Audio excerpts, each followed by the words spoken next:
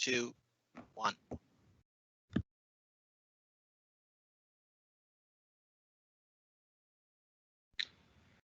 Good morning.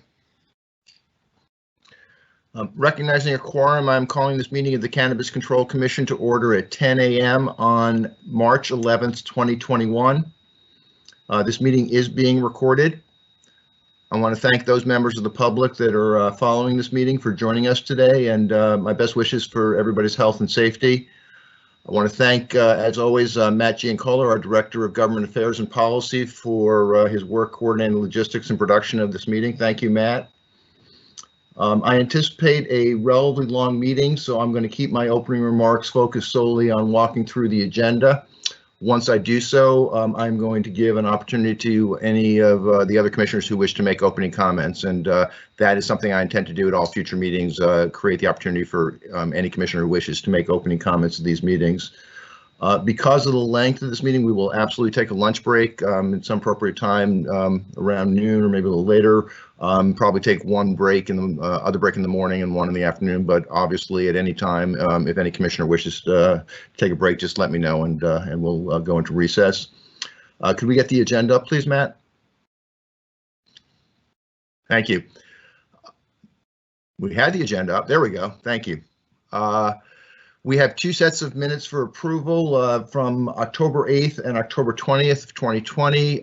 We are close to catching up for all of the frequent and dense meetings we had during our regulatory process in the fall. My thanks to Christopher Smith for his yeoman work in helping us get caught up. We're going to have an expanded executive director's report. Aside from the normal sharing of statistics that Mr. Collins does, there are several other topics he's going to cover for us. One is about update to our website. He will give us an update on hiring.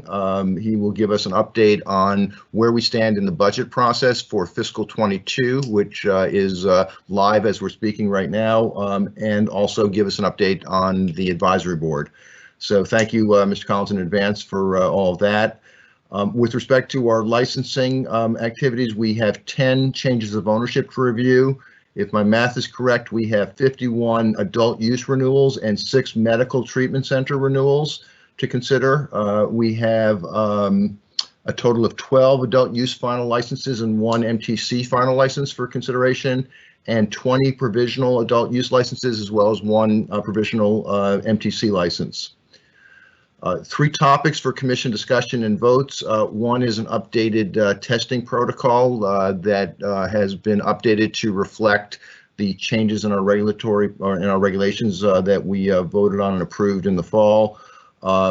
We'll talk a little bit more about the advisory board and how the advisory board works with the Cannabis Control Commission, and then have a presentation from our Director of Research and some researchers from the University of Massachusetts updating the study on disproportionately impacted areas. So I'm looking forward to all those important conversations. We'll go through the upcoming meeting dates and adjourn. My guess is that the meeting will be between 4 and 5 hours, but obviously we'll have to see how each of the individual conversations go. So with that, let me ask my fellow commissioners if they wish to make any opening comments. I'll just do this alphabetically. Commissioner Camargo, do you have any opening comments you'd like to make? Sure. I mean, I just want to say thank you to Chris Smith, because I was reading through the minutes from October, and they're just so precise and very helpful for us new commissioners to just understand what happened throughout that time. Also, just hit my. Aren't you glad that you weren't a member of the commission at that time? Hit my 2nd month here at the commission, so still looking forward to just meeting and greeting folks. And I want to thank everybody who has reached out to me to just get to know me, but also for me to get to know them, and for them to just give me a little bit of background in terms of the work that they're doing in the field. So thank you. Thank you, Commissioner Camargo. Commissioner Concepcion? I don't have any new updates per se, but I do want to just again thank the staff for their phenomenal work. There's been a lot of information to dissect, so I just want to just share my appreciation, but otherwise nothing this month. Thank you, Commissioner Concepcion. Commissioner Flanagan? Anything you wish to Thank say you. at this moment? Pardon? No, thank you. Thank you. Commissioner Stebbins? Sure. Thank you, Mr. Chair. Just as Commissioner Concepcion said, a shout out to the team who continue to help us find our way here in the first few months that we've been on the job. Have had a great opportunity to also meet some of the folks in our investigative team as we've gone out and visited a few facilities, and I'm sure we'll be visiting a few more. It's been very educational and interesting, and great to meet the people that are working in this new industry and learning their background and where they're coming to this industry from, and to see the impact that it's having on some of the communities that we visited. So hope to keep doing that, and it's been a great opportunity so far, so thank you. Thank you, Commissioner Stebbins. Let's then get right into the agenda. First item is minutes for approval. As I mentioned, there are two sets of minutes for discussion and approval. The first is from October 8th, 2020. Can I ask my fellow commissioners, have you had a chance to review these minutes, and are there any questions or comments or suggested edits? Then could I ask please for a motion to approve the minutes from October 8th, 2020? Commissioner Camargo, would you make such a motion, please?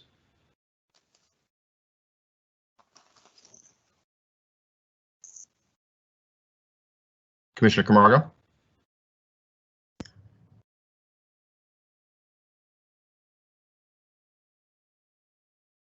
Can you not hear me, Commissioner Camargo? Can you hear me? I can hear you. I was hoping to hear you say that you make a motion to approve the minutes from October 8th. Sorry. I don't know what was going on with my computer. It kind of froze. Second. No, I was asking actually for the original motion, please. Sorry, motion to approve the minutes. Thank you very much. Commissioner Concepcion, would you second that motion, please? Second.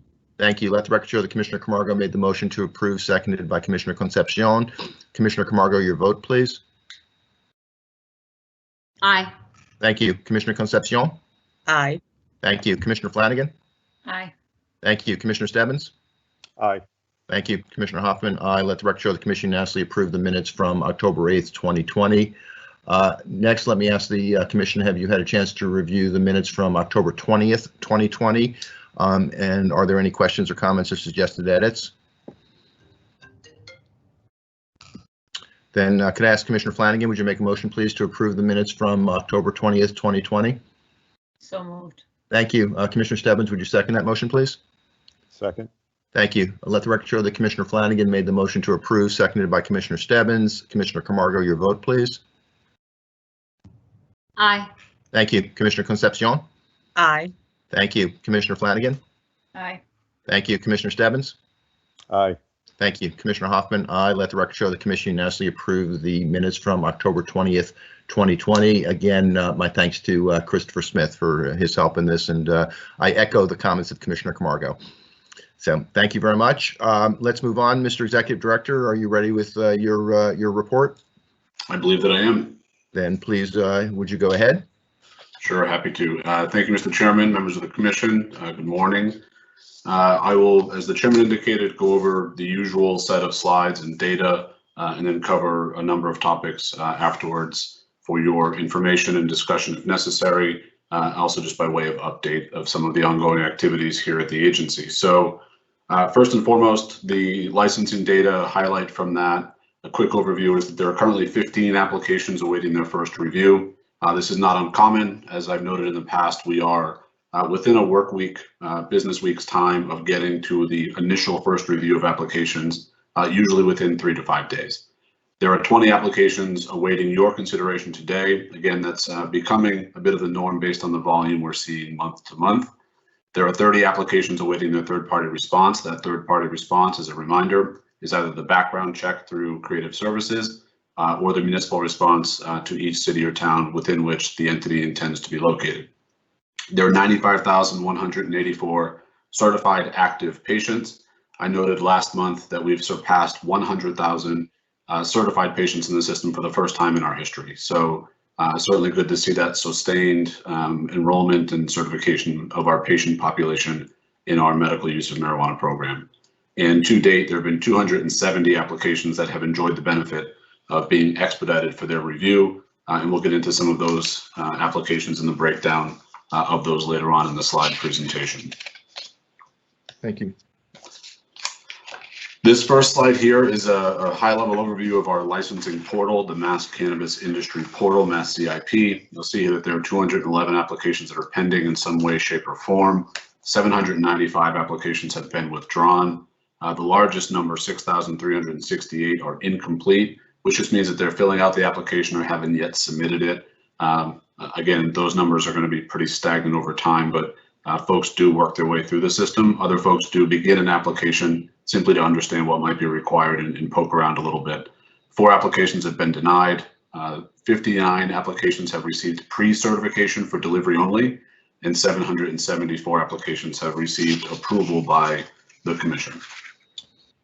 Any questions for the executive director before he moves on? Please go ahead. I'm sorry, Commissioner Camargo, do you have a question? No. Okay. Please go on, Mr. Executive Director. Sure, happy to. Of those 774, you'll see the breakdown here of by license type. Again, the majority, 313 of that of a retailer. Second is marijuana cultivator at 236, and product manufacturer coming in at third, which is 181 applications have been considered and approved to date.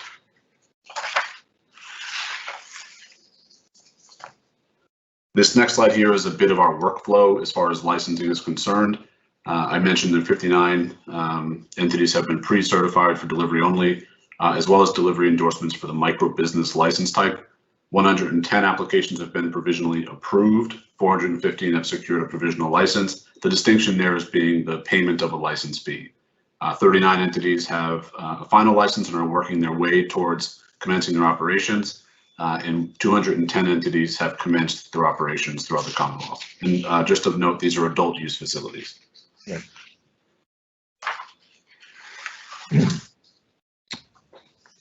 This slide here is a bit of the application flow prior to getting to the commission. So as I mentioned at the outset, there are 15 entities or 15 applications, excuse me, that are awaiting their initial review. 142 entities or applications have been reopened requiring additional information.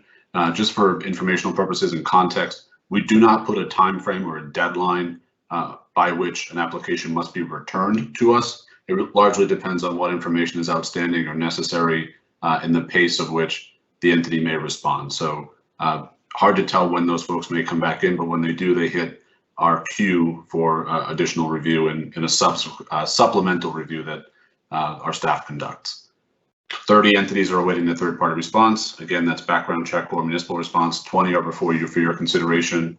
And to date, we've considered 837 applications. That is the license applications as well as pre-certification combined.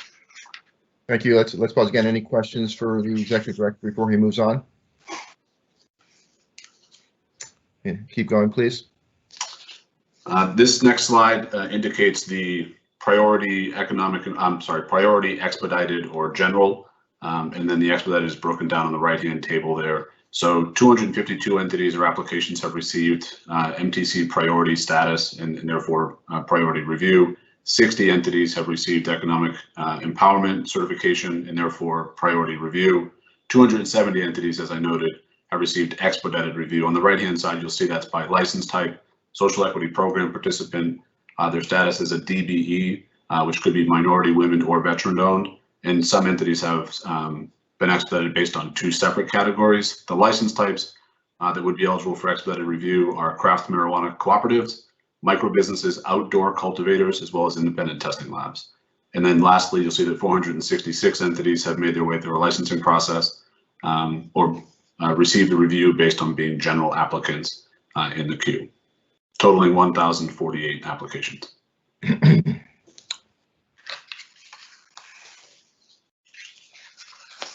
This next slide here is the first time I'm presenting this, so I'm certainly open to feedback or suggestions. I wanted to give the commission a bit of insight into our equity licensing process, and it's really a combination of economic empowerment priority applicants, which would be the first, they cut the line entirely. Individuals from the social equity program, so participants that have been accepted into and making way or have actually culminated their work in the social equity program, as well as DBE status, based on the application and licensing activity, as well as where they stand in our licensing workflow. So you'll see here that 18 entities have secured pre-certification or delivery endorsements as micro businesses that are economic empowerment applicants, 45 that are social equity program participants, and 7 being DBEs.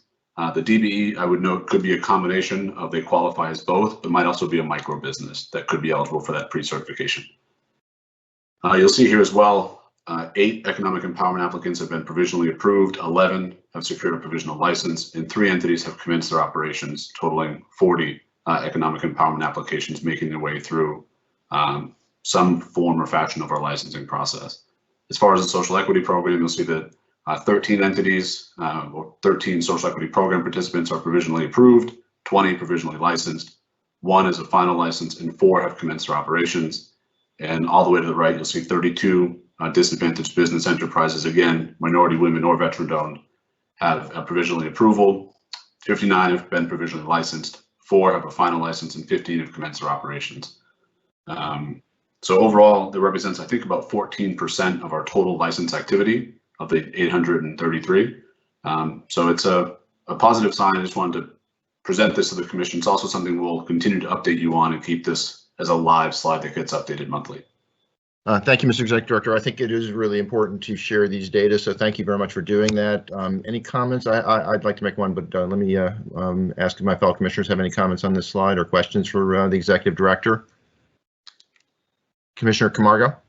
Sure. No, Sean, I appreciate this slide. I think, it's good to see. It's a little sad to see in terms of the low numbers on EEEs and, social equity. And I know that there's bigger issues to, opening the doors, but this is good. I think having this dashboard, I think will help us, but also folks in the outside to realize what it takes to get these applicants to open. So thank you.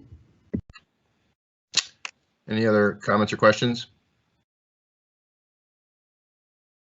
Yeah, I guess I would probably use a different adjective than sad. We have a lot of work to do here. There's no question about it. I'm actually pleased because this represents some significant progress. There's no question about it. So I am pleased. I think it's fair to say I'm pleased at the progress, but totally cognizant of how much more work we have to do here.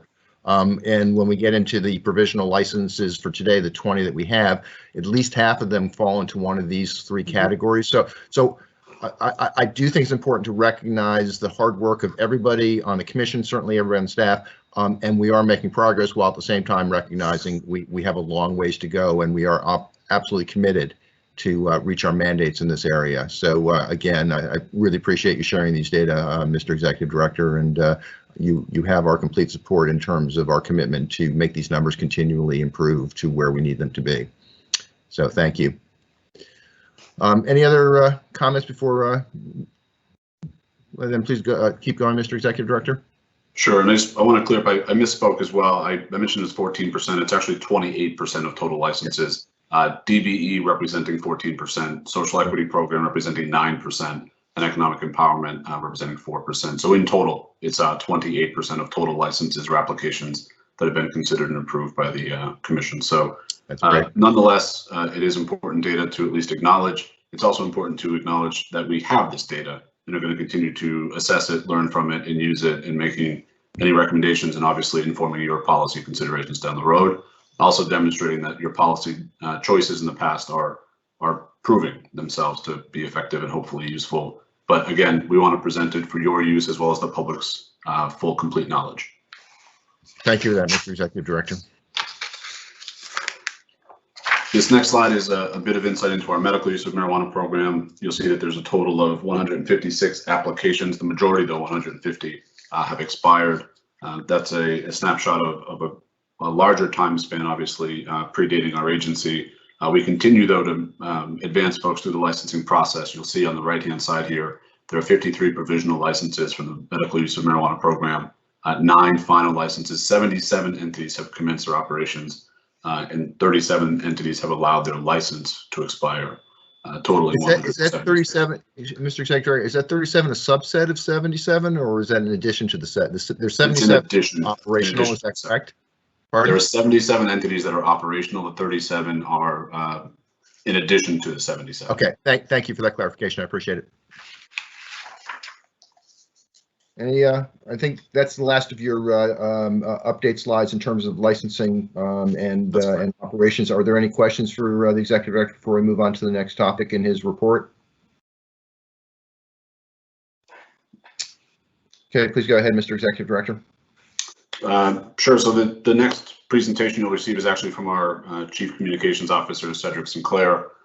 He and his team, as well as a lot of folks from around the agency, have been working really diligently on both maintaining our web presence today at masscannabiscontrol.com. We also maintain, as you may know, several other websites and web presence, including the public awareness campaign, moreaboutamj.com, as well as our open data platform, which is a software program leveraging Socrata. And lastly is the medical use of marijuana program website. As a result, those 4 different websites in some way, shape, or form are not harmonized and not there's not a similarity or synergy between them. It is a lot of staff work, but they've also taken on the additional task of trying to bring some harmony to those different presence and those different web addresses. So I will allow him to present to you a lot of the work that he's done, obviously seek any feedback you may have, but also share an update as far as progress made to date to really bring all of those things together. So I'll happy to turn it over to Cedric and allow him to present. Welcome. Welcome, Mr. Sinclair. Thank you very much for presenting today and for your hard work on this. Thank you. Good morning, Commissioners and Executive Director Collins. In the coming weeks, the agency is launching a newly designed website to replace masscannabiscontrol.com and mass.gov/medical marijuana. My group has worked with peers across the agency to manage the website redesign project over these past few months. The redesign has genuinely been an agency-wide effort with input and feedback from all corners, including commissioners. However, I'd like to acknowledge the core web team, specifically Anne-Marie Burt, the digital media director, Mary Alice Curley, the director of communications, and Kirsten Swenson, the project coordinator. Going into the website redesign, some of our top goals were program consolidation, user experience optimization, and enhanced searchability and accessibility. We adopted the legacy medical website from the Department of Public Health, and users had a fractured experience between masscannabiscontrol.com and mass.gov/medical marijuana. On the new site, we aim to bring the harmony that the executive director spoke of, so that users have this shared experience regardless of the program, and we can ensure patients, caregivers, and healthcare providers have accessible and a reliable way to receive important medical use of marijuana program updates and documentation. Additionally, the current site utilizes a content-based architecture that doesn't fully appreciate the variety of content needs our disparate constituent groups have. The redesign targets constituents and places their content needs at the forefront of the site's design. Regarding searchability and accessibility, the current website embeds some of the most valuable content in guidance documents, public meeting materials, and other linked PDF and PowerPoint files that simply are not discoverable by web crawlers or the website's own native search feature.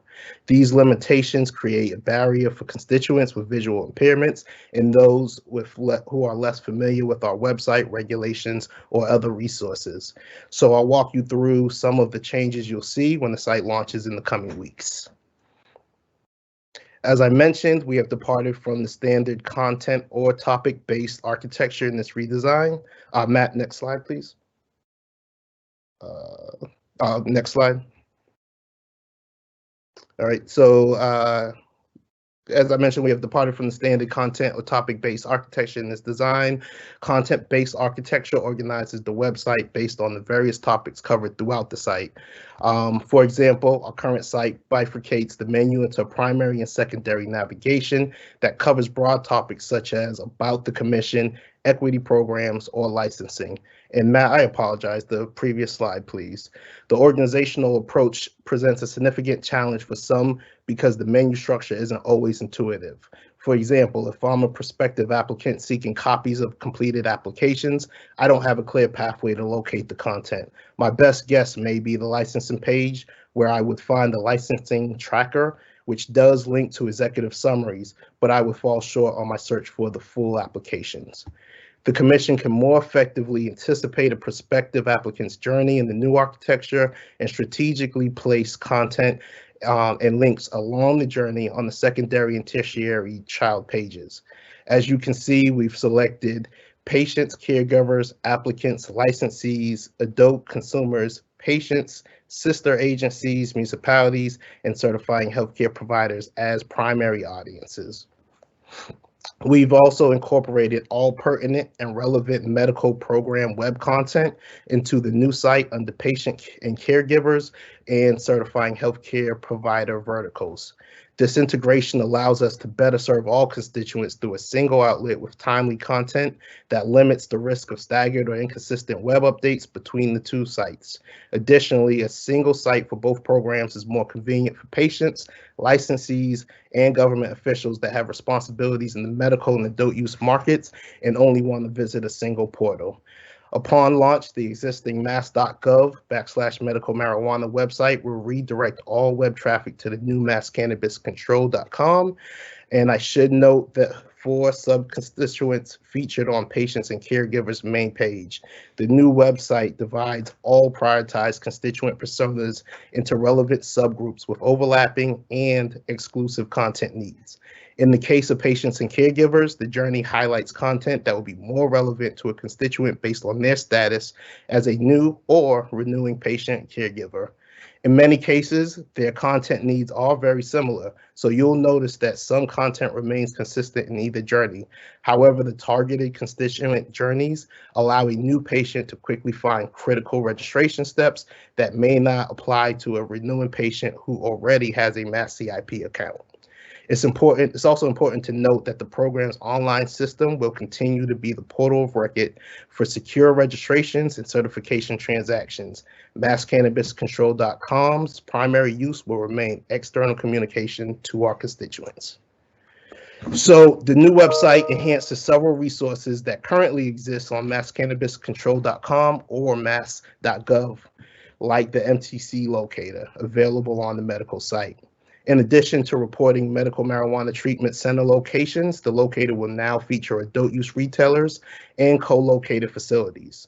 Users can sort results by location, name, or prioritized applicant status.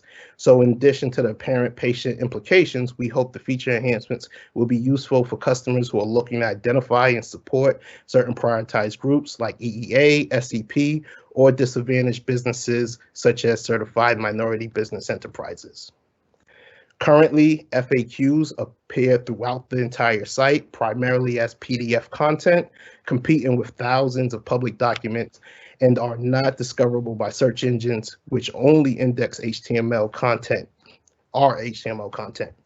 The new site establishes a central FAQ location, which is fully searchable, allows quick additions and revisions by staff so that we can keep the public better educated on pertinent laws, policies, and regulations. So speaking of search engines, it'd be easy to overlook one of the most crucial enhancements in the new redesign, search engine indexing. As previously mentioned, the current site search feature only pulls data from our HTML copy.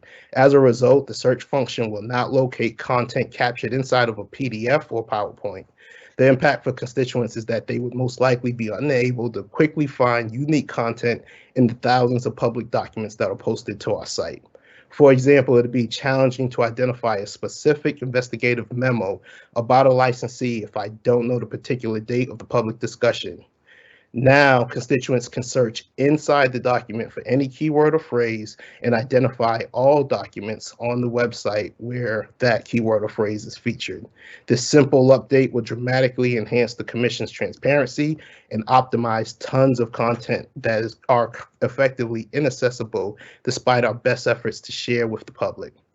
Search engine indexing will also make our content more discoverable regardless of whether a person is aware of the agency and its programs. All of the content-rich documents on our site will now be discoverable to Google, Bing, and other search engines. So a person searching for medical alternatives for a debilitating disease is now more likely to find medical use of marijuana program registration, guidance documents, and instructions, even if they weren't aware of our program and the potential benefits for their illness. I'm really excited though about the enhancement to our public resources section. In the new site, public resources will continue to house our public documents page, but has added new features to enhance the user experience and increase the odds of locating essential documents and resources. The screenshot on the left highlights, in addition to the public documents page, popular documents. Popular documents will group certain document types by user case for constituent convenience. For example, public meeting section correlates the most common materials used at a public meeting, like meeting minutes, public meeting packets, executive summaries, and public meeting presentations. Again, this new approach to public documents should make finding specific documents more intuitive to both new and frequent site visitors. The screenshot on the right is similar to our current public document view for the web users who want to continue using the legacy experience with the same customary filters in the newly enhanced search bar. The public resources section also introduces frequently viewed resources. Similar to popular documents, the section aggregates and ensures high visibility for some of the site's most valuable resources, including the equity programs page, the municipal and licensing trackers, tutorials, FAQs, and the introduction of a dedicated research and enforcement action pages.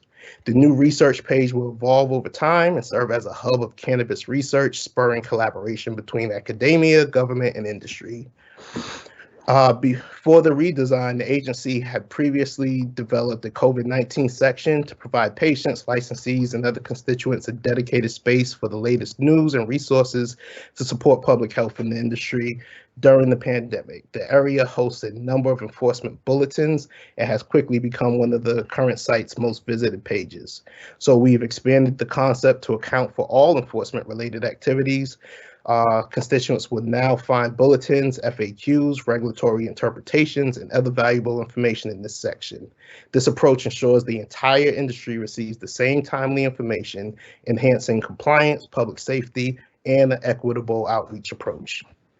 So I've quickly reviewed a few of the enhancements today. I look forward to launching the site so the public can fully utilize all of the changes implemented and provide actionable feedback. We see this as a jumping off point to many improvements and additions over the coming months and hope to receive robust public feedback that allows for this optimization. But over the next few weeks, the site will receive additional QA testing and feedback from some key stakeholder groups, including the Cannabis Advisory Board. And our web vendors will do some back-end work and then migrate the site to the public server. Finally, we'll revise some of the pages to reflect recent regulatory changes. These latest web updates are being completed as part of the regulatory implementation efforts and will roll out along with anticipated guidance document revisions. In the interim, users will notice disclaimers throughout the site, reminding them that the content is pending updates and they are responsible for compliance with the current regulations. So I thank you for your time and open it up for any questions you may have. Thank you, Mr. Sinclair. This is great. It really is impressive. So thank you and the team that worked on this. My fellow commissioners, any questions or comments for Mr. Sinclair? Mr. Chairman, Yes, Commissioner Flanagan. is there an age verification on the Find the Retailer page?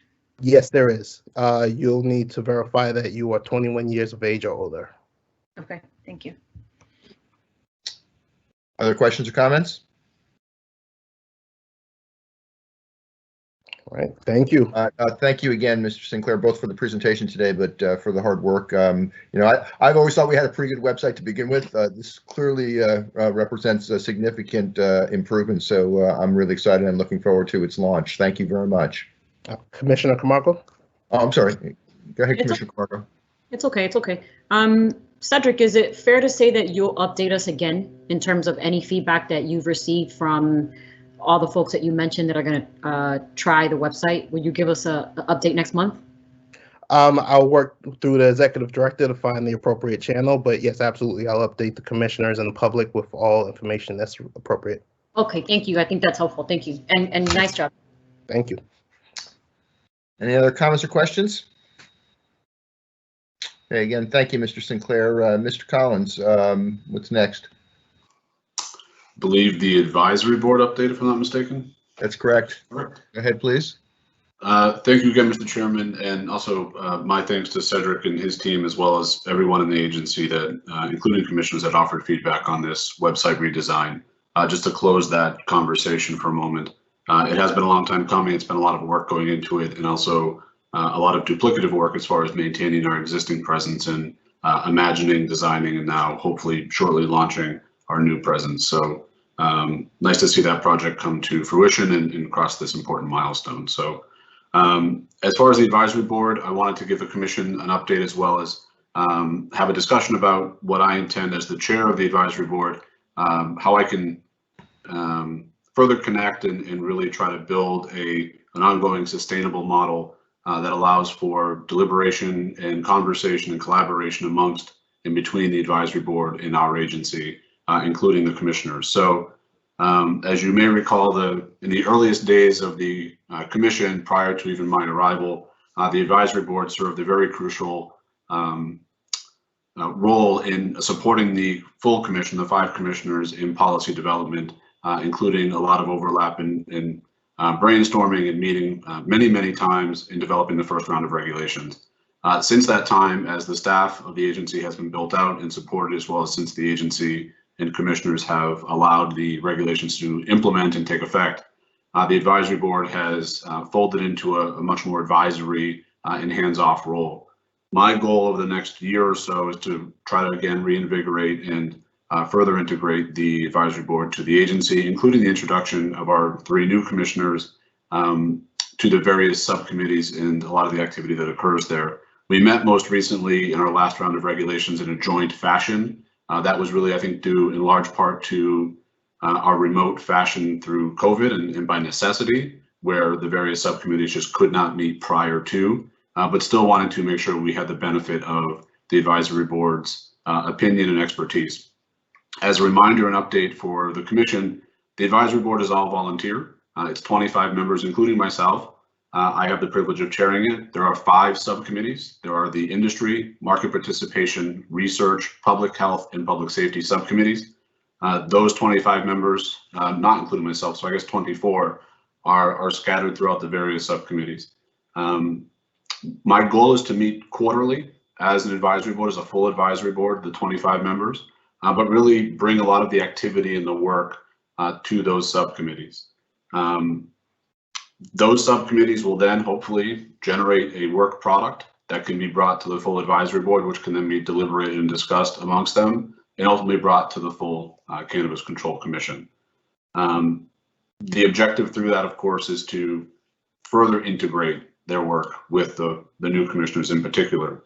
The other thing that I would like to do and seek your counsel on as a commission is to ask very specific questions of the advisory board. What I've noticed in the past several rounds is that taking the entire regulatory proposal and scope and asking the advisory board to opine on it is a big, very broad question.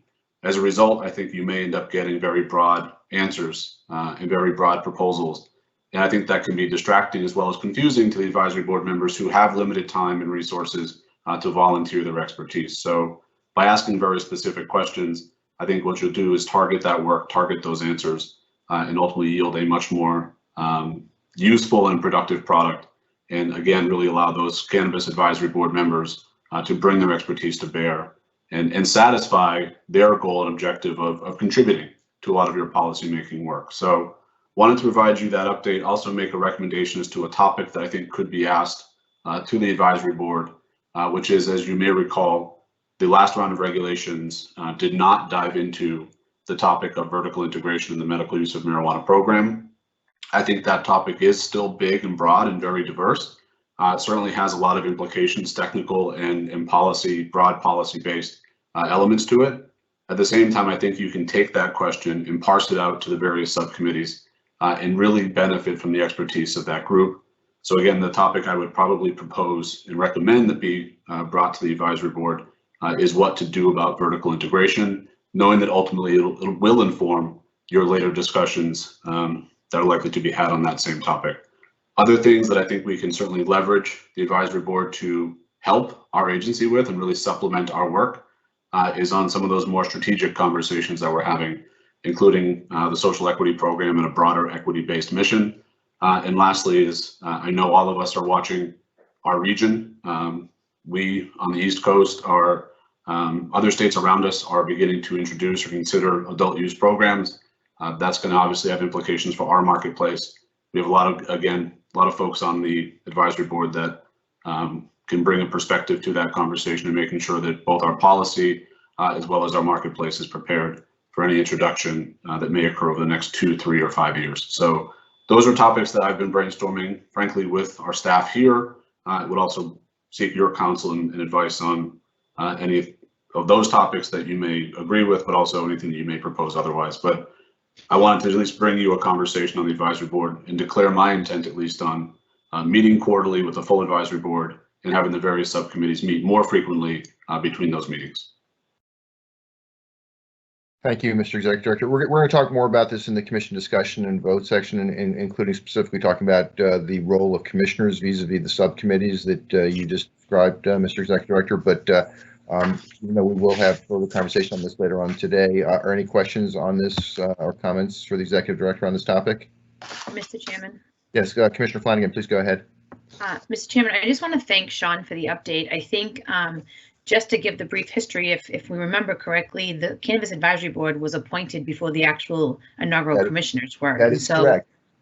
This is a group of people who are volunteering their time to work on this very important issue of standing up this industry in Massachusetts.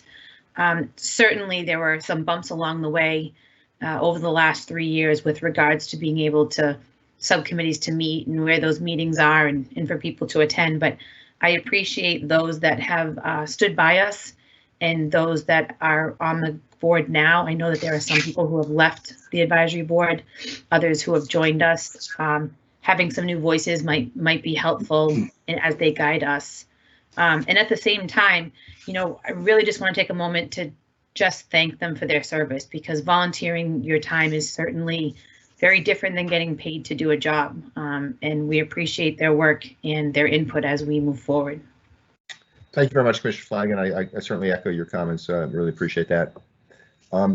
Any other comments or questions? Again, we'll talk about this a little later on in the session, but any comments or questions for the Executive Director on this topic before we move on?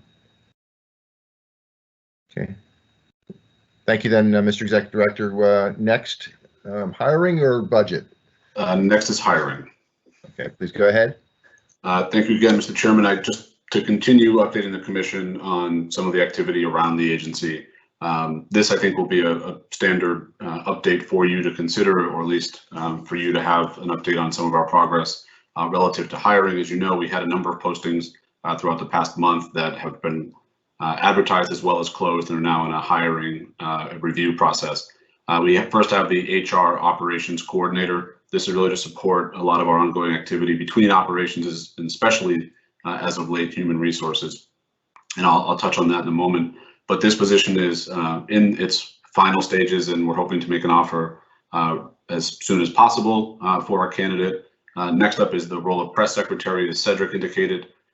His team is comprised right now of a chief communications officer, director of communications, a digital media director, and a communications coordinator. Adding the role of press secretary based on some of those adjustments is obviously crucial to continue supporting our communications needs and ensure that our external and responsiveness and outreach strategy is well served. So we are in the interview phase on this role. Next up is the chief technology and innovation officer. This is a modified role based on a vacancy, certainly an important one given our remote presence, but also as indicated by Cedric, a lot of the technological needs and developments throughout the agency, as well as our dependency on a lot of various software platforms. So a very critical role. We are in the screening phase and heading into an interview phase on this role. And lastly is the director of equity programming and community outreach. This position just closed. We're in an early screening phase for this role. For the chief technology and innovation officer, we received about 30 or so applications. For the director of equity programming and community outreach, we received between 40 and 50 applications for that role. Certainly going to go through each of those for a screening phase and then enter a phone screen phase next for that. So very optimistic about the inquiries and interest in the role, and certainly something we're going to pursue with a lot of energy so we can get someone in both of these roles as quickly as possible.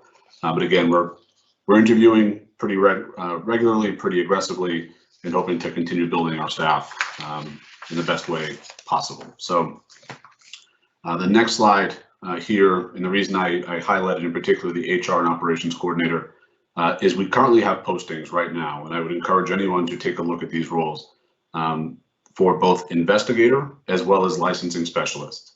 As you know, our investigators are really the folks in the field inspecting and reviewing they play a critical role in licensing as far as their inspectional roles. They also play a very critical role in ensuring compliance throughout this industry.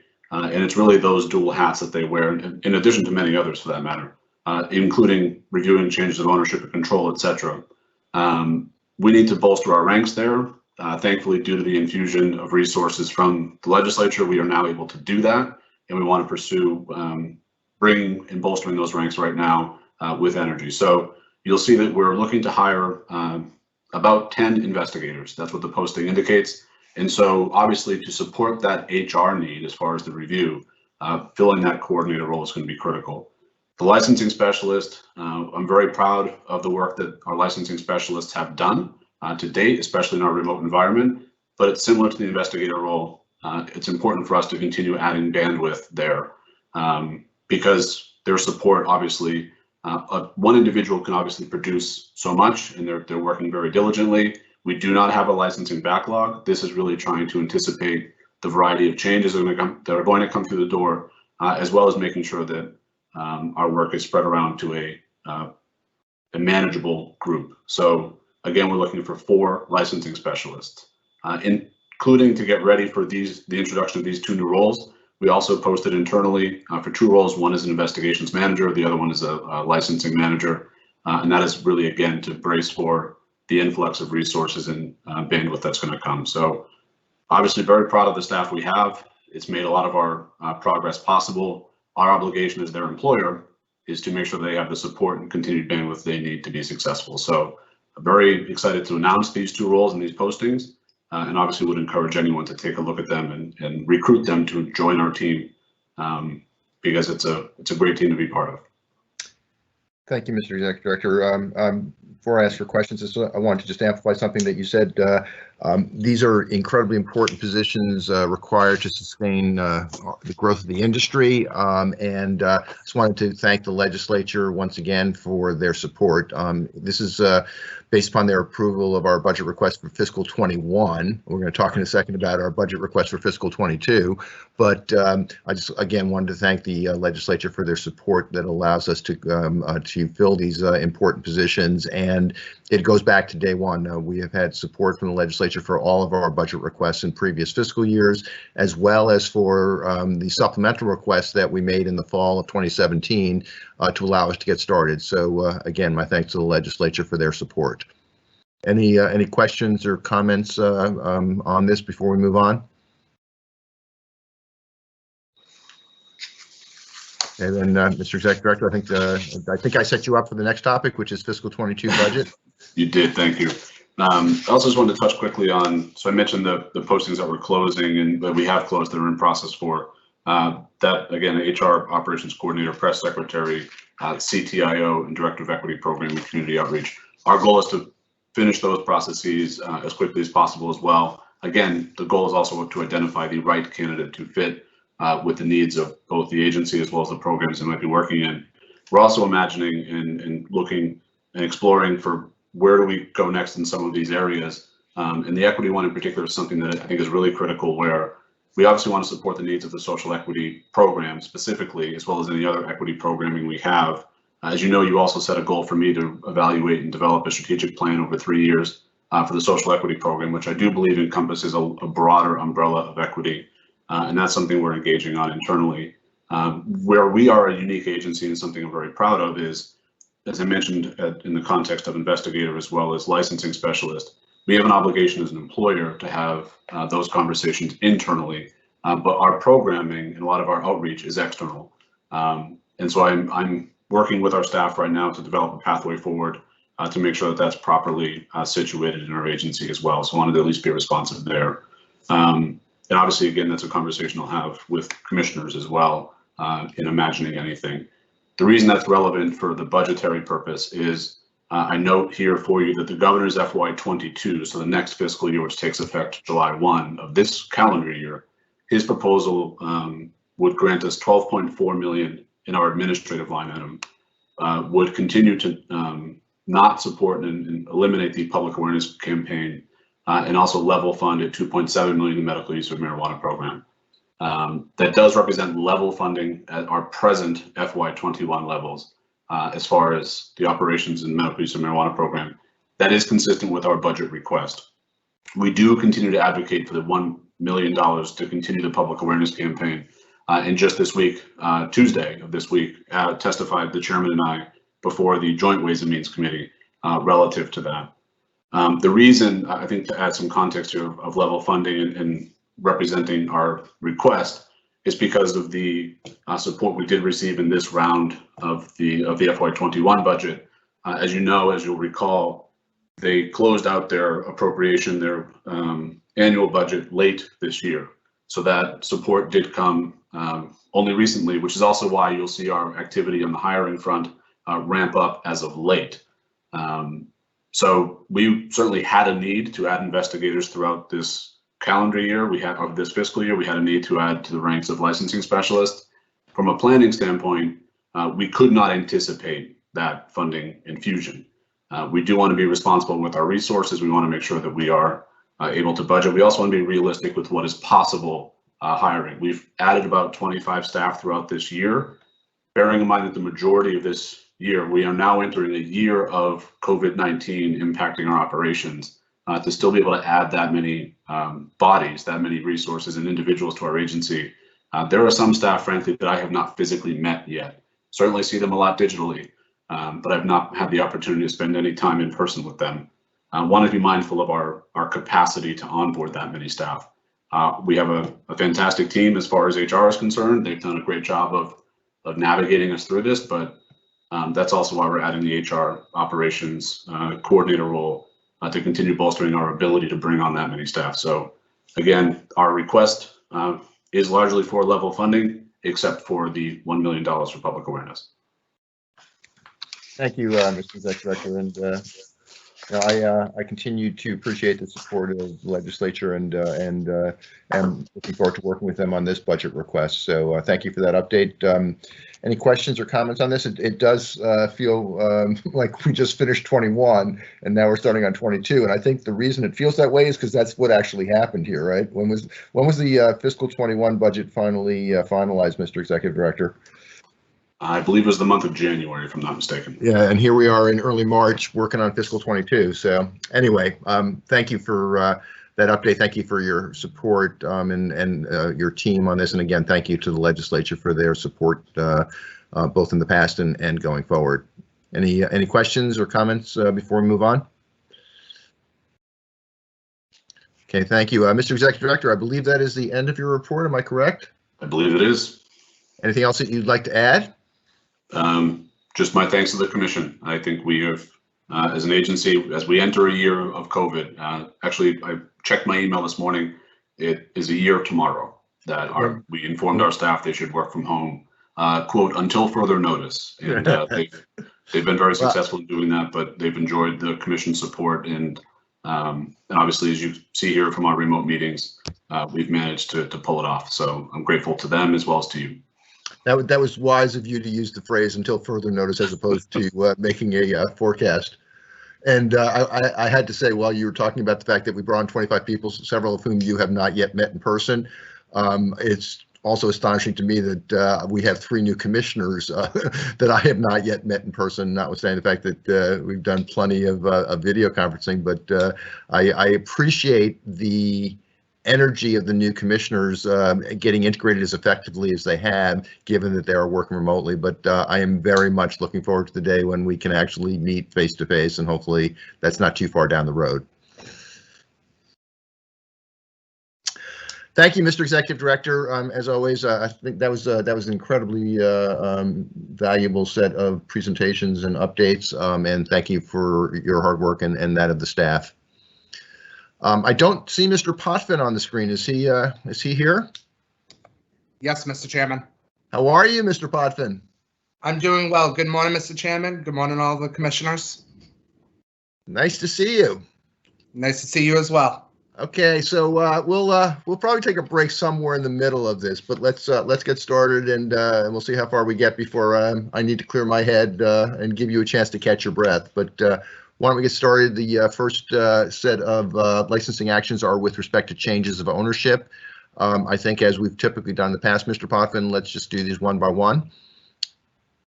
So if you go ahead, starting with Apical Incorporated. Thank you, Mr. Chairman. The first licensee requesting a change of ownership and control is Apical Inc. They're requesting a change of ownership and control over 3 adult use licenses. They're requesting to add 1 individual and 2 entities to those 3 licenses. As always, background checks were conducted on all the individuals and entities, and no suitability issues were discovered. There's additional information within the executive summary for the Commission's review and consideration. Therefore, Commission staff do recommend review and decision on this request, and if approved, request that your approval be subject to the conditions before you. Thank you, Mr. Potvin. Are there any questions or comments for Mr. Potvin on this application for change of ownership? Then could I, Commissioner Camargo? No, I just saw you turn your screen on. Since you're on, could I ask you please for a motion to approve staff recommendation on change of ownership for Apical Incorporated, please? Motion to approve. Thank you. Commissioner Concepcion, could I ask you for a second on that motion, please? Second. Thank you. Let's record show Commissioner Camargo made the motion to approve, seconded by Commissioner Concepcion. Commissioner Camargo, your vote? Aye. Thank you. Commissioner Concepcion? Aye. Thank you. Commissioner Flanagan? Aye. Thank you. Commissioner Stebbins? Aye. Thank you. Commissioner Hoffman, aye. Let the record show the Commission unanimously approves staff recommendation on change of ownership for Apical Incorporated. Next up is Community Growth Partners, Great Barrington Operations, LLC. And we'll treat this separately from the other one for Northampton Operations. Is that correct, Mr. Potvin? Yes, Mr. Chairman. Thank you. So then, please, Community Growth Partners, Great Barrington Operations, LLC, Mr. Potvin.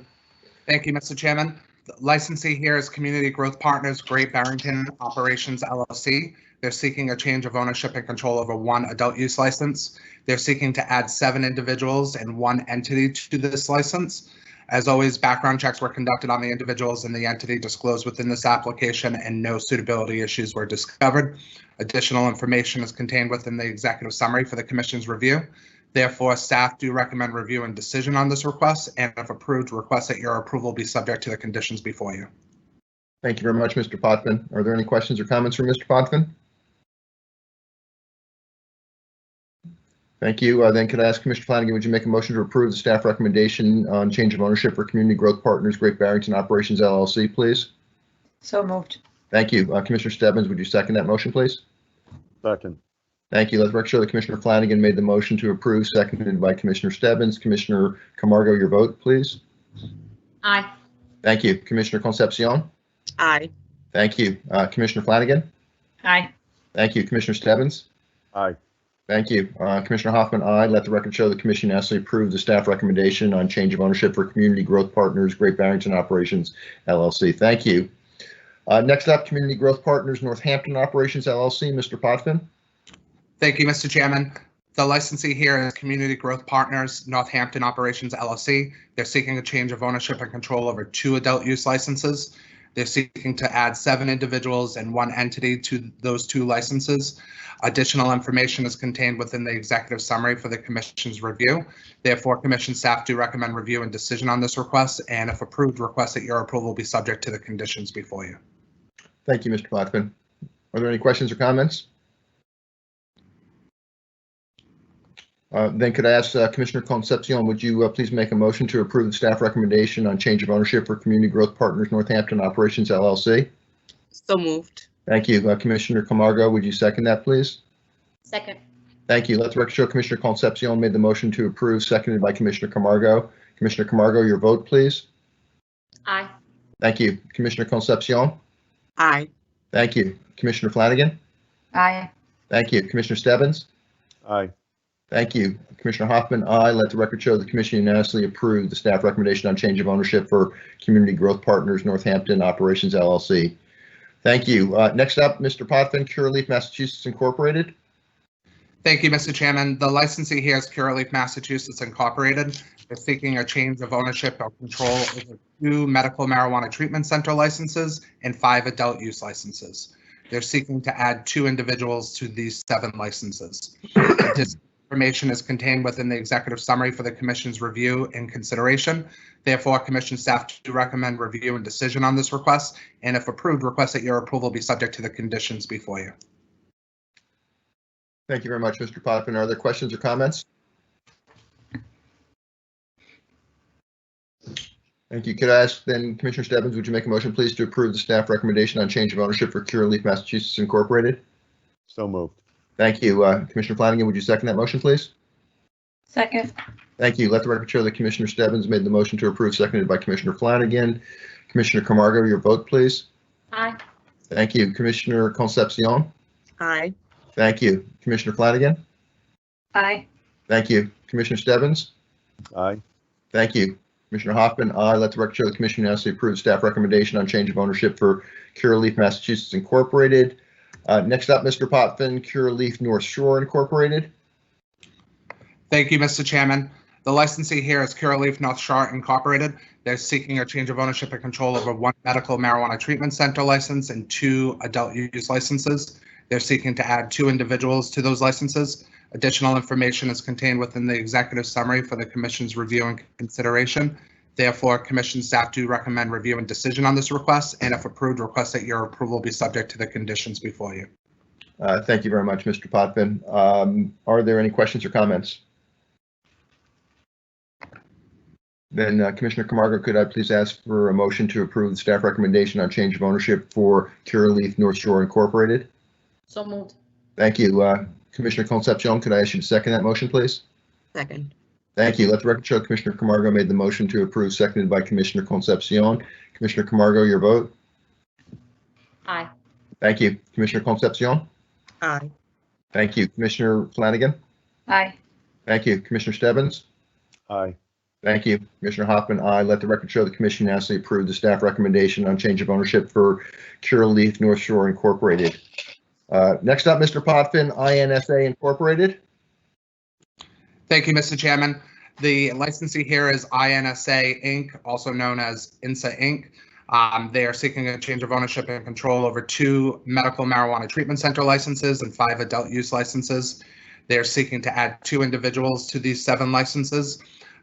There's additional information contained within the executive summary for the Commission's review and consideration. Therefore, Commission staff do recommend review and decision on this request, and if approved, request that your approval be subject to the conditions before you. Thank you very much, Mr. Potvin. Are there any questions or comments? Then could I ask Commissioner Flanagan, would you please make a motion to approve the staff recommendation on change of ownership for INSA Incorporated? So moved. Thank you. Commissioner Stebbins, would you second that motion, please? Second. Thank you. Let the record show Commissioner Flanagan made the motion to approve, seconded by Commissioner Stebbins. Commissioner Camargo, your vote, please. Aye. Thank you. Commissioner Concepcion. Aye. Thank you. Commissioner Flanagan. Aye. Thank you. Commissioner Stebbins. Aye. Thank you. Commissioner Hoffman, aye. Let the record show the Commission unanimously approved staff recommendation on change of ownership for INSA Incorporated. Next up, Mr. Potvin, Lynn Organics LLC. Thank you, Mr. Chairman. The licensee here is Lynn Organics LLC. They're seeking a change of ownership or control over 1 adult use license. They're requesting to add 2 individuals to this 1 license. Additional information is contained within the executive summary for the Commission's review and consideration. Therefore, Commission staff do recommend review and decision on this request, and if approved, request that your approval be subject to the conditions before you. Thank you very much, Mr. Potvin. Are there any questions or comments? Then could I ask Commissioner Concepcion, would you please make a motion to approve the staff recommendation on change of ownership for Lynn Organics LLC? So moved. Thank you, Commissioner. Commissioner Camargo, could I ask you to second that, please? Second. Thank you. Let the record show Commissioner Concepcion made the motion to approve, seconded by Commissioner Camargo. Commissioner Camargo, your vote, please. Aye. Thank you. Commissioner Concepcion. Aye. Thank you. Commissioner Flanagan. Aye. Thank you. Commissioner Stebbins. Aye. Thank you. Commissioner Hoffman, aye. Let the record show the Commission unanimously approved staff recommendation on change of ownership for Lynn Organics LLC. I'm not sure how to pronounce the next one, Mr. Potvin. NSAJO Holdings Incorporated, is that correct? That's correct, Mr. Chairman. Thank you. Please go ahead. Thank you, Mr. Chairman. The licensee here is NSAJO Holdings Incorporated. They're seeking a change of ownership and control over 4 adult use licenses and 2 medical marijuana treatment center licenses. They're seeking to add 2 individuals.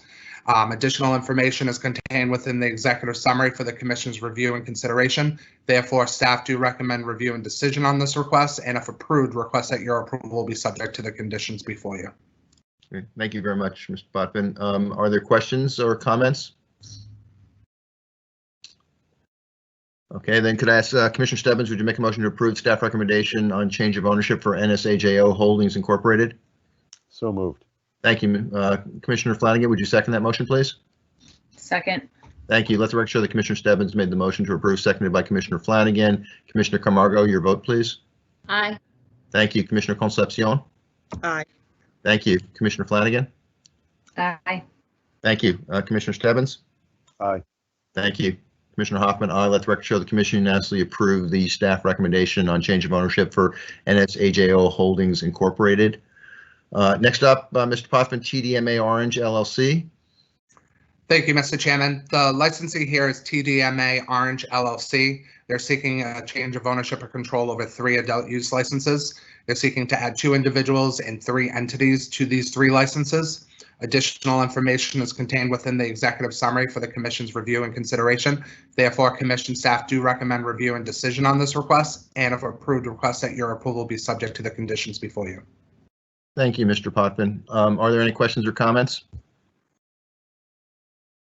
Then could I ask Commissioner Camargo, would you please make a motion to approve the staff recommendation on change of ownership for TDMA Orange LLC? So moved. Thank you. Commissioner Concepcion, would you second that motion, please? Second. Thank you. Let the record show that Commissioner Camargo made the motion to approve, seconded by Commissioner Concepcion. Commissioner Camargo, your vote, please. Aye. Thank you. Commissioner Concepcion. Aye. Thank you. Commissioner Flanagan. Aye. Thank you. Commissioner Stebbins. Aye. Thank you. Commissioner Hoffman, aye. Let the record show the Commission unanimously approves the staff recommendation on change of ownership for TDMA Orange LLC. Next up and last on changes of ownership is the Heirloom Collective Incorporated. Mr. Potvin.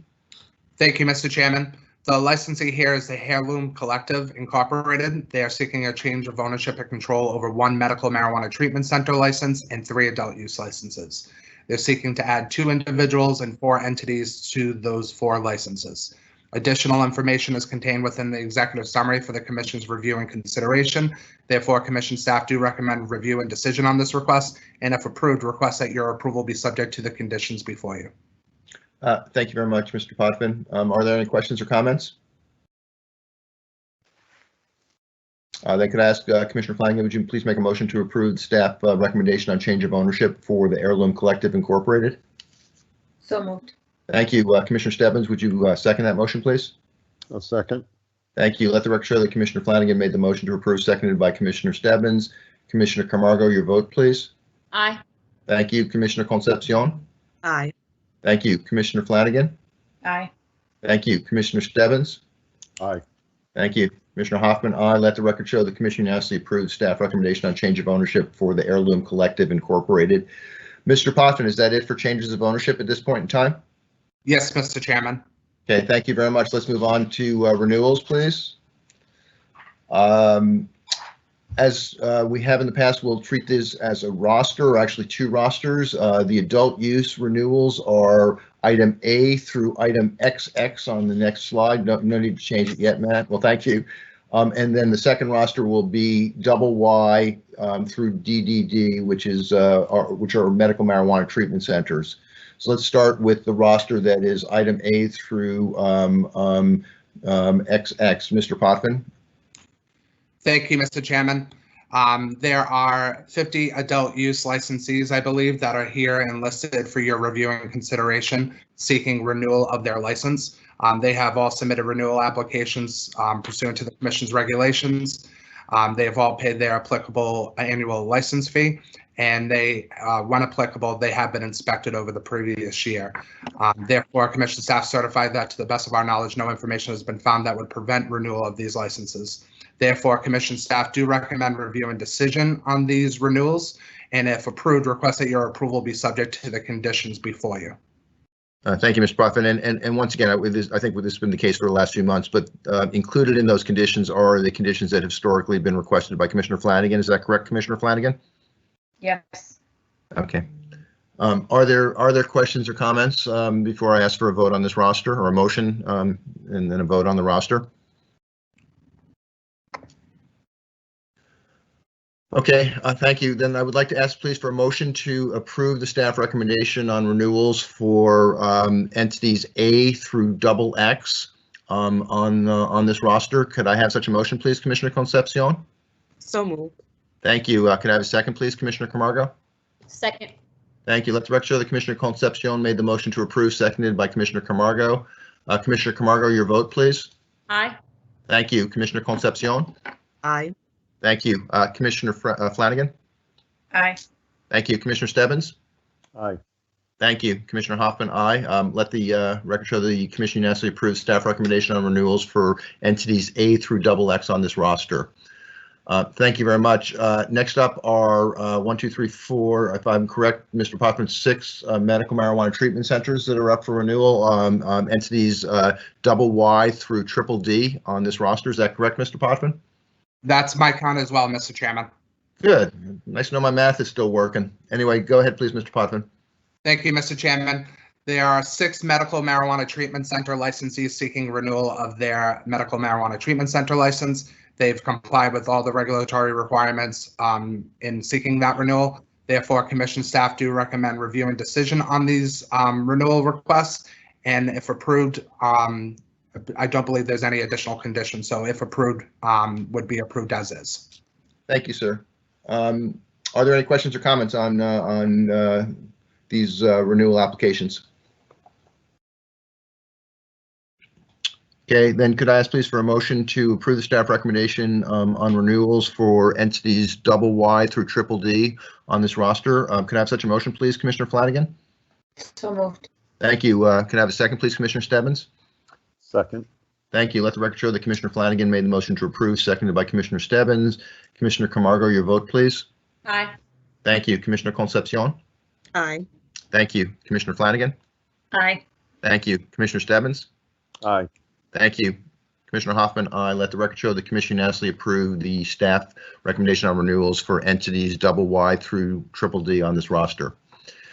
Is that it for renewals, Mr. Potvin, at this point in time? That is the complete list at this time, Mr. Chairman. Okay, thank you very much. Then let's move on to staff recommendations with respect to final licenses. My count, let me see, excuse me for a second. By my count, we have 12 adult use and 1 medical treatment center. Is that correct? That is correct, Mr. Chairman. Okay. Would you then walk us through the adult use, the A through L, the 12 adult use final license applications, please? Thank you, Mr. Chairman. We'll have 1 roster and 1 vote on this, on the adult use final applications. Go ahead, Mr. Potvin. Sorry for the interruption. Nope. No, thank you, Mr. Chairman. So the roster of the 12 licensees that are being recommended to you by staff for final licensure include the following. Retail license for Ascend Mass LLC, a retail license for CCC Wellfleet NV LLC, a product manufacturing license for Cloud Creamery LLC, a retail license for Elevated Roots LLC, a retail license for Emerald Grove Incorporated, a retail license for Green Star Herbals Incorporated, a retail license for Hennep Incorporated, a retail license for High Corp LLC, a retail license for Legal Greens LLC, a retail license for Mass Wellspring, a retail license for Nature's Embrace Incorporated, and finally, the 12th license for recommended for final licensure is a product manufacturing license for Supercritical Mass Laboratories Incorporated.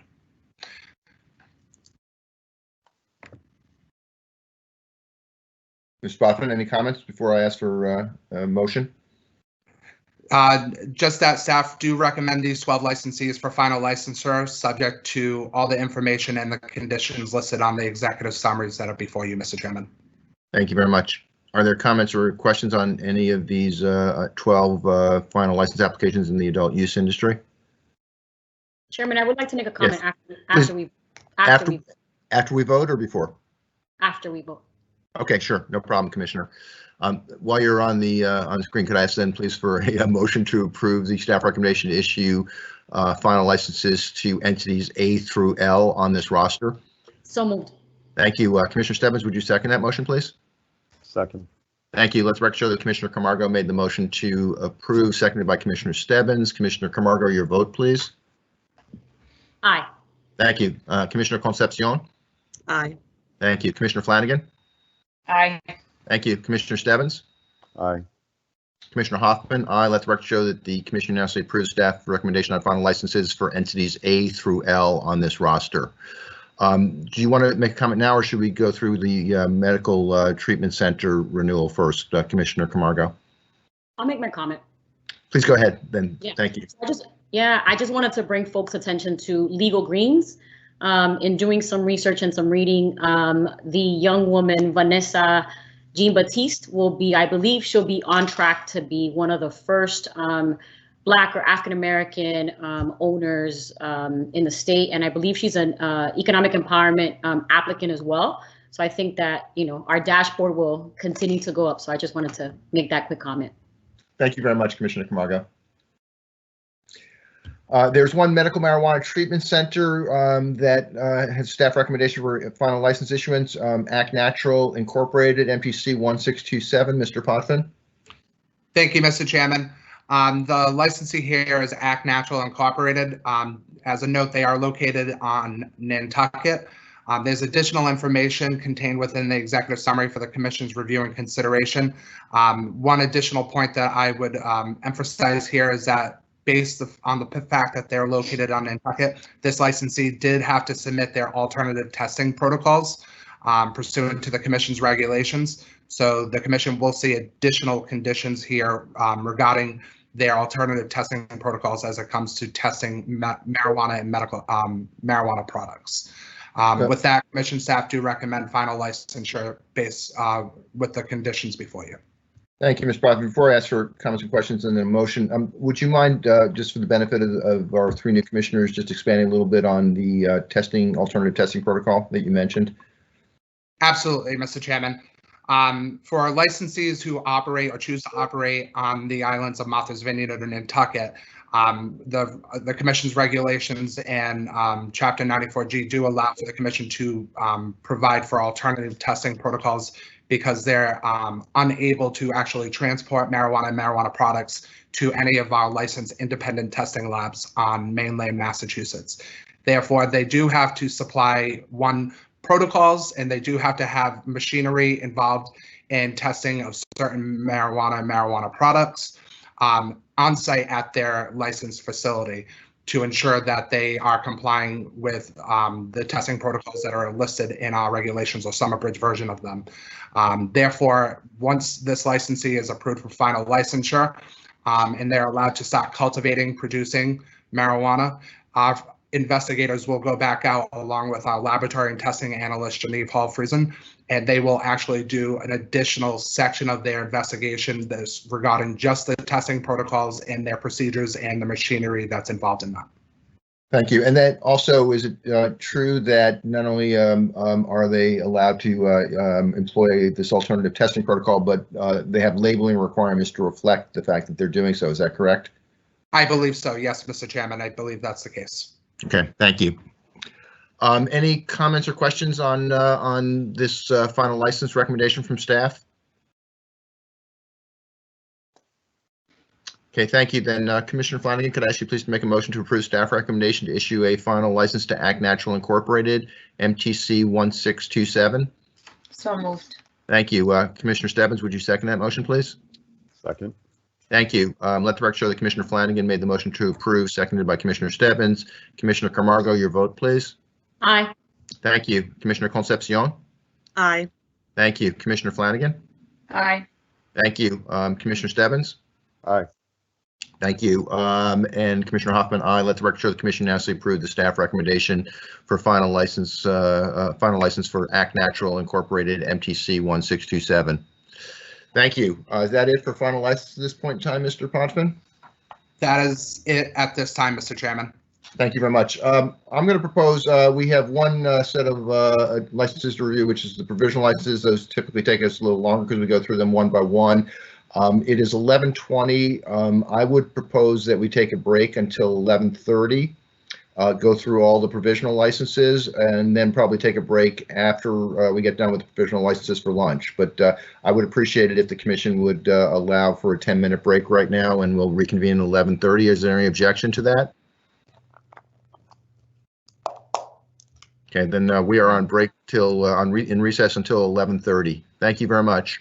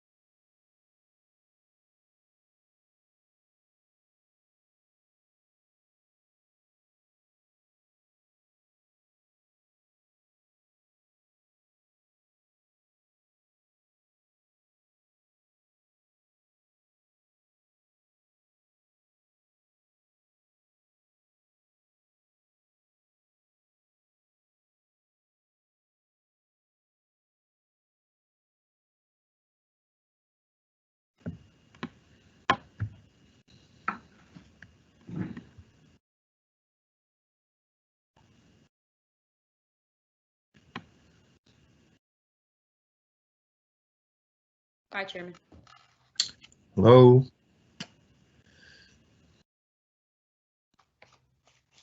Mr. Chairman.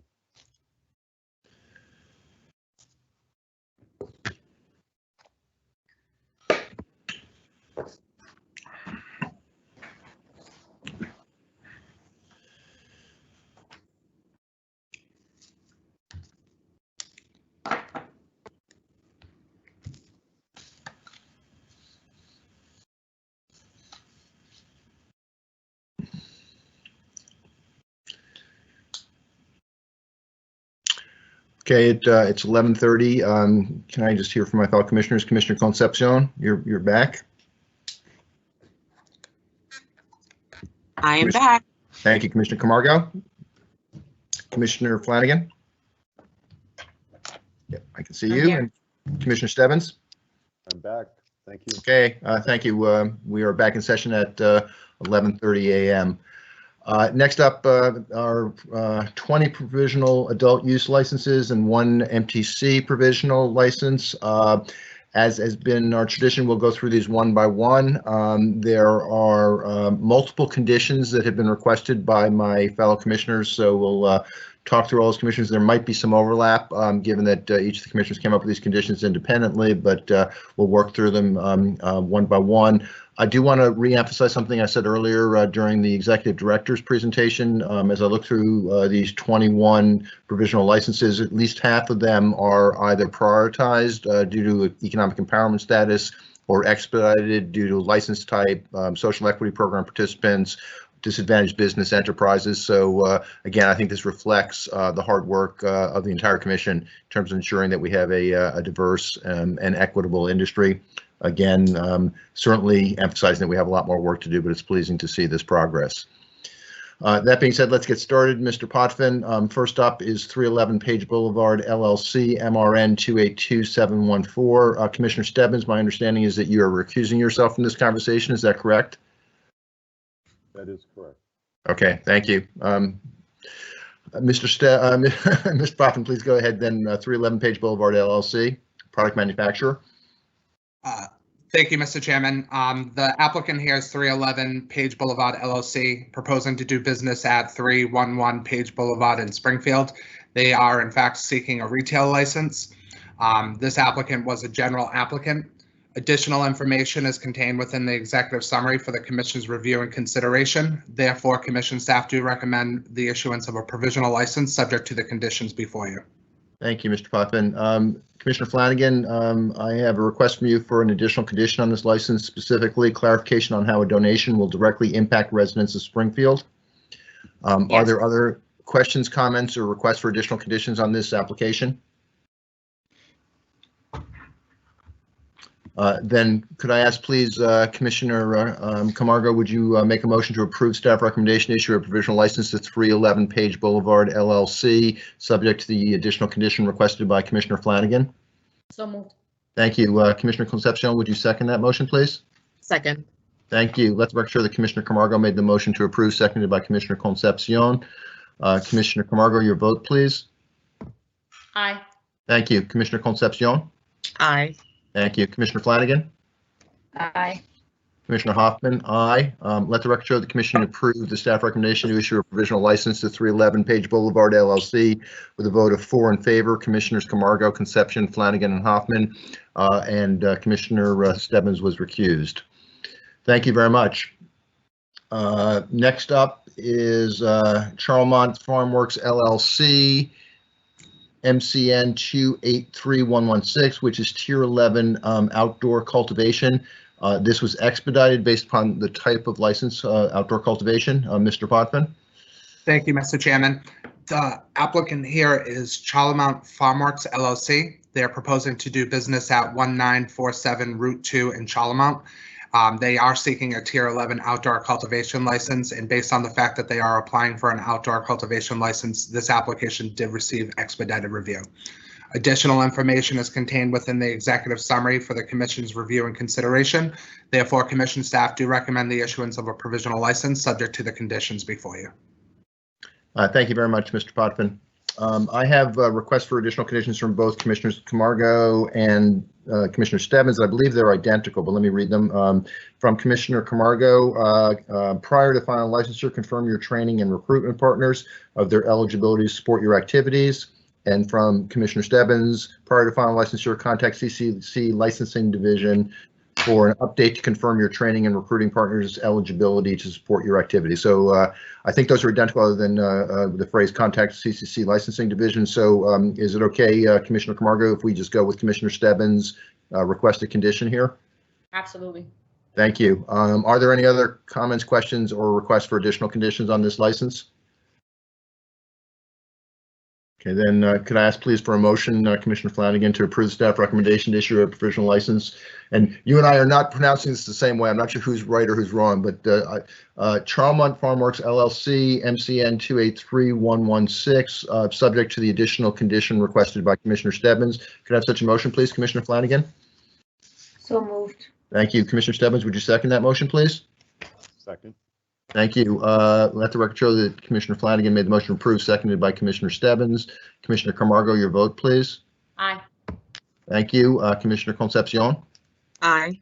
Thank you. Commissioner Flanagan. Aye. Thank you. Commissioner Stebbins. Aye. Thank you. Commissioner Hoffman. Let the record show the Commission unanimously approves the staff recommendation to issue a provisional license to Charlemont Farmworks LLC, subject to the additional condition requested by Commissioner Stebbins. Next up is Elevation Incorporated, MRN 281472 retail. This was expedited based upon the applicant's status as a social equity program participant. Mr. Potvin. Thank you, Mr. Chairman. The applicant here is Elevation Incorporated. They are proposing to do business at 156-162 Main Street in Brockton. They're seeking a retail license. As you stated, they did receive expedited review based on majority ownership of a social equity participant, as well as it being a minority-owned business. Additional information is contained within the executive summary for the Commission's review and consideration. Therefore, Commission staff do recommend the issuance of a provisional license subject to the conditions before you. Thank you very much, Mr. Potvin. I have a request for additional condition on this license from Commissioner Stebbins, specifically prior to final application for licensure, provide any hiring goals for veterans, disabled residents, and LGBTQ residents. Are there any other comments or questions or requests for additional conditions on this license?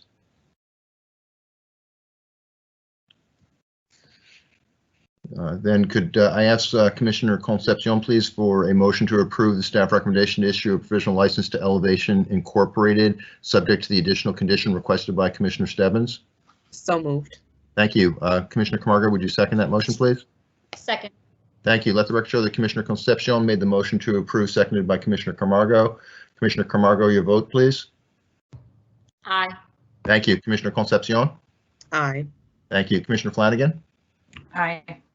Thank you. Commissioner Stebbins. Aye. Thank you. Commissioner Hoffman, aye. Let the record show that the Commission has approved the staff recommendation to issue a provisional license to Elevation Incorporated, MRN 281472, subject to the additional condition requested by Commissioner Stebbins. Thank you very much. Next up is Faded LLC, DOA 100108, delivery only. By definition, this is expedited as the applicant is a social equity program participant. Mr. Potvin. Thank you, Mr. Chairman. The applicant here is Faded LLC. They are proposing to do business as Your Green Package. They are also proposing to do business at 190 Farm Street, Suite B in Bellingham, Mass. They are seeking a marijuana courier license, formerly known as a delivery-only license. As a note, they were pre-certified by the Commission in July of 2020 upon the demonstration of a propensity to successfully operate a marijuana establishment. As you stated, Mr. Chairman, this application did receive expedited review as the majority ownership is held by a social equity participant, as well as it is a minority and woman-owned business. Additional information is contained within the executive summary for the Commission's review and consideration. Therefore, Commission staff do recommend the issuance of a provisional license subject to the conditions before you. Thank you very much, Mr. Potvin. I have requests for additional conditions on this license application from Commissioners Camargo and Stebbins. From Commissioner Camargo, her condition, the requested condition is clarification on who the membership to MCAD is for. And from Commissioner Stebbins, prior to final application for licensure, provide updated confirmation letter of support from MCAD. I think those are different enough that we should probably go with both of those conditions in our discussion. And are there any other comments or questions on this application before I ask for a motion? Or any other additional requested conditions? Then Commissioner Stebbins, could I please ask for a motion to approve the staff recommendation to issue a provisional license to Faded LLC, subject to the additional conditions requested by Commissioners Camargo and Stebbins? So moved. Thank you. Commissioner Camargo, would you second that motion, please? Second. Thank you. Let's make sure that Commissioner Stebbins made the motion to approve, seconded by Commissioner Camargo. Commissioner Camargo, your vote, please. Aye. Thank you. Commissioner Concepcion. Aye. Thank you. Commissioner Flanagan. Aye. Thank you. Commissioner Stebbins. Aye. Thank you. Commissioner Hoffman. Aye. Let the record show the commission unanimously approved the staff recommendation to issue a provisional license to Faded LLC, DOA 100108, subject to the additional conditions requested by Commissioners Camargo and Stebbins. Thank you. Mr. Potvin, how many delivery licenses have received provisional licensure prior to this one? I believe the number is 6, Mr. Chairman. Okay, great. I'm glad we're making some progress. That's very good. Glad to hear it. Next up, GTE Millis LLC, MPN 281965, product manufacturer, and I believe this was expedited based upon its status as a minority-owned business. Is that correct, Mr. Potvin? That is correct, Mr. Chairman. Please go ahead. Thank you, Mr. Chairman.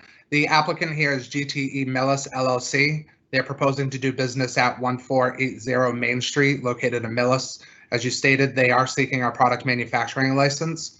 Again, this application did receive expedited review as it is a minority-owned business.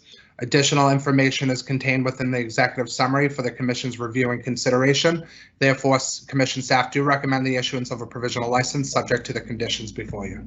Thank you very much, Mr. Potvin. I have requests for additional conditions on this license from Commissioners Camargo and Stebbins. I believe, again, that independently they came up with the same condition, but let me read them and then we can decide. Commissioner Camargo, the condition she requested is prior to final licensure, confirm your training and recruitment partners of their eligibility to support your activities. From Commissioner Stebbins, prior to final licensure, contact CCC Licensing Division for an update to confirm your training and recruitment partners' eligibility to support your activities. Again, my opinion is those are virtually identical other than the phrase contact CCC Licensing Division. So if it's okay with you, Commissioner Camargo, can we go with Commissioner Stebbins' requested condition? Absolutely. Thank you. Are there any other questions or comments or requests for additional conditions on this license? Then could I ask Commissioner Flanagan, would you please make a motion to approve the staff recommendation to issue a provisional license to GT Millis LLC, subject to the additional condition requested by Commissioner Stebbins? So moved. Thank you. Commissioner Stebbins, would you second that motion, please? Second. Thank you. Let the record show that Commissioner Flanagan made the motion to approve, seconded by Commissioner Stebbins. Commissioner Camargo, your vote, please. Aye. Thank you. Commissioner Concepcion? Aye. Thank you. Commissioner Flanagan? Aye. Thank you. Commissioner Stebbins? Aye. Thank you. Commissioner Hoffman, aye. Let the record show that the commission unanimously approved the staff recommendation to issue a provisional license to GT Millis LLC, MPN 281965, subject to the additional condition requested by Commissioner Stebbins. Thank you very much. Let's move on to Lovewell Provisions LLC, MRN 283413 Retail. If I'm correct, Mr. Potvin, this was expedited based upon the applicant's status as a social equity program participant. Is that correct? That is correct, Mr. Chairman. Please go ahead. Thank you, Mr. Chairman. The applicant here is Lovewell Provisions LLC. They're proposing to do business as Paper Crane Cannabis. They are located at 56 Gardner Row, Suite A in Hubbardston. They're seeking a retail license. Again, this application did receive expedited review as a majority ownership is held by a social equity participant. Additional information is contained within the executive summary for the Commission's review and consideration. Therefore, Commission staff do recommend the issuance of a provisional license subject to the conditions before you. Thank you very much, Mr. Potvin. I have requests for additional conditions on this license from both Commissioners, Concepcion and Stebbins. from Commissioner Concepcion. Prior to final licensure, the applicant shall submit to commission staff evidence of recruitment efforts and progress towards its overall hiring goals. And from Commissioner Stebbins, prior to final application for licensure, provide any hiring goals for veterans and disabled veterans. Those again seem reasonably overlapping. Given the greater specificity of Commissioner Stebbins' proposed motion, is that okay that we use that one, Commissioner Concepcion? I would actually make a statement against Sure. that, because Please. this is particular to both their positive impact plan and the diversity plan, about 20% hiring. So Yep. it's a little bit more specific than that. I think it comes off a bit broader, but it's about the plan that they've proposed to implement. Okay, fair enough. Thank you. So let's go with that. Commissioner Stebbins, any thoughts? You want to have two separate conditions here? It's fine. It's fine with me, whichever you prefer. We'll go with Commissioner Concepcion's for sure at her I think request. they're two different asks, is what I was trying to clarify. Okay. We're saying two Commissioner different. Stebbins, you agree with that? Yes. Okay, so we'll go with two separate conditions. Thank you very much for the clarification there, Commissioner Concepcion. Any other comments, questions, or requests for additional conditions on this license application?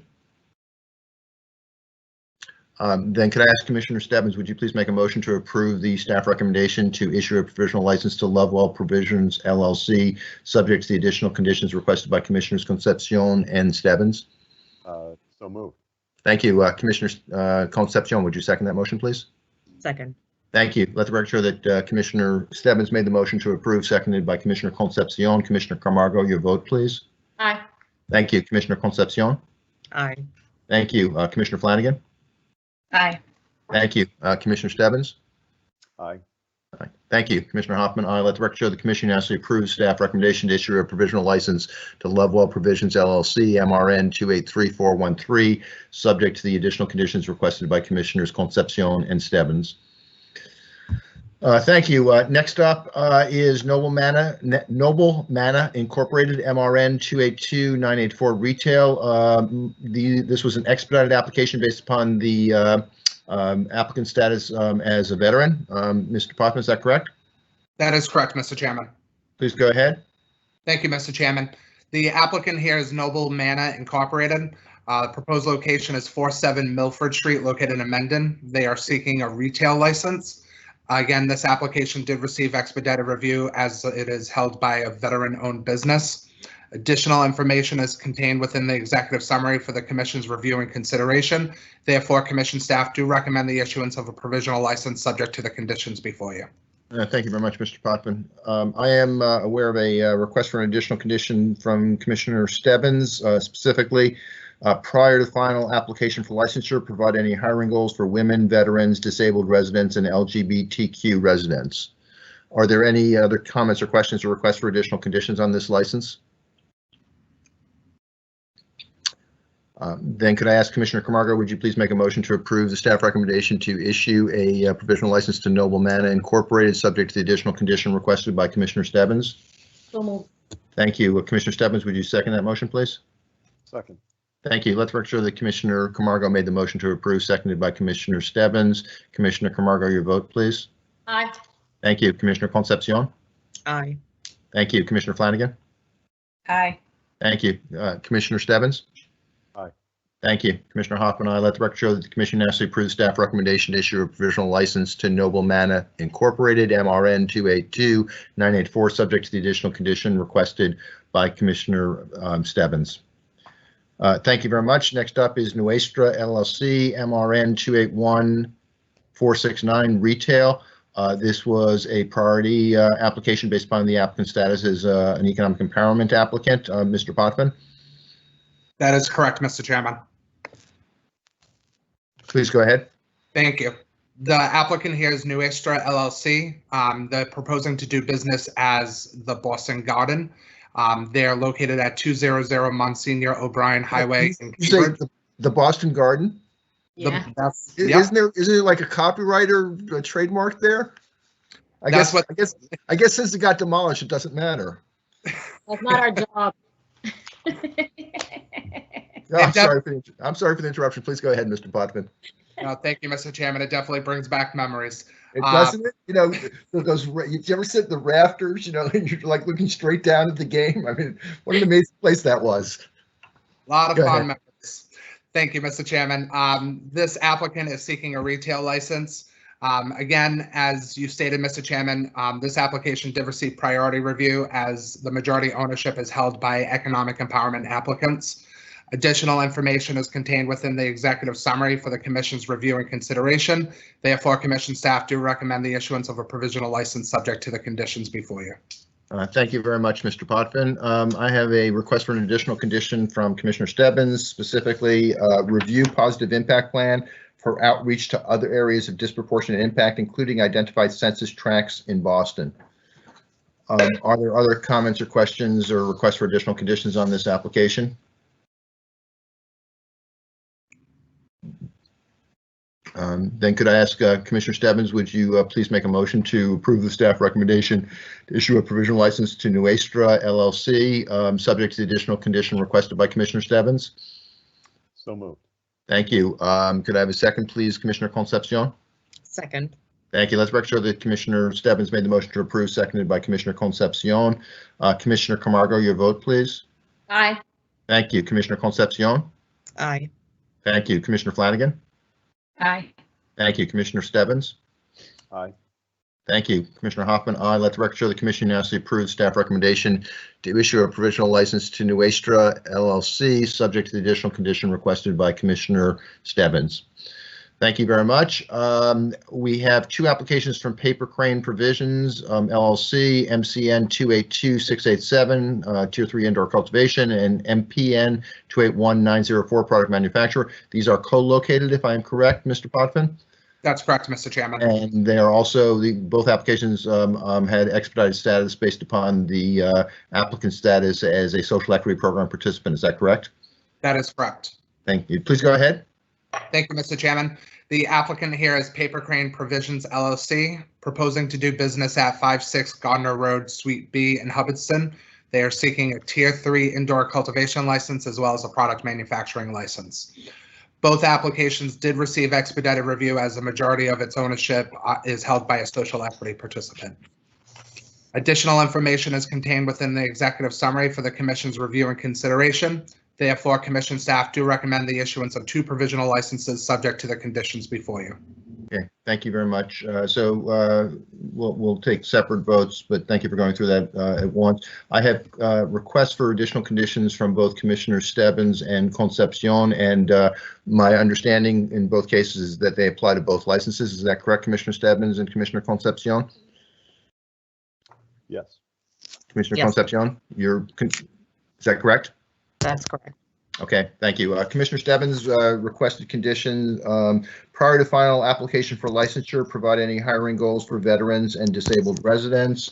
Commissioner Concepcion, prior to final licensure, the applicant shall submit to Commission staff evidence of recruitment efforts and progress towards its overall hiring goals. Separate enough, we should do those two separate conditions. Is that correct, Commissioner Concepcion? Yes, that's correct. Thank you. Are there any comments or questions before asking a motion? And again, we'll take two separate votes. The first on MCN 282687, and then the second on the product manufacturing license application. But for MCN 282687, any additional questions or comments or requests for additional conditions? Okay, then could I ask Commissioner Flanagan, could you make a motion, please, to approve the staff recommendation to issue a provisional license to Paper Crane Provisions LLC, MCN 282687, subject to the additional conditions requested by Commissioners Concepcion and Stebbins? Could I have such a motion, please, Commissioner Flanagan? So moved. Thank you. Commissioner Stebbins, would you second that motion, please? Second. Thank you. Let's make sure that Commissioner Flanagan made the motion to approve, seconded by Commissioner Stebbins. Could I have your vote, please, Commissioner Camargo? Aye. Thank you. Commissioner Concepcion? Aye. Thank you. Commissioner Flanagan? Aye. Thank you. Commissioner Stebbins? Aye. Thank you. Let the record show, Commissioner Hoffman, aye. Let the record show the Commission unanimously approves staff recommendation to issue a provisional license to Paper Crane Provisions LLC, MCN 282687, subject to the additional conditions requested by Commissioners Concepcion and Stebbins. Next up, could I have a motion, please, to approve the staff recommendation to issue a provisional license to Paper Crane Provisions LLC, MPN 281904, product manufacturer, subject to the additional conditions requested by Commissioners Concepcion and Commissioner Stebbins. Could I have such a motion, please, Commissioner Concepcion? So moved. Thank you. Could I have a second, please, Commissioner Camargo? Second. Thank you. Let the record show that Commissioner Concepcion made the motion to approve, seconded by Commissioner Camargo. Commissioner Camargo, your vote, please. Aye. Thank you. Commissioner Concepcion? Aye. Thank you. Commissioner Flanagan? Aye. Thank you. Commissioner Stebbins? Aye. Aye. Commissioner Hoffman, aye. Let the record show the Commission unanimously approved the staff recommendation to issue a provisional license to Paper Crane Provisions LLC, MPN 281904, subject to the additional conditions requested by Commissioners Concepcion and Stebbins. Next up, Mr. Potvin, Pharmacanis, Massachusetts Incorporated, MRN 283436 retail, and this was prioritized based upon the applicant status as an MTC. Is that correct, Mr. Potvin? That is correct, Mr. Chairman. Thank you. Please go ahead. Thank you, Mr. Chairman. The applicant here is Pharmacanis, Massachusetts Incorporated. They're proposing to do business as Verilife. Their location is 164 Grove Street in Franklin. Again, they did receive priority review as an MTC priority applicant. Additional information is contained within the executive summary for the Commission's review and consideration. Therefore, Commission staff do recommend the issuance of a provisional license subject to the conditions before you. All right, thank you very much. I have requests from Commissioners Camargo, Concepcion, and Stebbins for additional conditions on this license. From Commissioner Camargo, condition that she's requested is provide information on what cohort will the donation to cultivated impact. From Commissioner Concepcion, final licensure is subject to the applicant providing Commission staff letters from organizations that will receive donations that they will affirmatively take such donations from the applicant. And from Commissioner Stebbins, 2 requested additional conditions. First, prior to the final application for licensure, identify how contribution to cultivated may assist Pharmacanis's Franklin operations. And then secondly, prior to final application for licensure, identify any hiring goals for LGBTQ residents. Those seem just similar enough that I'm going to ask for a motion to include all 4 of those additional requested license conditions. Is that all right? Then are there any other comments or questions or requests for additional conditions on this application? Then could I ask Commissioner Stebbins, would you please make a motion to approve the staff recommendation to issue a provisional license to Pharmacanis, Massachusetts Incorporated, subject to the additional conditions requested by Commissioners Camargo, Concepcion, and Stebbins? So moved. Thank you. Commissioner Camargo, would you second that motion, please? Second. Thank you. Let the record show that Commissioner Stebbins made the motion to approve, seconded by Commissioner Camargo. Commissioner Camargo, your vote, please. Aye. Thank you. Commissioner Concepcion? Aye. Thank you. Commissioner Flanagan? Aye. Thank you. Commissioner Stebbins? Aye. Thank you. Commissioner Hoffman, aye. Let the record show the Commission unanimously approved the staff recommendation to issue a provisional license to retail Pharmacanis, Massachusetts Incorporated, MRN 283436, subject to the additional conditions requested by Commissioners Camargo, Concepcion, and Stebbins. Thanks very much. Next up, Mr. Potvin, is RC Retail Westfield LLC, MRN 283816 retail. Mr. Potvin? Thank you, Mr. Chairman. The applicant here is RC Retail Westfield LLC, proposing to do business as Red Cardinal. The location is 265 Union Street, located in Westfield. They are seeking a retail license. This application did receive general review. Additional information is contained within the executive summary for the Commission's review and consideration. Therefore, Commission staff do recommend the issuance of a provisional license subject to the conditions before you. Thank you very much, Mr. Potvin. Commissioner Stebbins has requested an additional condition on this license, specifically prior to final application for licensure, please submit confirmation letter from Samaritan Inn on official letterhead with contact information. Are there any other comments or questions or requests for additional conditions on this license application? Then could I ask Commissioner Camargo, would you please make a motion to approve staff recommendation to issue a provisional license to RC Retail Westfield LLC, subject to the additional condition requested by Commissioner Stebbins? So moved. Thank you. Commissioner Concepcion, would you second that motion, please? Second. Thank you. Let's record that Commissioner Camargo made the motion to approve, seconded by Commissioner Concepcion. Commissioner Camargo, your vote, please. Aye. Thank you. Commissioner Concepcion. Aye. Thank you. Commissioner Flanagan. Aye. Thank you. Commissioner Stebbins. Excuse me, aye. Thank you. Commissioner Hoffman, aye. Let the record show the commission unanimously approves the staff recommendation to issue a provisional license to RC Retail at Westfield LLC, MRN 283816, subject to the additional condition requested by Commissioner Stebbins. Okay, how you doing, Mr. Puffin? We're a little past halfway through. I'm doing well. I'm ready to continue. Okay. Thank you. Appreciate it. Let's keep going then. Next up is Revolutionary Clinics 2 Incorporated, MRN 282412 Retail. This is a prioritized application based upon the applicant status as an MTC. Mr. Potvin, please go ahead. Thank you, Mr. Chairman. The applicant here is Revolutionary Clinics 2 Incorporated. Their proposed location is 67 Broadway, located in Somerville. They are seeking a retail license. The application did receive priority review as the applicant is an MTC priority applicant. Additional information is contained within the executive summary for the commission's review and consideration. Therefore, commission staff do recommend the issuance of a provisional license subject to the conditions before you. Thank you very much, Mr. Potvin. I have requests from Commissioners Camargo and Flanagan for additional conditions on this application. From Commissioner Camargo, the condition she's requested is provide information on what cohort will the donation to Cultivated impact, and from Commissioner Flanagan, clarification on how a donation to Cultivated will directly impact specified cohorts. How do you guys feel about just one of those conditions, Commissioner Flanagan or Commissioner Camargo, or should we have both of them separately? That's fine. It's fine. You can do one. Okay. Commissioner Camargo, are you okay with that? Absolutely. Okay. I'm gonna since I have yours in front of me, I'm gonna suggest that one. So I'd like to first of all ask, are there any additional questions or comments or requests for additional conditions on this application? Then could I ask Commissioner Concepcion, would you please make a motion to approve the staff recommendation to issue a provisional license to Revolutionary Clinics Incorporated, subject to the additional condition requested by Commissioner Camargo? So moved. Thank you. Commissioner Stebbins, would you second that motion, please? Second. Thank you. Let the record show that Commissioner Concepcion made the motion to approve, seconded by Commissioner Stebbins. Commissioner Camargo, your vote, please. Aye. Thank you. Commissioner Concepcion. Aye. Thank you. Commissioner Flanagan. Aye. Thank you. Commissioner Stebbins. Aye. Thank you. Commissioner Hoffman, aye. Let the record show the commission unanimously approved staff recommendation to issue a provisional license to Revolutionary Clinics 2 Incorporated, MRN 282412, subject to the additional condition requested by Commissioner Camargo.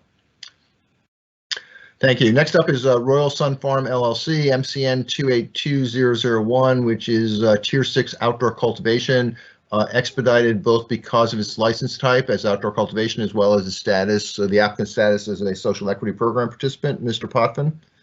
Thank you, Mr. Chairman. The applicant here is Royal Sun Farm LLC. Their proposed location is 69 Gardner Road, located in Hubbardston. They are seeking a Tier 6 outdoor cultivation license. This application did receive expedited review based on the fact that the majority owner is a social equity participant, as well as the fact that they're applying for an outdoor cultivation license. Additional information is contained within the executive summary for the commission's review and consideration.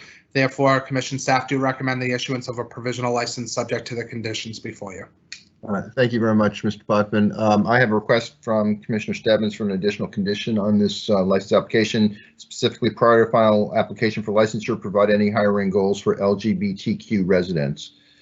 Are there any other comments or questions or requests for additional conditions on this application?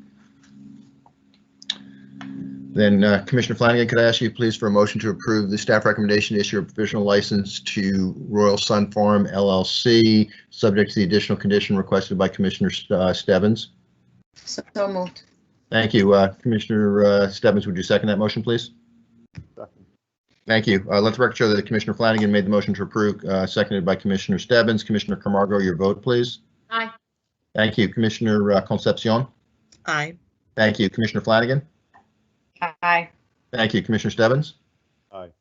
Thank you. Commissioner Hoffman, I let the record show that the commission unanimously approved the staff recommendation to issue a provisional license to Sun Farm LLC, MCN 282001, subject to the additional condition requested by Commissioner Stebbins. Next up is Solar Retail Norton LLC, MRN 283896 Retail. Mr. Potvin. Thank you, Mr. Chairman. The applicant here is Solar Retail Norton LLC. Their proposed location is 242 Mansfield Avenue, located in Norton. They are seeking a retail license. Their application did receive general review.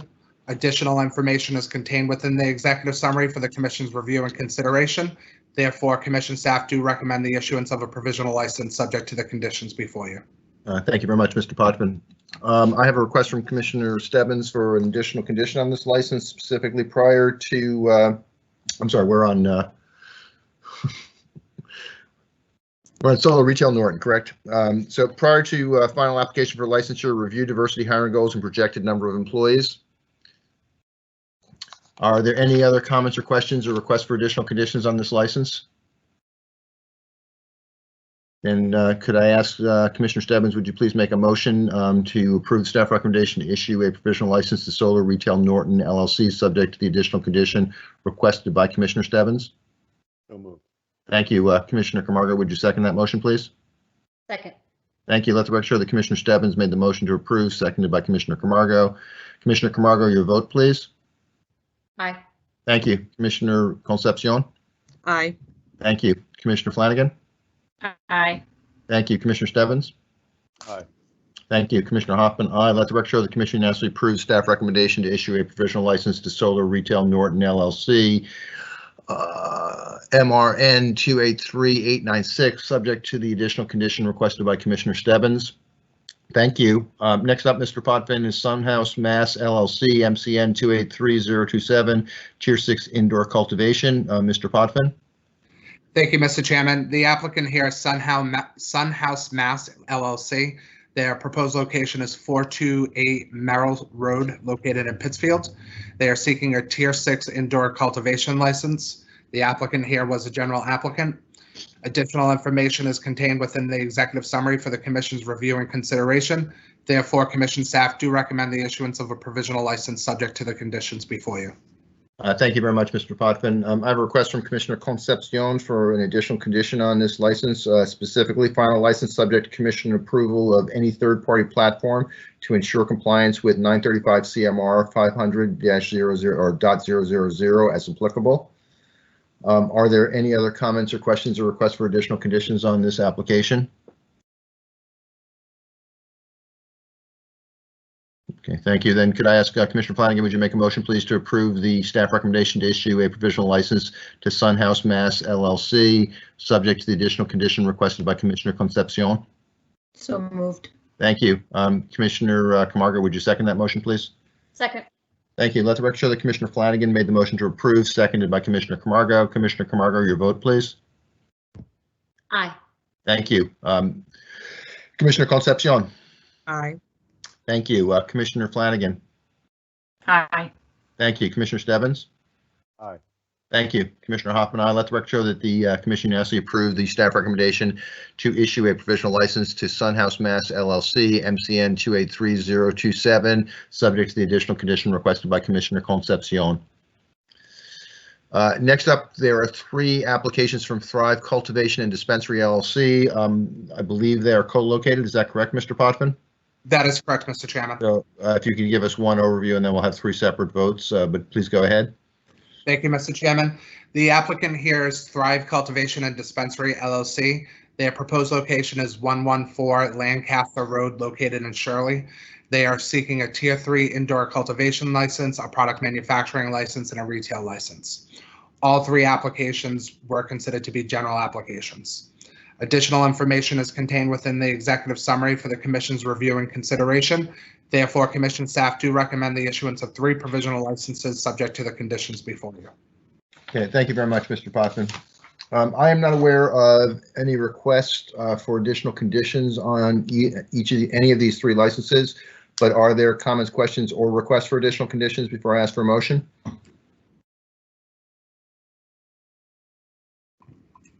Okay, then Commissioner Stebbins, could I ask you please to make a motion to approve staff recommendation to issue a provisional license to Thrive Cultivation and Dispensary LLC, MCN 282968, Tier 3 Indoor Cultivation. Would you make such a motion, please, Commissioner Stebbins?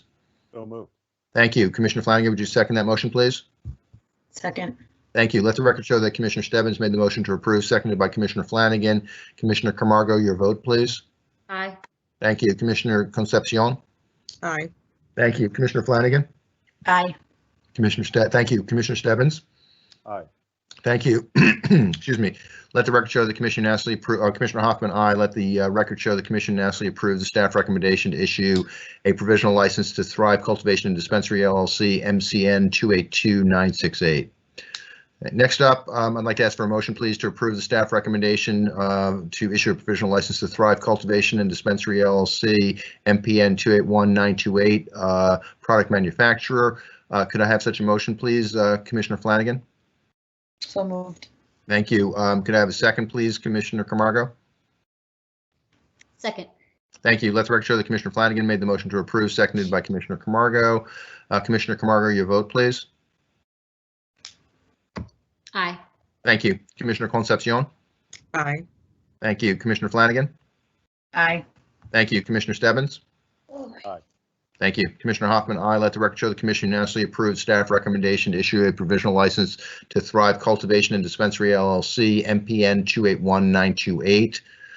Next up is Thrive Cultivation and Dispensary LLC, MRN 283714 Retail. Could I ask for a motion to approve the staff recommendation to issue a provisional license? Commissioner Concepcion, would you make such a motion, please? So moved. Thank you. Commissioner Camargo, would you second that motion, please? Second. Thank you. Let the record show that Commissioner Concepcion made the motion to approve, seconded by Commissioner Camargo. Commissioner Camargo, your vote, please. Aye. Thank you. Commissioner Concepcion. Aye. Thank you. Commissioner Flanagan. Aye. Thank you. Commissioner Stebbins. Aye. Thank you. Commissioner Hoffman, aye. Let the record show the Commission unanimously approves staff recommendation to issue a provisional license to Thrive Cultivation and Dispensary LLC, MRN 283714. Thank you. Next up is ZGC LLC. It looks like I'm reading one of those eye reading charts. ZGC LLC, MCN 283045, Tier 11 Outdoor Cultivation. This would have been an expedited application based upon the type of license, Mr. Potvin, is that correct? That is correct. Please go ahead. Thank you, Mr. Chairman. The applicant here is ZGC LLC. The proposed location is 699-799 Polikoff Road, located in Sheffield. They are seeking a Tier 11 outdoor cultivation license. Based on that fact, they did receive expedited review. Additional information is contained within the executive summary for the Commission's review and consideration. Therefore, Commission staff do recommend the issuance of a provisional license subject to the conditions before you.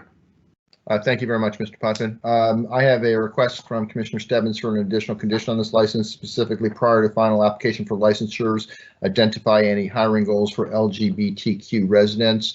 I do want to point out that this application predates our most recent round of regulations. So under our current regulations, this is a requirement, or this is a request, an appropriate request for licensure, but this license preceded that. I just wanted to make sure that there was an understanding that when this application was submitted, our regulations did not require this, although I think it's perfectly appropriate, in my opinion, to impose this condition. Commissioner Stebbins, any comment, or are you okay with that? I'm okay with it. I'm happy to remove that without understanding. It's your call. Again, given from guidance from our counsel is that it's fine. Again, I was kind of defending the applicant. Just as I said, their application predated our new regulations, but your request for condition is totally consistent with our new regulations. If that's the case, Mr. Chair, you know, I looked at this applicant. I think they had a very thoughtful diversity plan. So they already have essentially provided us with one. So if it's okay, I'm happy to keep the condition. Okay, thank you. Are there any comments or questions or conditions for requested additional conditions for this applicant? Okay, then could I ask please for a motion to approve the staff recommendation to issue a provisional license to Pharmacanis Massachusetts Incorporated RMDA 3045. Could I have such a motion, please, Commissioner Stebbins? So moved. Thank you. Could I have a second, please, Commissioner Flanagan? Second. Thank you. Let the record show that the commission unanimously approved, or should let the record show, I'm getting ahead of myself. Let the record show that the motion was made by Commissioner Stebbins, seconded by Commissioner Flanagan. Commissioner Camargo, your vote, please. Aye. Thank you. Commissioner Concepcion? Aye. Thank you. Commissioner Flanagan? Aye. Thank you. Commissioner Stebbins? Aye. Thank you. Commissioner Hoffman, aye. Let the record show the commission unanimously approved the staff recommendation to issue a provisional license to Pharmacanis Mass Incorporated RMDA 3045. Mr. Chairman, I have a feeling I skipped over the vote for ZGC. Is that correct? that is correct, Mr. Chairman. Yeah, I'm sorry. By the end of these rosters, I get a little bit. I don't know what the right word is, but anyway, thank you for catching that. So, did we ask for a motion and on ZGC, or do I need to start with the motion? I believe you have to start with the motion, sir. Okay, thank you. Then could I start with the motion on ZGC LLC Tier 11 outdoor cultivation? Could I have a motion, please, to approve the staff recommendation? Commissioner Flanagan, please. So moved. Thank you. And Commissioner Stebbins, could I have a second to that motion, please? Second. Thank you. Let the record show that Commissioner Flanagan made the motion to approve, seconded by Commissioner Stebbins. Commissioner Camargo, your vote, please. Aye. Thank you. Commissioner Concepcion. Aye. Thank you. Commissioner Flanagan. Aye. Thank you. Commissioner Stebbins. Aye. Thank you. Commissioner Hoffman, aye. Let the record show that the commission unanimously approves staff recommendation to issue a provisional license to ZGC LLC MCN 283045. Thank you. So we actually have taken a vote on Pharmacanis. Mr. Hoffman, I think just for the record, if you would just go through your executive summary on this, but we have taken a motion. I'll taken a vote on this. I'll ask after you go through your executive summary whether anybody wants to reopen the matter. But for completeness, would you go through your executive summary, please? Absolutely, Mr. Chairman. Thank you. The applicant here is Pharmacanis Mass Incorporated. They are seeking a medical marijuana treatment center license. As we know, medical marijuana treatment center licenses are vertically integrated, and their proposed location for their cultivation and product manufacturing location is 465 Hopping Brook Road, located in Holliston. And as a note, that cultivation and product manufacturing facility is already currently operational under a separate medical marijuana treatment center license. Essentially, they will have a new dispensary under this license at the proposed location of 939 Boston Turnpike, located in Shrewsbury. Additional information is contained within the executive summary for the commission's review and consideration. Therefore, staff do in fact recommend the issuance of a provisional license with based on the following conditions. Thank you very much, Mr. Potvin. So again, my apologies for just getting out of order a little bit here, but we have taken a vote on this, but I will ask my commissioners, based upon Mr. Potvin's comments, is there any desire or request to reopen this matter, or we can just accept the vote that we've already taken? Okay, and that matter is in record already, the vote we took on Pharmacanis Massachusetts Incorporated. Thank you, Mr. Potvin. Are there any other provisional licenses at this point in time to be reviewed by the commission?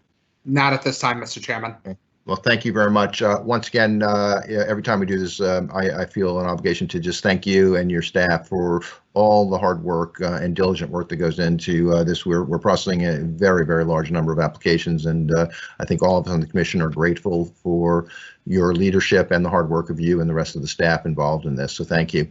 Thank you. And I just want to say thank you to all the investigators, all the managers, Chief of Investigations and Enforcement, and the entire enforcement team for putting this together every month and doing the work that they're doing every single day. So thank you to them as well. Thank you very much, Mr. Potvin. Commissioner Camargo?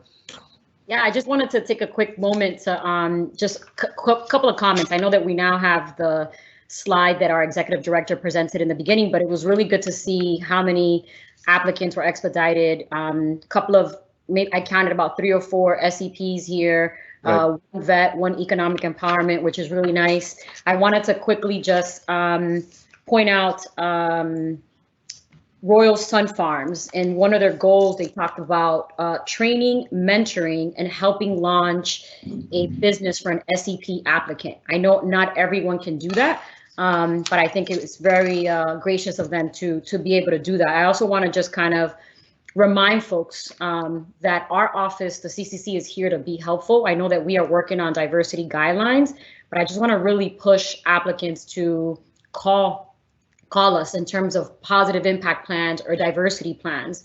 Some of the conditions that we're putting on here obviously are because we want to see more or we have questions, but please, like, use us, call us. And I just also wanted to say that there's some applicants that have been very good about being detailed in terms of their workshops, the programs that they're partnering with.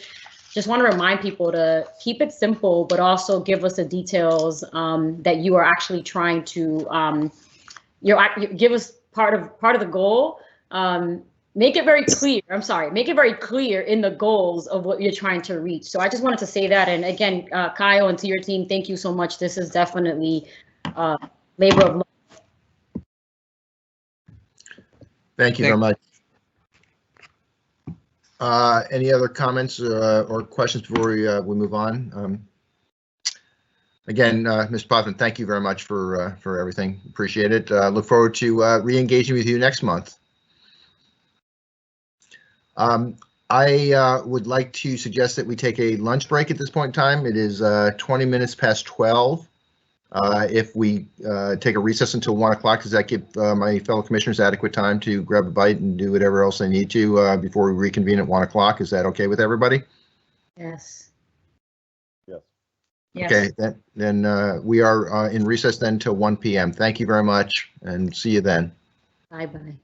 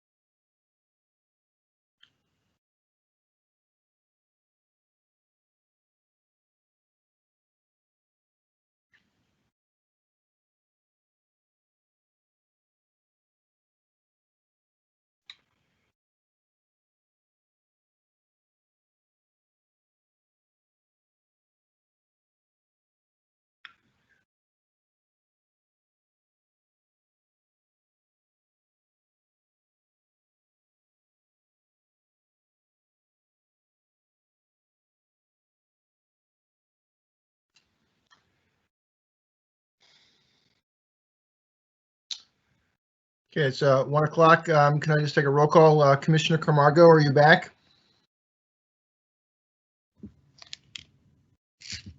Commissioner Concepcion, I can see you. Commissioner Flanagan, are you back? Yes. Thank you. Commissioner Stebbins? I am back, Mr. Chair. Thanks. Thank you. So we're waiting for Commissioner Camargo.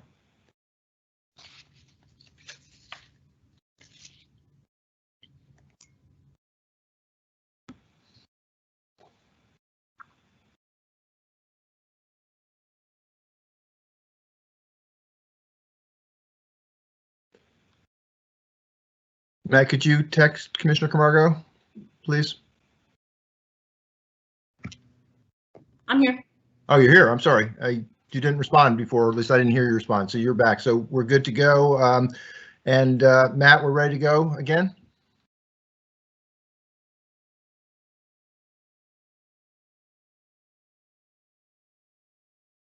Matt, thank you. Okay, we're back in session at 1:01 p.m. We have 3 topics for commission discussion and votes.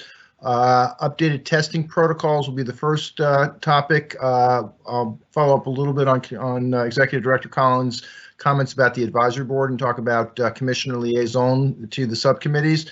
And then we will be presented with an updated disproportionate impact study. The first topic is Executive Director Collins back. I'm here. Would you like to introduce us? We're going to welcome 2 of our staff to this conversation, Genevieve Hall-Friesen and Armand Enos, but perhaps you wouldn't mind introducing the topic, please, Mr. Executive Director. Sure. Thank you, Mr. Chairman, and I will be brief and really introductory here. As the Commission understands and knows, a real key element of our supply chain in ensuring that our products that reach both the medical as well as adult use marketplace are safe is certainly the use of our independent testing labs. All products must go through a testing protocol as well. And obviously, as you understand as well, the products come in many different shapes, sizes, forms, etc.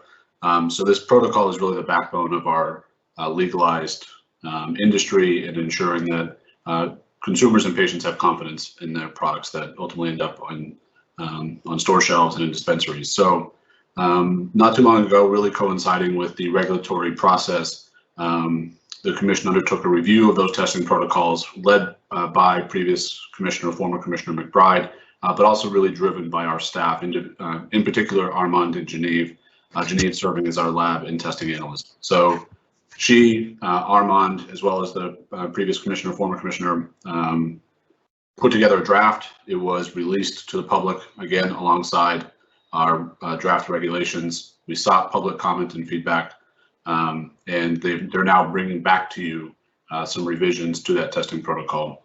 Certainly, Genevieve and Armand can go into great detail, but these are the product of a lot of work and effort on their part, and I'm very excited for them to be able to present to you today their work and their findings and their recommendations. So Genevieve will lead the conversation for you and be available for any questions that you may have.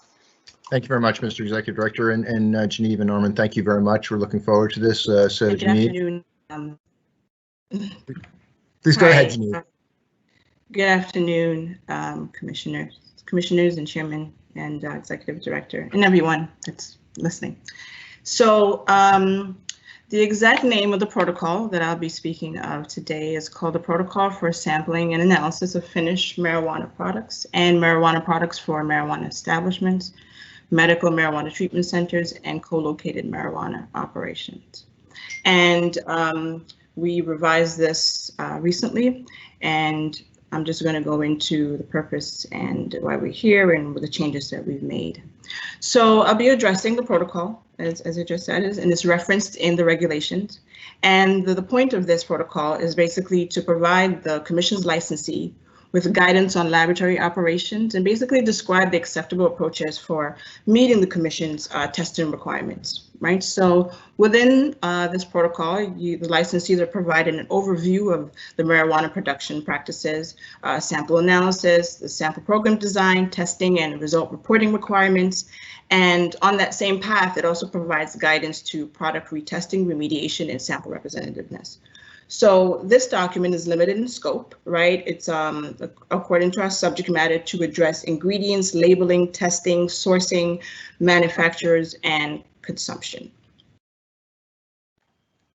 Throughout this protocol, we aim to ensure that patients and consumers have access to only tested and regulated medical and adult use marijuana and marijuana products. And generally, we refer to the tested products as finished or unfinished marijuana products. And these products require different testing, different tests and contaminant screenings at various times in the testing process. There are a series of exhibits that accompany this protocol, and those exhibits state the contaminant threshold limits for the marijuana and marijuana products.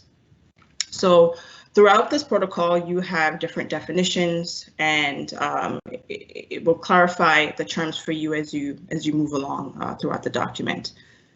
The protocol is important because it states the testing requirements for the state of Massachusetts for all finished marijuana and marijuana products, and it includes a cannabinoid profile, pesticides, heavy metal, microbials, mycotoxins, residual solvents, vitamin E acetate.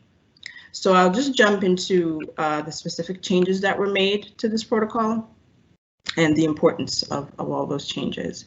So the protocol, one of the changes that we've made to this protocol this time around, there are tons of changes that needs to be made, and this initial change is by no means exhaustive of all the things that we need to do, but this is just the change that we've implemented thus far.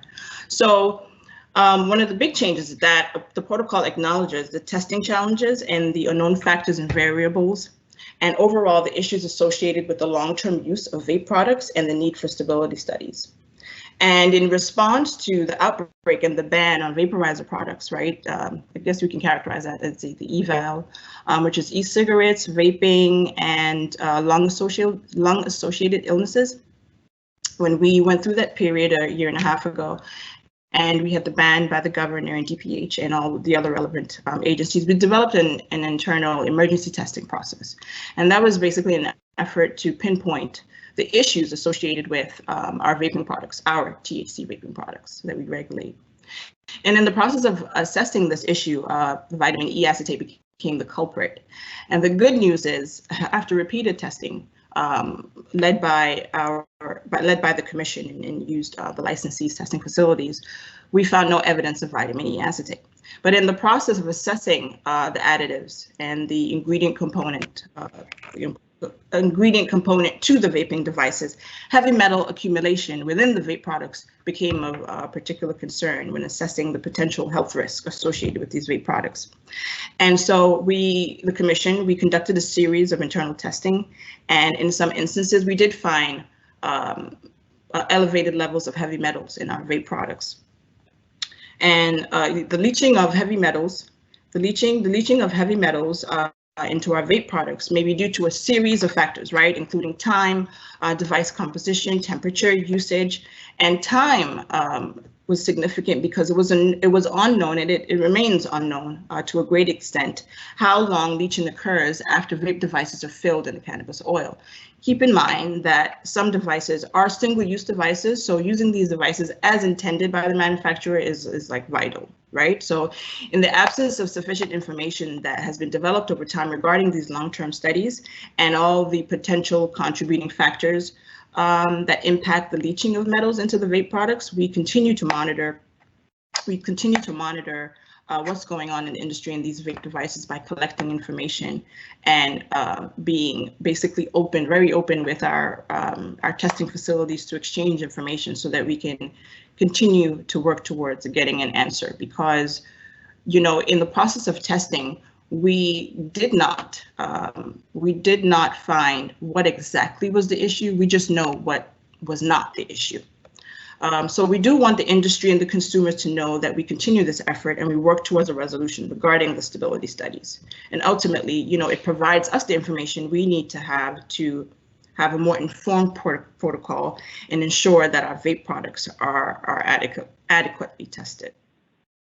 So in another section of this protocol, we addressed additional concerns with the vaping and with the heavy metal leaching into the vaping. And we now have additional heavy metal information insert requirements and additive disclosures. So with this insert, we aim to bridge this gap, right? Because there is this gap of knowledge between manufacturer, testing facility, and actual product. So with this insert requirement, we're aiming to bridge this gap and inform the public and provide them with the information regarding these vape devices being purchased directly from the manufacturers, right? To include like the actual components that make up the device, those tests that they perform on those, and the results that are reported and readily available from the ITLs. And as a regulating agency, we want to provide as much information as possible so that the consumers are informed and can make decisions that affect their lives, you know, and have the information from the manufacturer and the product. Now, we don't necessarily have thorough, conclusive information as to what happens when you combine these two, right? There's all this information we have, but we can provide them with this information so that they can make the best decision whether they want to purchase this product or use this product based on the test results and information they have that are provided by the manufacturers. And that information is now required to be in as an insert in the vape device products or vaporizer products in general.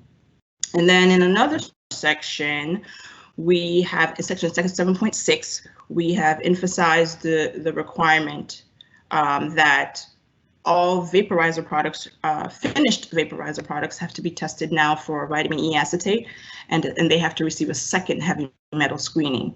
So the additional heavy metal screening and the vitamin E acetate screening of finished vape products is significant. It's a significant move towards ensuring that our vape products are fully tested and compliant. At the end of the day, that's what we're striving for. In 7.3, in section 7.3, we've added additional language, clarifying language that basically satisfactorily addresses the conditions that the independent testing laboratories have to follow with their reporting obligations and the pesticide detection limits, right? So we want to make sure that we communicate that any pesticide detection levels above the LOD, but even the ones that are below BQL, which is below a quantified limit, is also considered out of compliance. So we needed to clarify that by adding that language in there. And so that was also in addition to this protocol. In section 8.0, where you have basically a data evaluation, and that includes steps for remediation, reanalysis, and destruction of marijuana products. We basically moved to fine-tune the standard on the retesting process.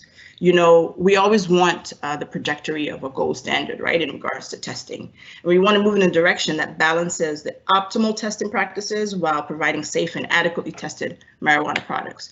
We acknowledge that the foundation we've adopted with the protocol from DPH was a good start, and now we really need to hone in on the specificities regarding our testing standards. And the point is to establish and enforce a testing requirement that ensures public safety. So now what we have in place are testing caps on the marijuana products. So previously there were no limits on testing. And when we talk about various forms of administration and consumption of marijuana products, we must address product integrity, quality characteristics, and all the changes that occur in the actual product during the various stages in production. And to have a product repeatedly fail means to some extent that it's out of specification. It's not up to standard with our testing requirements. And so it's extremely important to acknowledge the complexity of testing and developing these standards. And the bottom line is that, you know, regulated products, sufficiently tested products, provides a great sense of public safety. And we want to establish and enforce a high standard for product testing at the end of the day. That's our end goal. And so those, the pesticide language, clarifying language for pesticides, the reestablished testing caps for remediation, retesting, reanalysis, destruction, the information insert for vape products, acknowledging that there is an issue with the vaping products, particularly pertaining to stability studies over time, that we need to develop and really extend the research that we've been doing. So those are basically like the main points of change. And we do seek to, there's a long list of changes to come, and we've already started with that. But these are the changes that are applicable to this protocol at this time. And if there are any issues that I need to, not issues, but any relating topics that I need to clear up with the changes that we've made, feel free to ask and I will provide that clarification for you. But that's basically the gist of the changes that we've made this round to the protocol. Thank you very much, Janine. I know an enormous amount of hard work went into this. You went through it pretty quickly, but I don't think that is a testimonial to how much work went into it. So thank you very much for that, and to the staff that worked with you on it. Let me turn it over to my fellow commissioners. Do you have any questions or follow up with Genevieve or with Armand?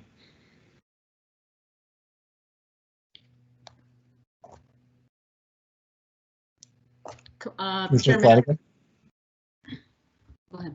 I don't necessarily have a question. I just want to say thank you for all your hard work. I know how incredibly technical and difficult this is, and I appreciate it. Thank you, Commissioner Flanagan.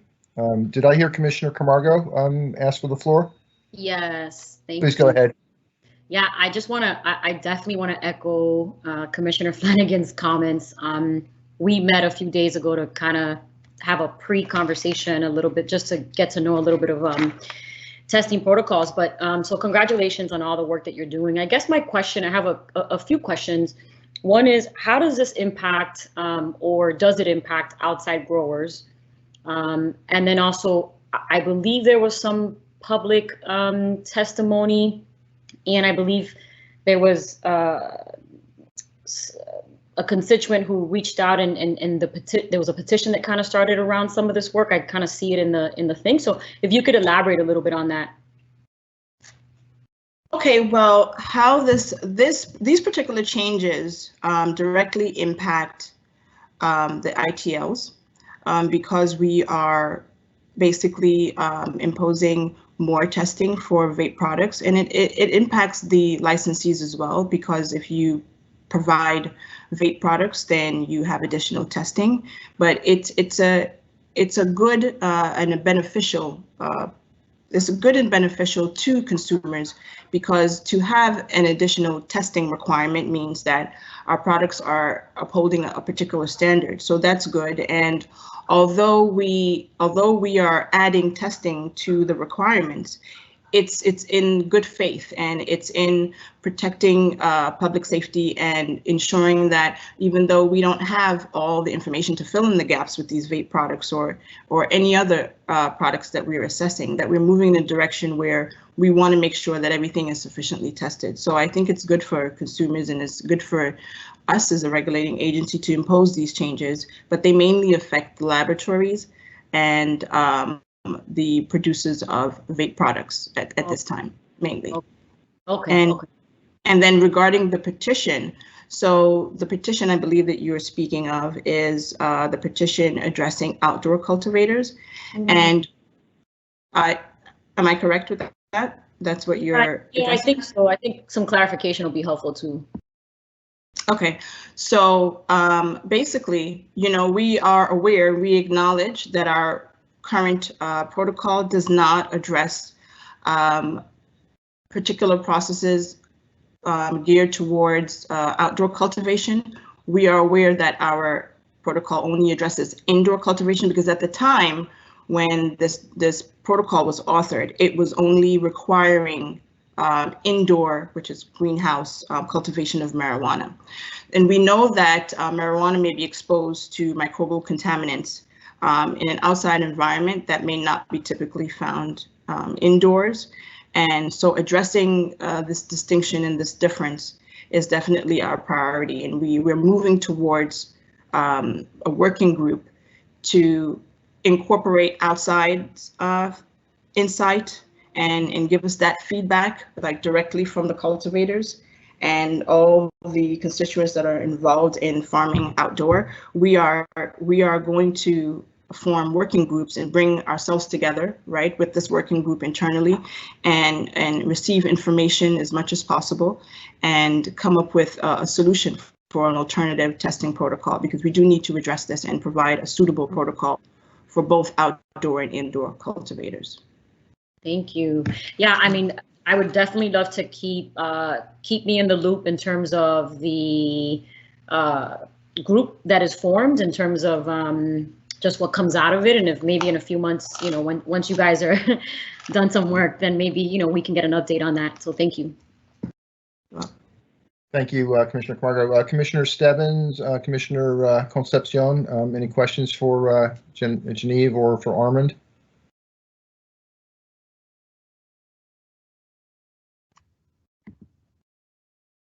Sorry about that, Mr. Chair. Go ahead, Commissioner Stebbins, go ahead, please. Thanks. Genevieve, thank you and Armand for your great work. Obviously, you know, this topic is coincidental to the fact that we had 3 provisional licenses for outdoor cultivators approved today with space well over 100,000 square feet. So appreciate your efforts to continue to do the follow-up and to create these working groups. I would be curious, you know, this doesn't follow a regular, the changes to the protocol don't follow a regular regulatory process. So if you could just kind of enlighten me or remind us, you know, kind of those public listening sessions that you had, those public comment sessions that you had, how you conducted those. I'd just be curious as to how you did a lot of that great groundwork prior to the completion of this document. So the feedback from the industry was a combination of a few things. So you have the feedback that was provided through actual written correspondences. So we basically collected those, and when we post the protocol, right, they respond to particular items, and they basically submit their response and their suggestions and so on through email, and then we compile those, summarize those, and basically considered them when doing our revision for the protocol. So a lot of issues a lot of issues touched on retesting, redefining threshold limits, for instance, for pesticides, for microbial contaminant screenings. You had issues with remediation, how to go about remediation, how many times how many times are you allowed to remediate? Do we have to basically destroy the product, or do we have the option to reclaim, and just different methods of turning the product into another product before tossing it if you fail, and so on and so forth. And then there were other parts that are not directly associated with me. So like the research department, to what extent can we do research, and what subjects will be used, and the ethics and moral boundaries behind those that I will not speak on because I'm not certain of them. And so the testing process, outdoor cultivation, indoor cultivation, microbial contaminant list, threshold limits, just a series. It was really involved. Just a series of different issues that they raise, and we respond to them internally. We gather this information and basically decide which direction we want to move in terms of what's feasible at this time, what information we have available to us, what work have we already done, and the end goal, how close are we to actually solving this issue, to decide what we actually tackle in the protocol. So it's a series of things, and by no means is this meant to be exhaustive. We have so much work to do, but we try to tackle the things that are most frequently visited in their questions and their emails when they send questions and emails to the inspection folder. How do you do this? Clarify this. We pay attention to those things and really target on the list of things to do what's next. And so I'm sure there are steps outside of my scope of legal and licensing and so on, but in terms of the feedback that I received, that's how I go about the initial processing of that, of receiving that information. Great. Genevieve, thank you very much, and thank Armand also. Thank you, Commissioner Stebbins. Commissioner Concepcion, do you have any questions or comments for Genevieve or Armand? I do not, but thank you so much for all this information and presentation. Again, thank you, Genevieve. What I would like to do with the Commission's forbearance is introduce a motion. I want to thank our General Counsel, Bailey, as well as our Director of Government Affairs and Policy, Matt Giancola. This is going to be a lengthy motion, which is why, if it's okay with the Commission, I'll introduce it. I'll make the motion and ask for a second and a vote. and it's essentially to accept the protocol that Genevieve just described. So I would like to say the following. Relying on the Commission's authority under General Law, Chapter 946, Sections 4A, 4A1/2, and 15 to establish testing standards, I move to accept the testing protocols as described in the following documents. 1, the protocol for sampling analysis, 2/26/21 final. 2, the environmental media protocol, 2/26/21 final. Exhibit 1, sampling and analysis requirement flowchart. Exhibit 2, soil solids sampling frequency and analyses. Exhibit 3, water sampling frequency and analyses. Exhibit 4, analysis details, soil and solid growing media. Exhibit 5, analysis details, water. Exhibit 6, actions for environmental media analysis prior to cultivation. Exhibit 7, action for ongoing monitoring of environmental media. Could I have a second for that motion, please? Second. That was Commissioner Flanagan. Yes. Thank you. Let the record show that Chairman Hoffman made the motion, seconded by Commissioner Flanagan. Commissioner Camargo, your vote, please. Aye. Thank you. Commissioner Concepcion. Aye. Thank you. Commissioner Flanagan. Aye. Thank you. Commissioner Stebbins. Aye. Thank you. Commissioner Hoffman, aye. Let the record show that the commission unanimously approved the motion. And Genevieve and Armand, thank you so much for not just this, but your acknowledgement of how much more work there is to do and your commitment to continue making great progress in this area. So thank you so much. Thank you. Have a good evening. You're right. By the time we're done, it's going to be evening. Take care, Genevieve. Okay, thanks. Bye, commissioners. Aye, thank you. Next topic, and I think this will be very brief, relatively brief, is just to pick up on some of the comments that Mr. Collins made in his executive director report earlier about reinvigorating, if you will, the advisory board. One of the things that goes back to the early days of the advisory board, which Sean referenced, was that we appointed a commissioner to be a liaison to each of the subcommittees, non-voting members, but to provide answers to questions, suggestions, and to be part of the deliberative process.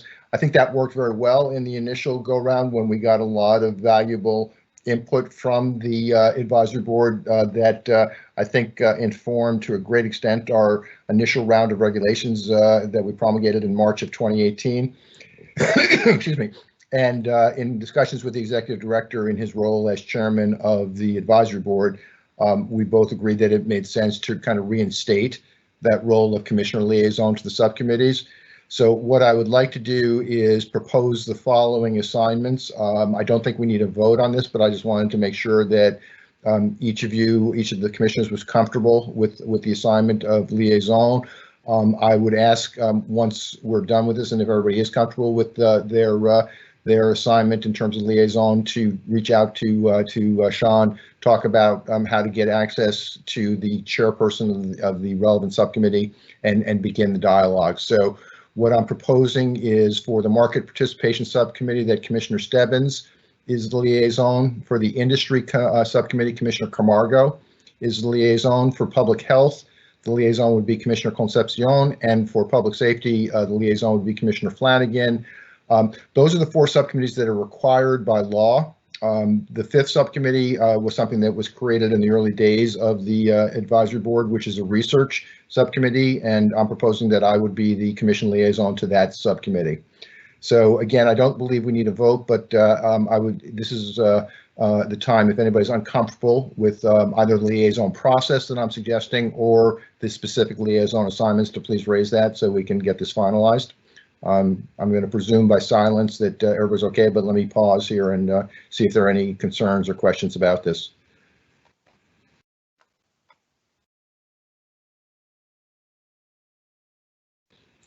Okay.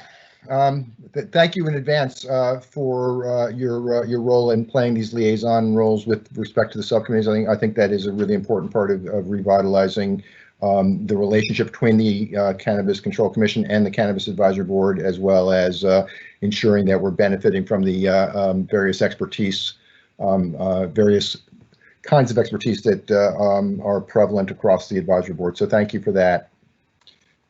The next topic and the last topic on the agenda for today is the presentation of an updated study of areas that were disproportionately impacted by drug prohibition in Massachusetts. I'm going to ask Commissioner Flanagan to introduce this topic and the presenters, but I wanted to just make 2 comments before I turn it over to Commissioner Flanagan.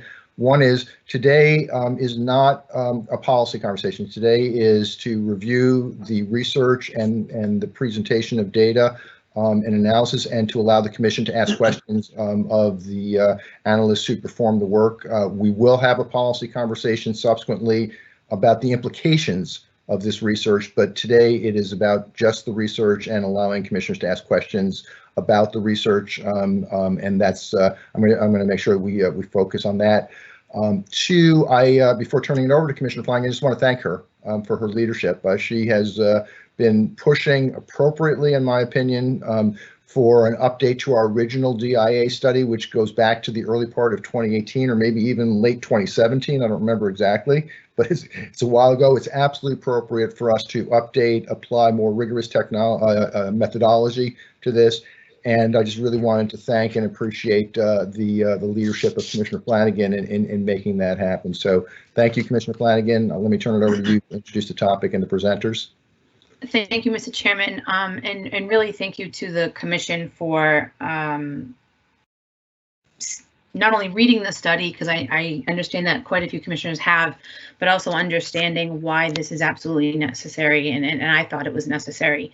To give you a brief history, in the early days of the commission, we were sort of building the fire truck on the way to the fire, and we're doing everything we can to sort of. The metaphor was flying the plane while we were building it. But go ahead. Pick whichever one you want. I'm not. But I think the important thing is that we were trying to get everything done that we had to get done within the timeline that we had to do it. And in one of those discussions was the disproportionately impacted area study that was done by Dr. Getman. At the time, it was very important that we started somewhere so that we can start to really affect people on the ground. And I think that for me, with my history in the legislature, affecting Main Street is really what I wanted to do. I really wanted people, I wanted local organizations to benefit from this. I wanted people to benefit from this. We certainly have the social equity program that they can participate in. My one concern had always been the number of communities that we identified. And I really think to this day, there are too few communities. We needed to have a broader net across the Commonwealth. I've talked for the last 3 years about the Boston bubble and how it was my goal to get outside of Boston and 495 and really incorporate policy that was going to affect people across the Commonwealth. Fortunately, the prior commissioners, we had multiple conversations in public that, eventually the DIA report would be redone and that we'd have a more comprehensive study than we did originally. Today, I am very proud of the fact that our Director of Research, Dr. Julie Johnson, Samantha, who has been amazing, alongside Dr. Jen Whitehill and Dr. Mark Melnick, really put together a strong, comprehensive, multidisciplinary team to take a look at all of the data that was necessary to really come out with something I think that's pretty comprehensive. So I'd like to thank them for their hard work on this. I also want to, really stress upon the fact that as we read this report and as we take a look at what the DIA list really is going to affect, is that people have eligibility into the social equity program. They are also one of the 5 populations that are intended to benefit from the positive impact plans. And benefiting a DIA is also one of the requirements for establishments to earn the Social Justice Leadership Rating Criteria award that we have. So there's a multitude of reasons why a DIA list is really important. I'm looking forward to hearing from our presenters. I hope that if the questions that the commissioners have today aren't answered, that they reach out to Dr. Johnson and Dr. Whitehill and Dr. Melnick, because this has been a long time coming and there's been a lot of work and a lot of sweat and tears that have gone into this. Having said that, I would like to turn it over to Dr. Johnson so that she may introduce the presenters and we may hear from them about the work that they've done. Thank you. Dr. Johnson? I was just making sure you could hear me, making sure I was not muted anymore. Thank you, Commissioner Flanagan, Chairman, Commissioners, and Director Collins for your time today. I do want to preface this a little bit. All research needs a starting point, and from there, future research can then build on the research that we know, and the more that we go, the better.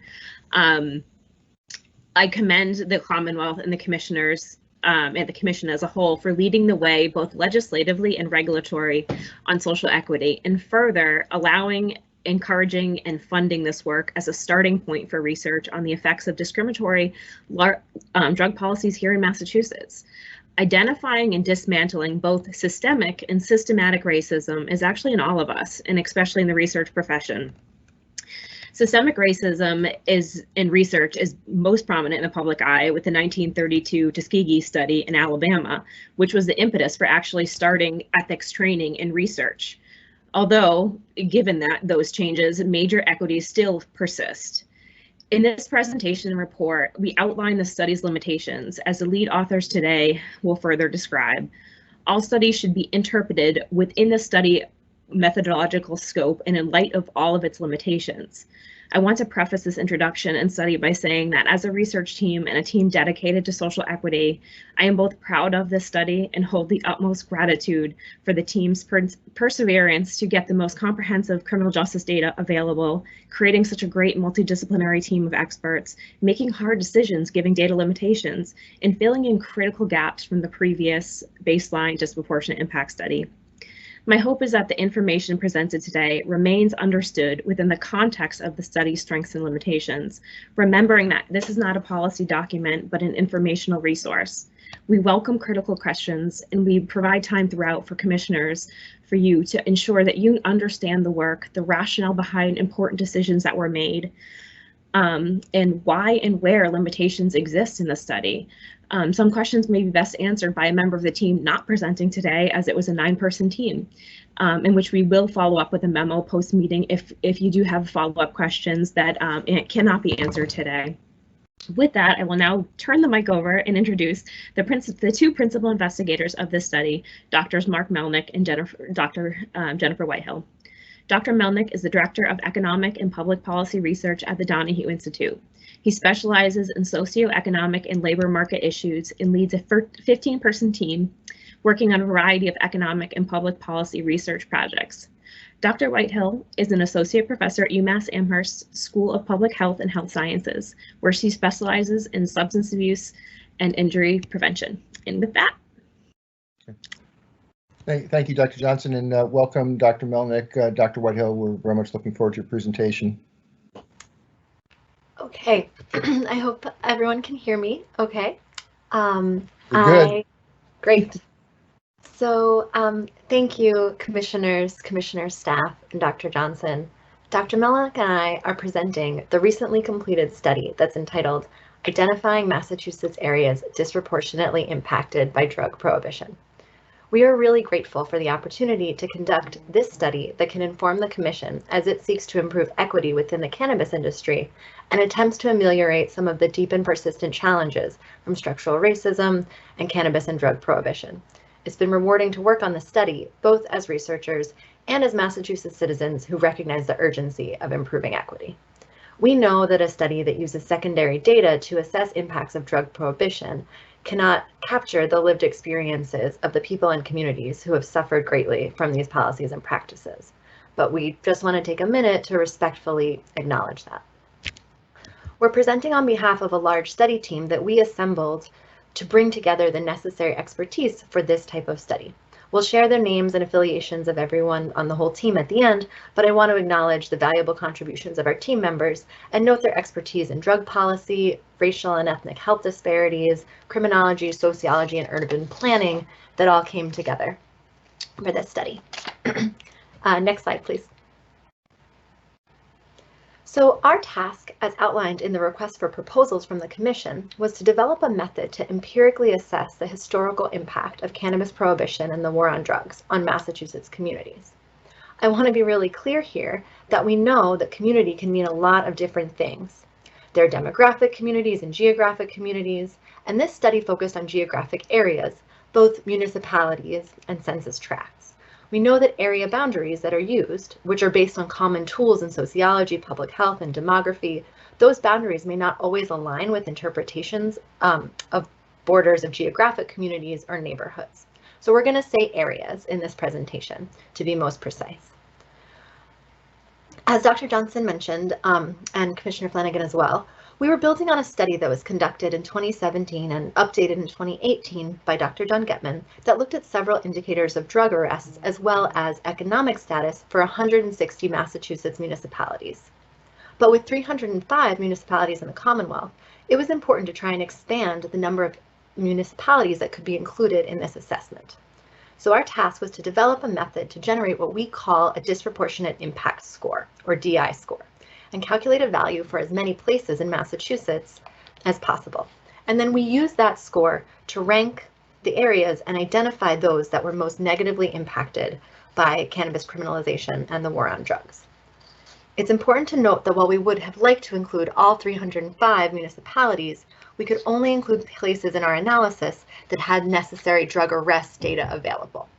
Next slide. So the first step was conceptualizing what disproportionate impact was going to mean for this study. And what we developed is based on 3 interrelated area level concepts: criminal justice system contact, relative economic deprivation or poverty, and the concentration of Black and Latino residents.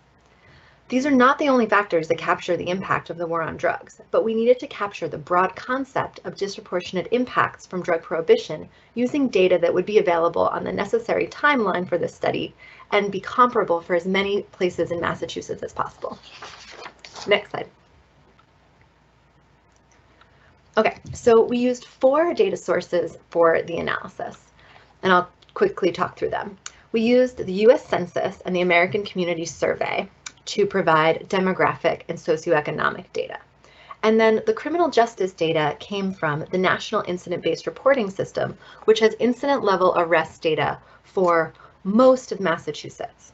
We also had data from the Boston Police Department that provided incident arrest level data from Boston, who was not contributing to the other data system. We determined the time frame for this study to be based on when more than half of municipalities were reporting data into NIBRS, and that was the year 2000. The end date for this study was December 31st, 2017, and this was selected so that the assessment could focus on a, quote, baseline period before most of the provisions relating to the new legal cannabis market began to be put in place. To address the fact that arrest and demographic patterns change over time, and to smooth out any potential effects of outlier types of incidents, we divided that 18-year study period into 4 time spans, which you can see here on the table on the slide. So it was 2000 to 2004, 2005 to 2009, 2010 to 2014, and the last one was a shorter one, but that was 2015 to 2017. We examined key measures in each of those time spans before combining them. You also can see on this table the number of municipalities that were reporting data through time, and you can see that it increases all the way up to 295 at the end, which is a significant strength of this study. We adjusted for the fact that not all places were reporting data during the same time spans, and that's been accounted for in our study. I also will highlight that in the full report, you can see a list of places that were not covered by the study with information about why they were not included, be it because of lack of data or some other exclusions that we made, which I'll talk through next. Next slide. Okay, so as I mentioned, we conducted the analysis for 2 different types of geographic areas. Municipalities, right, which are the cities and towns, and census tracts, which are smaller geographic units that have approximately 4,000 residents per tract. The census tracts don't necessarily line up with neighborhoods, but they allow assessment of arrests and population data and an appropriate geographic scale for large areas where patterns may vary quite a lot within a city. So we analyzed data, and this was specified by the RFP to which we responded. We analyzed data for the census tract level for the 5 largest cities in Massachusetts: Boston, Cambridge, Lowell, Springfield, and Worcester. For the rest of the state, we conducted the analysis at the municipal level. So we had data from NIBRS or BPD for 295 of the 350, scratch that. We had data for 295 places, and then ultimately, after some exclusions, the municipal level data was for 279. We also analyzed 290 out of the 305 census tracts within the 5 largest cities. We made some exclusions to try to remove arrests that were most likely to be arrests of people who did not reside within a specific area, that is, people passing through a place. Knowing the way that this study would be used, it was important to try to focus on arrests of residents in an area. That's important because non-resident arrests might lead to overestimates for certain areas. So some of our exclusions were excluding arrests that we took out of the data, such as those that were occurring in non-residential places like parks, in water, or census tracts with fewer than 1,000 residents. Also, we excluded outlier types of places that had a high share of all of the arrests within one particular area. So, for example, we excluded arrests at the address of the Xfinity Center in Mansfield.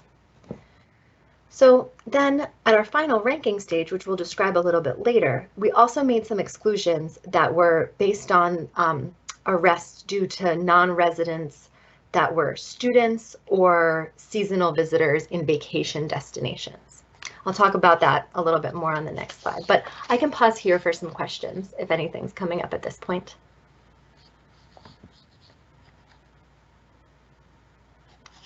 Okay, next slide.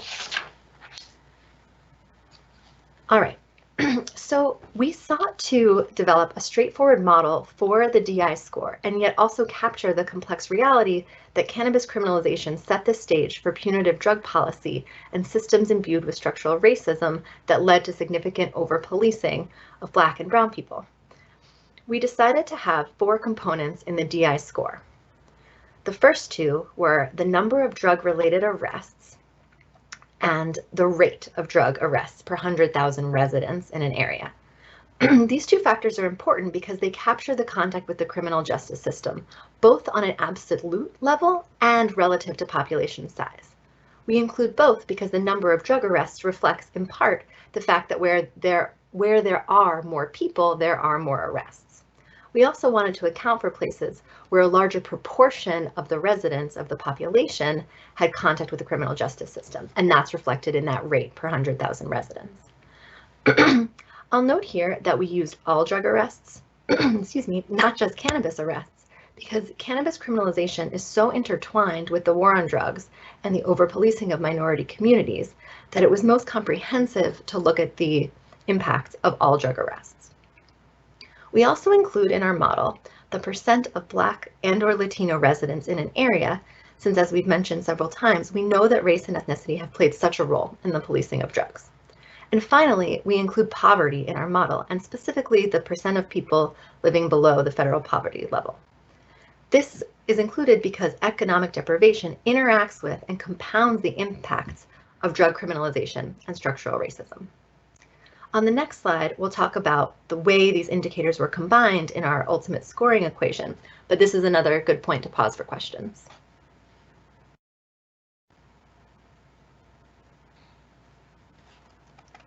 Okay, next slide.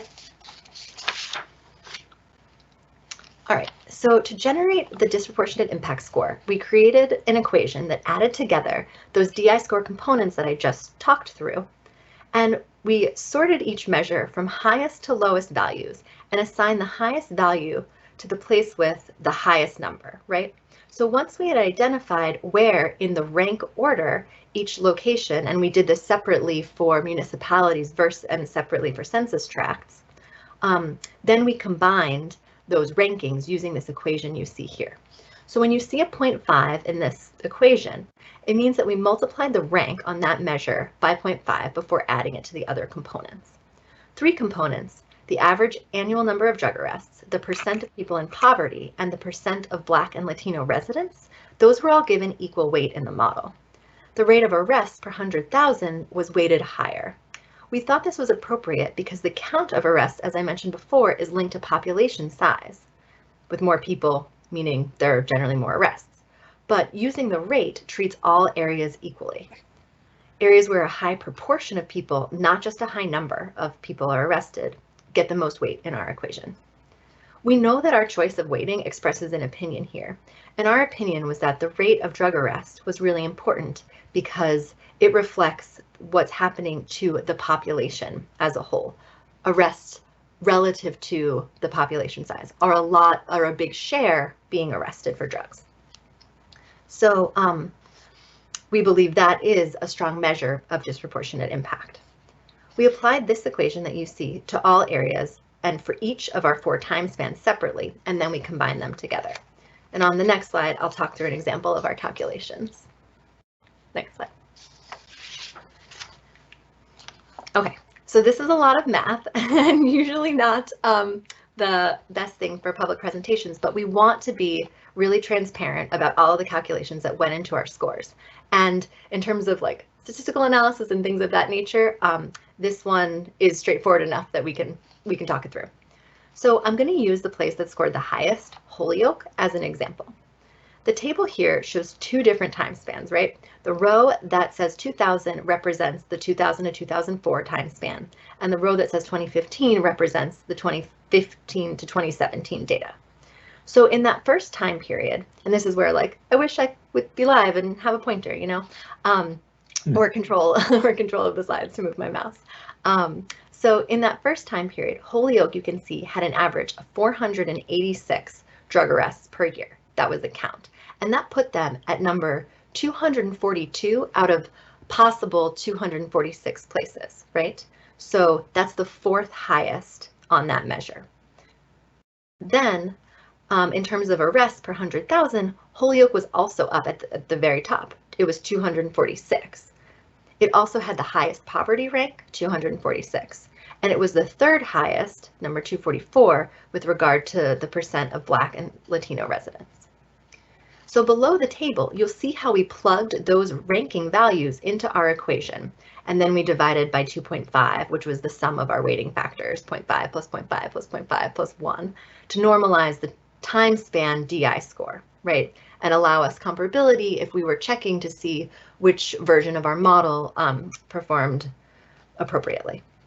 So the next step was to take that score and convert it to a percentile when stacked against all of the other 245 places. So we did that for each time span and then took the average of those percentiles using the number of time bins reporting as a denominator. So ultimately, in the case of Holyoke, you can see it scored above the 99th percentile for all time bins and ultimately had a DI score for the whole study period of 99.52. In the final ranking, though, we take the inverse and we translate those numeric scores into Holyoke being number 1 on this list. So you can see how, with this model, municipalities with persistently high rates, numbers of arrest, persistently high poverty, and persistently large shares of Black and Latino residents, they're going to fall at the top of the ranking. And any fluctuations over time, if say, one very white middle income community had a big drug bust in 2016, that could push their 2015 to 2017 score a bit higher, but it would get smoothed out in the final DI score because it wasn't a persistent thing across all of the time bins. Here's another good point to pause for questions. Hi, Dr. Whitehill, how are you? Hi. So I had a question about the overall methodology that was used for the DI score. So I was looking at this and I wanted to first thank you and the team for really completing such, I can tell there's a lot of thought behind this and a lot of work that was put into it. But I specifically, so when we think about the criminal justice system, you know, there are a number of different stages. There's entry or arrest, and then you have pretrial, then adjudication and sentencing, and eventually sometimes incarceration. But what we know, this is just a commonly known thing, is that the further you go along within the system, the more acute and the more profound the disparities are.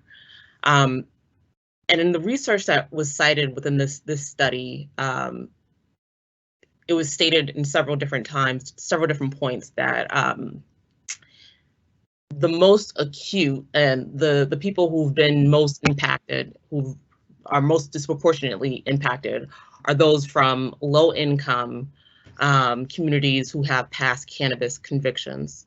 So what I was curious about was about the use and the decision around arrests. Why was there a focus on arrests as opposed to convictions? I know we have our DCGIS information here in the Commonwealth of Massachusetts, and the trial court has their own information. And then, so I guess the first is twofold. One is about the use of arrests as the data point, and then the decision to use it as two factors within that equation for the DI score. Sure. Thank you for that question. That's a great question, and something that we talked about at length in the planning phase of the study. And everything you said is so right. You know, and we're well aware that arrests are, as you were describing it, sort of a tip of the iceberg that can set a stage, but in no way represents, all of the impacts from conduct with the criminal justice system because of drugs. And you'll note that in the report, we recommend that incarceration information be added to a future report, a future analysis of these types of things. The truth is that when we first received this contract to do the study, we were operating on a very tight timeline, and it wasn't going to allow the procurement of the incarceration data as you were mentioning. Well, I want to clarify. I don't mean just incarceration. I mean conviction also, because conviction doesn't always mean there's many pieces, right? Trial court. There's many pieces of this, and so we would be very open to expansion or follow-up work. I think that actually this study can, set the stage for a lot of things to consider, the ways that this study that's driven by arrest data as the proxy measure of what was going on in the criminal justice system, while also fully recognizing that it does not represent everything. Perhaps this can actually open up lines of academic and other, policy relevant research to look at how incarceration data, and as you said, sentencing and other pieces of this. There's also parole. There's so many pieces, right? That pipeline is unfortunately long. And we were not on the timetable for this project able to incorporate that. So we've made our best effort to get this done in a way that would be relevant to the urgency of needing to begin to think about this. So you also had a second question, I hope, and I'm happy to talk more about that if you'd like to at any point or through a memo. There was a second question that you asked about the use of two indicators. Do you want me to tackle that one next? Yes, please. Okay. So the reason that we decided to use two different measures of arrests was because we wanted to understand that these have impacts in both relative and absolute terms, right? In a community where there are simply a large number of people arrested, that is salient. But it would be apples and oranges to say compare the number of arrests in a small town with the number of arrests in a larger city. And so by using the rate of arrests per population, we were able to capture what share of that town's or area, or if it was a census tract, residents are being arrested, and to address the fact that not every place in Massachusetts is of the same population size. But we also thought that it was important to acknowledge the fact that there are places that have more arrests, just full stop. Those are more people. So we included them both in our model with slightly different weighting towards that rate. I hope that helps. What I guess I might need a little more clarification on that, because my understanding was that there are 4 factors total. 2 factors were the arrest factors, and the 4 were equally weighted together. So they were a little unequally weighted, right? Okay. Because it was the rate of arrests that is actually takes double weight compared to each of the other factors. Okay. Thank you. Sure.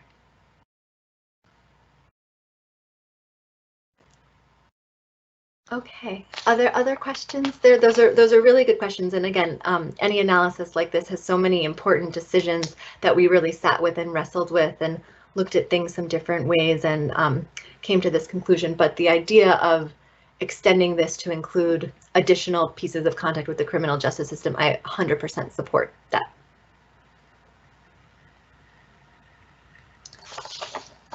Okay, so if there are no more questions on this, then I'm going to turn it over. Okay, sorry, next slide, one more slide for me. All right, so, oh, sorry, Commissioner Camargo, did you have a question? Well, I mean, I have tons of questions. Okay. But I'm trying to just pace myself and watch the presentation. You said you have one more slide. What will be next, just so that I can manage my questions? Oh, sure. Jen, I'm going to talk about how we constructed the rankings. So after talking through how we gave scores, I will talk about how we placed them in a ranking and assign some groupings next. And then Mark Melnick will talk about what we found when we did, when we completed this methods piece that I'm speaking about and have the results. No, that makes sense. So I'll hold off. Thank you. All right.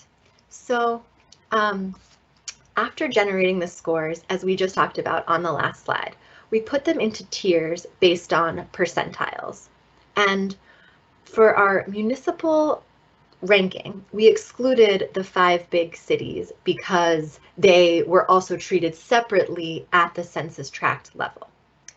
So we also made the decision to exclude from our ranking some other kinds of places. Those were places, as I had mentioned before, that we were concerned that the arrests and some of the other data that we had might not actually reflect residents. And so those were places that had a high concentration of college students, university students, or places that we knew to have a high seasonal population, right? Massachusetts has some beautiful places, vacation destinations, and we did not feel that that was equivalent to other communities that are not such kinds of destinations. So we defined having a high student population as places with there were more than 20% of the adult population was a student. And we defined places that had a high seasonal population as those that had more than 40% of their arrests all within one season and having 25% or more of the total housing units vacant for seasonal use. So those two factors together would get you on or get you pulled out of the data at the ranking stage. So we did those things out of concern that having high students may drive up the poverty numbers. And frankly, our perception is that college student poverty is different than persistent poverty of non-students, which we know is concentrated in certain communities. So that left, after those exclusions, 279 municipalities, which we put into tiers. And the top 10% of places, we decided to consider the top tier, tier 1, with the next 11 to 20% in tier 2. And then tiers 3 through 6 each have a share of 20%. So you'll notice that in our report, we focus a lot on tiers 1 and tier 2, because since this ranking is relevant, you can consider those top places as having borne more of the brunt of the disproportionate impacts based on the model that we developed. So I can take questions about this now, or we can turn it over to Mark to talk about the findings. Actually, Jen, I think Jennifer, or Dr. Whitehill. Thank you again. I know this has been a lot of work, but I guess I'll ask one of my questions here is, since becoming a commissioner, I've heard a lot of anecdotes around the challenges of the census tracts. I think that's one of the key things. I recently saw a story on Twitter. It was a Vice segment with a applicant, Gabe Salazar, and I guess, you know, his story is one that he could sit in his living room and look out the window, and, you know, he wasn't sitting in a disproportionately impacted area, but the street over was, right? So did your team consider alternative approaches for the big cities, like studying drug enforcement data by zip codes to capture full neighborhoods like we do for like smaller towns and smaller cities? Yeah, thank you. That's a great question, and something I tried to mention at the top of the presentation, which is that there are these units of analysis that are drawn for purposes of measuring people and having the necessary data. So we did, and Mark may want to add something after I speak a little bit to it, but at the outset of our study, we spoke at length with Dr. Johnson and her team and amongst our team of experts about the choice of census tracts. One of the key things that drove the decision to sort of stick with that, right, and not change from what had been done before, was that we needed to have measures for which all of those relevant indicators were available, where we have data on poverty at this level, where we had data on the arrests that could be easily allocated to that level. We know that neighborhood boundaries can be like more meaningful, and my heart goes out to an individual who, like, because of a line, right, is like part of a community, but the census tract line is driven. And I think this is somewhat an inherent limitation of any place you might draw lines, whether it be at a small level like a tract or whether it be drawn a little more broadly at a zip code. And I guess I would you know, invite the commission as policymakers to think about, you know, what policy steps might be appropriate if that is identified as a persistent concern. And, you know, I think there's a lot of validity to that. So, Mark, do you have anything you want to add, and then you can take it away? Absolutely, yeah, a couple of things. So first, thanks for the question. And, you know, obviously it's a natural concern anytime that you're drawing lines around where a benefit may be versus the other side of the line. So unfortunately, any line you draw would have that risk, whether it was a census tract, a neighborhood. You know, there's a smaller geography available in the census called a census block. But in all these scenarios, you run the risk that you could be on one side of the line and now you have the benefit on the other side of the line you wouldn't. One of the problems, of course, is that neighborhoods become tricky. They are socially constructed in a lot of ways. Before I was at the Donahue Institute, I worked at the Boston Redevelopment Authority, and, you know, ask residents of Boston what neighborhood they live in or where the boundaries of the different neighborhoods are, and there isn't universal agreement on those kinds of things. And neighborhoods create their own problems too. I mean, if we were to do something like this for Boston, and let's say, for example, Jamaica Plain were a neighborhood that we would say is a disproportionate impact. Well, we know quite well that the northern part of Jamaica Plain and the central part of Jamaica Fancy are very different places, right? And so, you know, neighborhoods, you run the risk of them being too big as well. So I think that the census tract provides us, from a methodological perspective, a certain level of ease of being able to pull these data in a consistent way and analyze them in a consistent way, a level of granularity that better captures the movement of place to place within a neighborhood and how neighborhoods in an urban environment can change quickly. What I would say, and just to pivot off of what Jen was pointing out before, you know, again, what we've created here is a list. And the policy is for the commission to decide. So making decisions about contiguous census tracts that are attached to DI tracts would be completely appropriate in some cases. So I think that those are the kinds of things that I would, if I were in your guys' chairs, I would wrestle with that, with those exact policy concerns in mind. Mark, do you want to be in our chair? My chair's not enough right now, but yeah, I mean. No, thank you. I mean, I have some, because then I can pivot into my part of the story. Yeah, no, please do. Please do. Okay, Matt, do you want to, if you could advance?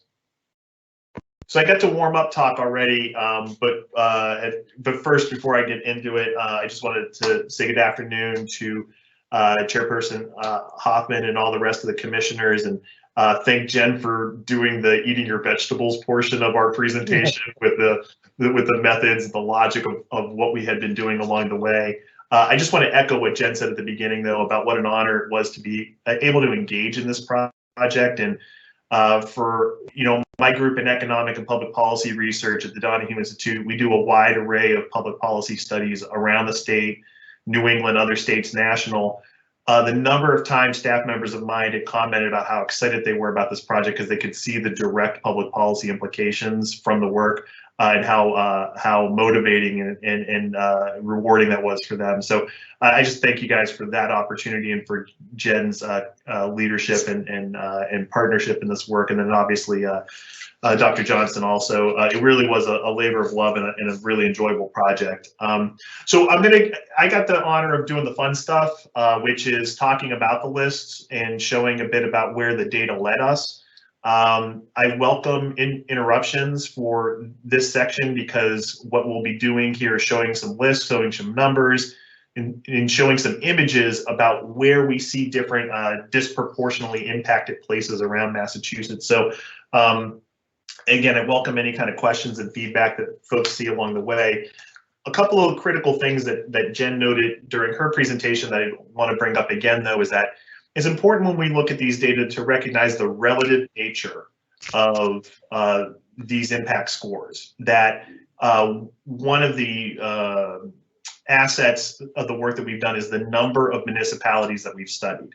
So by capturing 80% of the municipalities in Massachusetts, there's a lot of different kinds of places that have a score in it. And I think what's most important to recognize is that those towns and communities that are at the top of the rankings are the ones that we would estimate as having the most disproportionate impact. So there is a meaningful and quantitative and qualitative difference about being Holyoke or New Bedford on this list versus Agawam or Sturbridge. But what I wanted to show here first is our split of what we call Tier 1 and Tier 2. And as Jen noted during her part of the presentation, this would represent the top 20% of scores in the DI calculation, or 56 different communities. What I think is important to notice here is, one, just kind of and for folks who are familiar with Massachusetts, it's just the different tone and tenor of the kinds of communities that we're seeing here. In our Tier 1, we're seeing DI scores in the calculation that Jen built up for everyone, ranging between 78.67 to 99.52. The numbers maybe are relative, but highlighting again that range where we see in the Tier 2s, they're ranging really from 70 to 78. But what I wanted to draw attention to is the pure list of communities. We have 28 communities listed in our Tier 1, 19 of which are gateway cities. So and for us, as we built our score and we use science for how the score is constructed, but then with all good policy analysis, there's the width test. Like, does this make sense? And one of the critical things for us that made sense is that we all know, as public policy practitioners in the Commonwealth, the gateway cities in Massachusetts are places with economic, socioeconomic, economic, and other kinds of social challenges. So to produce a list and then seeing a high concentration of gateway cities, it makes intuitive sense to us. Within Tier 2, we have 3 gateway cities. That means we're missing 4 gateway cities out of our entire list. Worcester, Lowell, and Springfield, which were treated as individual cases where we do census tract analysis. And so they would have all been in Tier 1 if it weren't for the fact that we pulled them out to focus on the census tract. And Lawrence. And so Lawrence being not in this analysis because of the lack of arrest data. It would be important to note here that given the socioeconomic characteristics of Lawrence and the economic characteristics of Lawrence, we know that it has very similar characteristics to a place like a Holyoke, like a Bedford, New Bedford, like a Brockton. But for us, what is important to highlight here is the degree to which we have the consistency with the gateway cities. Go ahead, I think I had a question. Yeah, Mark, so I'm glad you mentioned Lawrence. It was one of my concerns and one of my questions. So I get it, and I understand that Lawrence wasn't reporting data for the last who knows, 15, 20 years. But what did your team do to think about, outreaching to Lawrence, or thinking about creative ways in this research project to Right. a town like Lawrence? Right. So unfortunately, in the RFP process, it was defined early on that Boston's data was going to need to be found its own way, that we were going to have to make connections with BPD to get the Boston data. The Lawrence discovery actually happened in process of analysis when it was like, oh, there's no Lawrence data. And so that is an unfortunate discovery in research. I would note, as Jen outlined at the beginning of our presentation, that there's a formula here. And so getting the arrest data for Lawrence would be something that could be plugged in and added to an analysis as something that could be an addendum to this project. I do highlight, though, that, again, this is a list. Sure. And the policy is something that you guys would obviously execute. So I think that is something that could be added to an analysis, but I also think that the fact that every gateway city appears in either tier 1 or tier 2, there's a certain logic, I think, that the commission can draw from that, knowing what the poverty statistics are for Lawrence, as well as the racial and ethnic makeup of the community. At what time did you guys realize that? Jen, do you have a better sense of that than me? Yeah, so as we talked through, we spent quite a bit of time talking through the methods, and all of the development of those methods was done while we were waiting for some of the data to come through. My memory strikes me that as we prepared our draft report that was circulated, that was when, as researchers, we sort of take this stance of not like looking for, we have a risk, right? If we try to make a list based on what we think should be on a list, then we're not being as objective as we could be. And so I will confess that we got the data that we knew we needed to retrieve from these data sources. And then we were working on the weighting of we decided on some components, we measured that, we looked at the list and had this moment of, oh no, Lawrence isn't on there. Oh no. Yeah, that's actually not what we said, but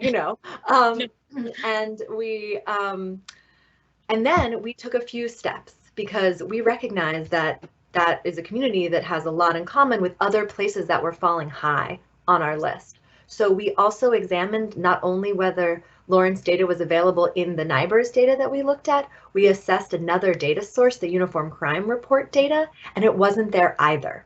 So that's very concerning to us. We are on the same page as you in terms of being concerned about this. I can report on when we found it and what steps we took when we realized that we did actually consider, can we incorporate another data source? If Lawrence is there, we're gonna do that. And again, try to treat all communities equally in the model. But so that's the story there. Yeah, no, I get it. No, I appreciate the transparency. I think that, like Boston, there was an extra outreach to Boston that was done, right? At the moment that y'all realized that, some of the Boston data was also missing. So I just think, the limitation to data or incomplete data makes it really difficult to make policy decisions. So it's unfortunate, and I'm looking forward to the rest of the conversation. And just to clarify one point in that too, it was known at the onset of the project that Boston's data would have to be found a different way. So what did make it a little bit different, but Matt, can you advance to the next slide? And then Commissioner Concepcion, you turned on your camera, so I suspect you had a question. I do. It's just a little bit of a follow-up. I was curious about, can you give us an idea of the time span that it took to compile this information, just so I can get a better understanding of what went into compiling the data? Sure. Jen, I think we want to talk about the Boston events. We all have to, I can take this one. So I remember, and again, this is pandemic, this entire project, I was looking back at my records, I'm pretty sure we submitted our proposal right before everything shut down. So that was March. And the initial timeline, if I'm correct, was to complete this study by the fall. So we were operating on a very quick spring to fall timeline. We received data, we barely even received the data by the time the analysis we would have liked to be all done and the project wrapped up. So the methods that we chose from the outset in terms of what we proposed to do were very much based on a certain time frame in mind. And that's my sense of things. The next months were spent, I guess I just want to, for those non-researchers who are here, to reiterate, taking data as we did that actually came attached to an individual person arrest with various pieces of information about that person, and adding things together, identifying, manipulating, merging two different data sources, the Boston and the other data, a huge amount of work from our team in order to do this, with many checks on just the accuracy of we have 3 rows of data here for arrest ABC, and now we need to count that all those arrests, where were they? Where was the address? Mapping it to a location, counting them up within tracts and areas. So there's quite a lot. I feel like if we're doing a good job, it sounds kind of simple. We're just talking about arrests in places, but I can't emphasize enough the extent to which there was a huge and lengthy process to get to that point of counting and looking at this different ways. So I think getting data alone took several months.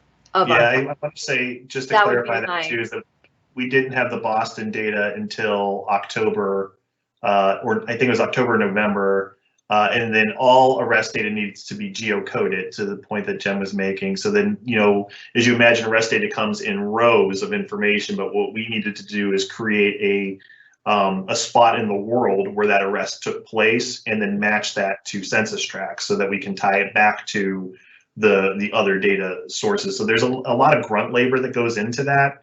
But that was the part so then once all the data were compiled in October, we created the initial method and list that would have been in January. And then obviously the finalization of the report which was in mid-February. I'll give you a little bit of insight into the way I'm thinking. I asked that because my initial question earlier was about the use of arrest data as compared to, or as opposed to, conviction data, and how that usually tells a little bit more. It's more indicative when you have the conviction data, because that has, you can usually tell a little more about the long-term effects or impacts on communities and families. So I am curious, because the arrest data, I believe Dr. Whitehill, as you said earlier, was used because this is something that could be assessed and analyzed within a shorter amount of time.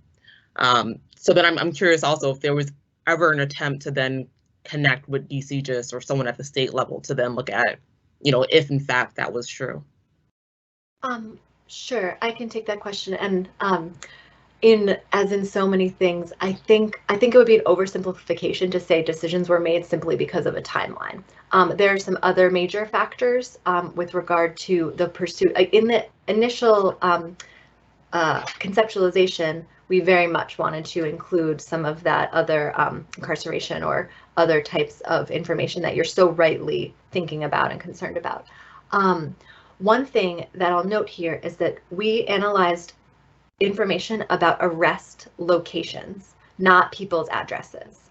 And so the process of research, when we would be potentially seeking to obtain information on the address of incarcerated individuals and other things like that, we know from our experiences, again, in a pandemic universe of needing to get institutional approvals and many things like that to seek such information. With our original timeline, that we knew that would not have been possible.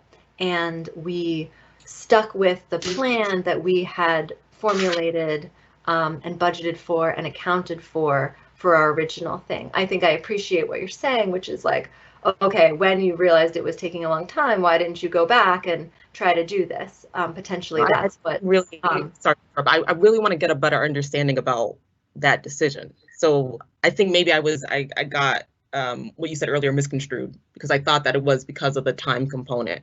So I just want to make sure I'm understanding this right.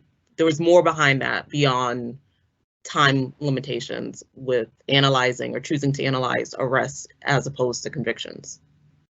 I think what I'm saying is time in a multifaceted way, right?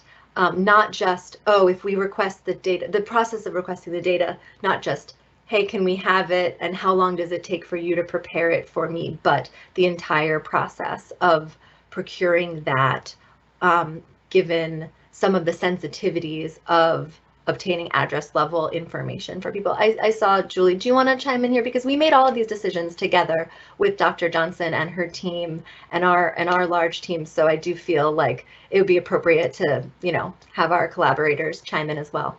I do, because I believe this is a question that actually predates the, you know, you even embarking on that study. And this is a great question, Commissioner. And something that we had really thought about. So then we wanted to, in talking about, and why I kind of preface this is like, this is a baseline study. We need a baseline, and so we want to make it as comprehensive as possible. So in the proposal, in the RFP or RFQ, whatever it is, we actually put in that NIBR's ability to access NIBR's and expertise in NIBR's was. We needed that was required, whereas secondary data sets that would involve further involvement in the criminal justice system would be potentially, you know, that would be great, but secondary. And then, you know, as research is conducted, this time span was very, very quick, and we know in the research world that there's only so much that you can do in that quick turnaround. And so we were thinking more a line of like, we need to create a baseline. We need to get as comprehensive as possible. And that starts with the arrest. And we know that NIBR's is 85% of Massachusetts municipalities. And then we add in the Boston Police Department as we needed to, because that was included in the Getman study. So I think these questions actually predate both doctors Whitehill and Melnick. And that was a decision that we internally made at the commission. And we hope, and something I was thinking about in my introduction is like, this is a start.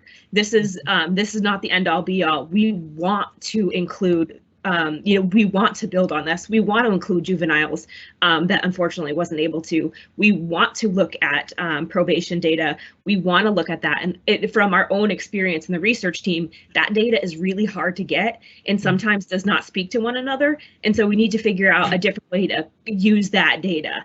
So that is unfortunately outside the scope of this study, but definitely something that we need to be thinking about moving forward.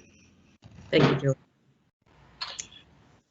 So why don't I hop ahead, unless there are other questions on that, and there's going to be plenty around methods and outcome. But on the next slide, and I've already teased this a little bit, but was talking about the qualitative and quantitative differences between the different communities and tiers. This graphic here, table here, shows the median scores for each of the tiers across the different data points that we had focused on. Average drug arrests, average annual drug arrest per 10,000 adults, the poverty rate, and the share of the population that is Black or Latino. What I want to really draw folks' attention to here, though, is just, again, the relative nature of the differences between the communities in the different tiers. When we think of Tier 1, and you've already seen a list of Tier 1, we're talking about communities like Holyoke, New Bedford, Brockton. Tier 2 has communities like Methuen or Plymouth. Tier 3, Milford, Dudley, and Maynard. Tier 4, Holliston, Acton, and Swampscott. Tier 5, Sudbury, Wayland, Gill.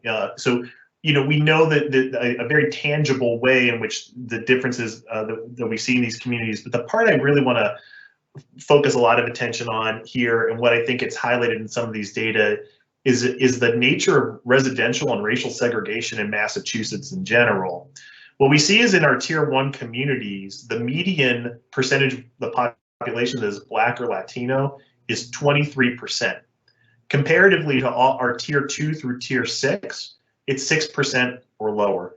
Similarly, when we look at our census tracts, 85% in tier 1 are Black or Latino tracts, going down to 12% when we look at tier 6. This gets back to the gateway city thing I was mentioning earlier. 50% of people of color in Massachusetts, 50% live in a gateway city or Boston. So when you produce a list like this, with the different tiers and the wide array of communities in Massachusetts, what we know is that there is a significant residential and racial segregation that continues in Massachusetts, even as racial diversity has increased in the state dramatically over the last 20 years. The growth of immigrant communities has been substantial.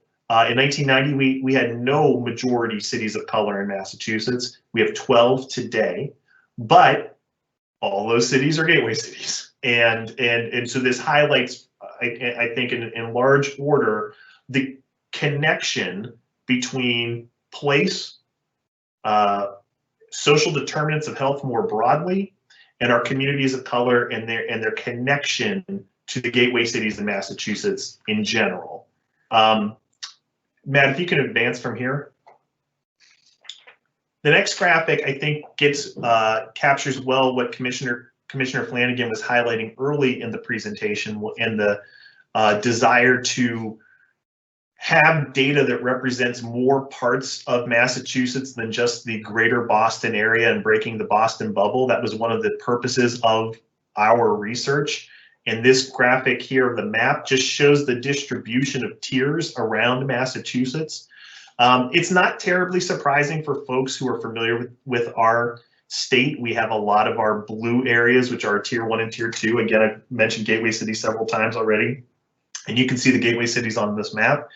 We can recognize those more affluent suburban communities that you'd anticipate to be on the lower tiers, and being in our more yellow districts. And then beyond that, there are a few other places where we had exclusions. The 5 largest cities where the student populations were flagged, and some of the high seasonality communities. Matt, go ahead and advance.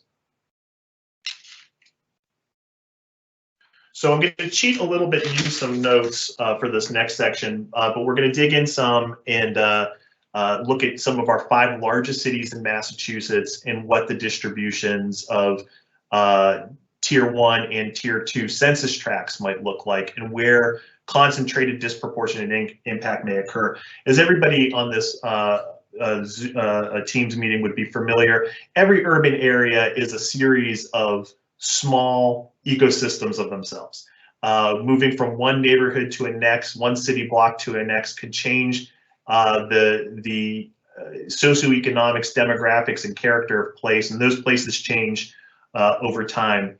This first one looks at the census tracts in Boston, and not surprisingly, our tier 1 and tier 2 census tracts run right down the spine of the city, mainly through Roxbury, Dorchester, parts of Mattapan, and including some elements of the South End and above.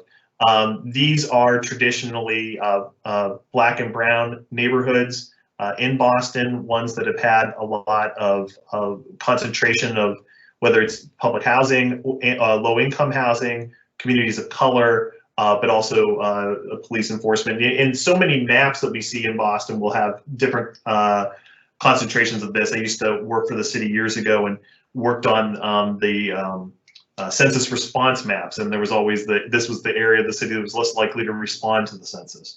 So it was not surprising to see this end up being the blue on our map, and also draw attention to some of the census tracts that were excluded because of student populations in Alston, the Fenway, Longwood, and again, folks who are familiar with Boston kind of know where those places are. But this is how the concentration worked in Boston. Matt, if you can go ahead and advance to the next one. Okay, now next looking at Cambridge. Cambridge, not surprisingly, doesn't really have any blue at all. Cambridge is a more affluent city than Boston, generally speaking, and since poverty and it was such a critical part of our calculation, more affluence or less affluence would have an impact on what we were seeing for tier 1s and tier 2. The most impacted part of Cambridge is this part of East Cambridge near the community or the neighborhood of the Port. The Port neighborhood, which is the green that we see here, is a lower income part of Cambridge with elevated poverty, and it's actually more diverse than most parts of Cambridge. Cambridge as a city itself is only 20% Black, but this neighborhood that we have identified here is about 40% Black. Matt, we can advance to the next. And again, if anyone has or near and dear to some of these communities, and Commissioner Stebbins, when I get to Springfield, I'm expecting something from you. But obviously, feel free to chime in. But looking at Lowell here, the most disproportionate impacted areas. I'm sorry, my screen changed. Are you guys still seeing Lowell? Yes. Okay. All right, something funky happened with mine because it's jumped back to the table, but I can keep talking about Lowell. For Lowell, the northern part is lower Centralville, which is a white working class and Latino community, but we also see back central, which is a concentration of Portuguese and Brazilian immigrants. Lower Highland in the Acre, which includes Southeastern Asians and Hispanic folks, and that's the Little Cambodia section of Lowell. And the downtown area, which is near the university and has a lot of upper income and lower income residents, as well as a local housing authority. Matt, go ahead and advance, although I'm not seeing the same stuff you guys are seeing. Wow. Okay, yeah, my screen is all pixelated and weird. This is Springfield. The most highly impacted areas of Springfield are more to the western part of Springfield near the river, and to the downtown part of Springfield, which includes parts of Southeast, Metro Center, Memorial Square, Old Hill, and Six Corners. This is a traditional downtown area with lots of activity, a train station, a bus station. But the neighborhoods here have really high concentrations, people of color and poverty rates. And I see Bruce popping onto the screen, Commissioner Stebbins popping on the screen now. I don't know if you want to weigh in on any of this, Commissioner. Well, you invited me, so I can't resist. And Mark, nice to see you again, and great to have a chance to be working with you again. I think what the data that you're showing from Springfield is, you lived in Springfield, it's pretty consistent. What's interesting, and you talk about it other places in your report where you're talking about maybe some elevated numbers due to major transit routes. And how do you segment out that data? I mean, part of that dark blue through Springfield runs along is Interstate 91. There was always for years a lot of drug traffic that went up and down 91. How do you segment out arrests of, in that case, residents versus somebody who is coming into the community to potentially make a purchase and got picked up at that time? Right. I mean, that's naturally a problem throughout this, and it's a challenge in this research of treating our primary unit of analysis as place, when the reality is we're talking about impacts related to people. But Jen, can you speak to that a little bit more? Sure, I can speak to that a bit, and I'm also happy to follow up as well afterwards if there are more questions. As I was alluding to before, we undertook so many different steps and pieces of this analysis, but in broad terms, we looked to identify places that had a sorry, I'll step this back and try to say it as clearly as I can. We had addresses for arrests, right? And so we were able to look at those points. Our analysts, I didn't personally do it, but our analyst team, look at those places on a map and make an assessment of whether the arrests from one particular place were representing an extremely high share of all of the arrests within that geographic unit. And so that was our approach to identifying a place that might be an outlier, such as the Xfinity Center in Mansfield. We also knew that certain places like the police stations themselves can be a place where you obviously have a lot of arrests made. And so some exclusions were made for those kinds of things. So that's in broad terms how we dealt with it. And I'm happy to follow up on details of any particular places separately. Yeah, I'd like to do that. And again, referencing some of the communities you highlight in the report that might have had a spike and found themselves moved into a higher tier. It'd just be interesting to kind of go back and look at how you dealt with that information. Great, thanks. Matt, you can pop ahead. And then the last one is the Worcester, and my maps are looking good again now. But in the blue area of Worcester, which is firmly in the middle of the city, but Union Station through downtown to the Clark neighborhood of Main South. And this is one of the poorest corridors of the city, with a lot of renters, folks with limited English skills, high rates of poverty. And there's a large Main South Community Development Corporation that's based around here, and some public housing and formerly industrial areas as well. So, each of the analyses as they related to these urban areas were intended to demonstrate the fact that cities have different characteristics within them. So we felt really good about what we were able to produce here and looking at that census tract level analysis. To your point earlier today, Commissioner Camargo, there's obviously going to be challenges here about one census tract to the next, right? But we provide data on every census tract in these communities, so that could be looked at further. And Matt, if you would advance the last one. Mark, repeat that last comment you said. You said that you guys looked at every census tract in these neighborhoods. What was that? Every census tract in these 5 cities. So every census tract in these 5 cities. Okay. So it would be possible to explore, as I mentioned before, the contiguous question, right? If you have you have a tier 1 next to a tier 2, or a tier 2 next to a tier 3, right? You can, those are things that can be explored in more detail, especially on those. Again, there will always be this challenge of you're on one side of the line or you're not, right? And so that's just reality. But at least you can think rationally through, so what is that line? Because in reality, it's not a hard line in real life. You guys just have to make one. So then, lastly, just for future consideration.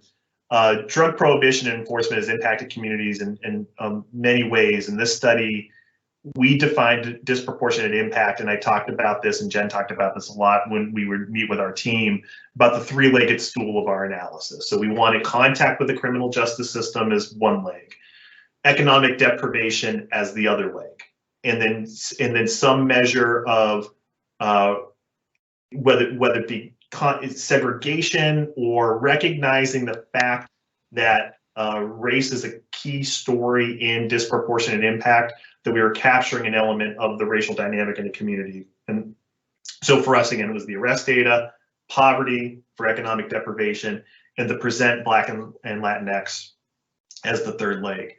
As we note, though, at the top, these DI scores are relative. Areas in tier 1 are more impacted than those in lower tiers, and you may wish to consider applying different strategies to improve social inequities through the different tiers.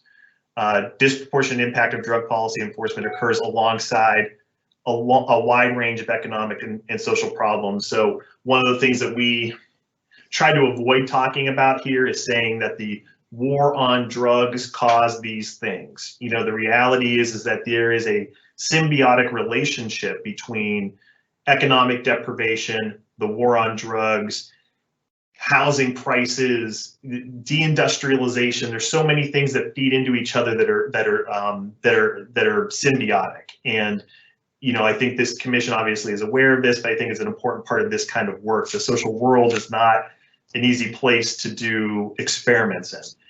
So knowing that all these complex things interact with one another. And as Dr. Johnson mentioned earlier, and Dr. Whitehill as well, there are limitations to this work. I think we brought you to the water's edge of important considerations for how to think about disproportionate impact at communities in Massachusetts, but there are other ways to think about this. Commissioner Concepcion raised a lot of good points earlier about other ways of thinking about criminal justice contact.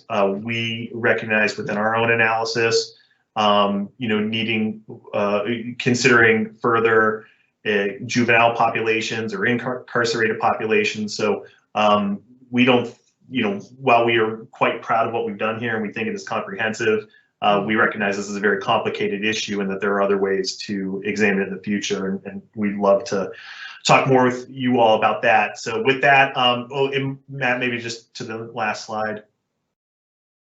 And then Jen mentioned earlier about the team. I can't say enough about the folks who worked on this with Jen and myself. We had a full team of folks from my team in economic and public policy research at the Donahue Institute, Jen and some of her colleagues in public over at the School of Public Health. We also brought in April Padovan from UMass Lowell from criminal justice, Renee Johnson from Johns Hopkins, and obviously, and we mentioned earlier, Julie and Samantha from your guys' team were instrumental in the thinking on this. So it really was a wonderful team effort across folks.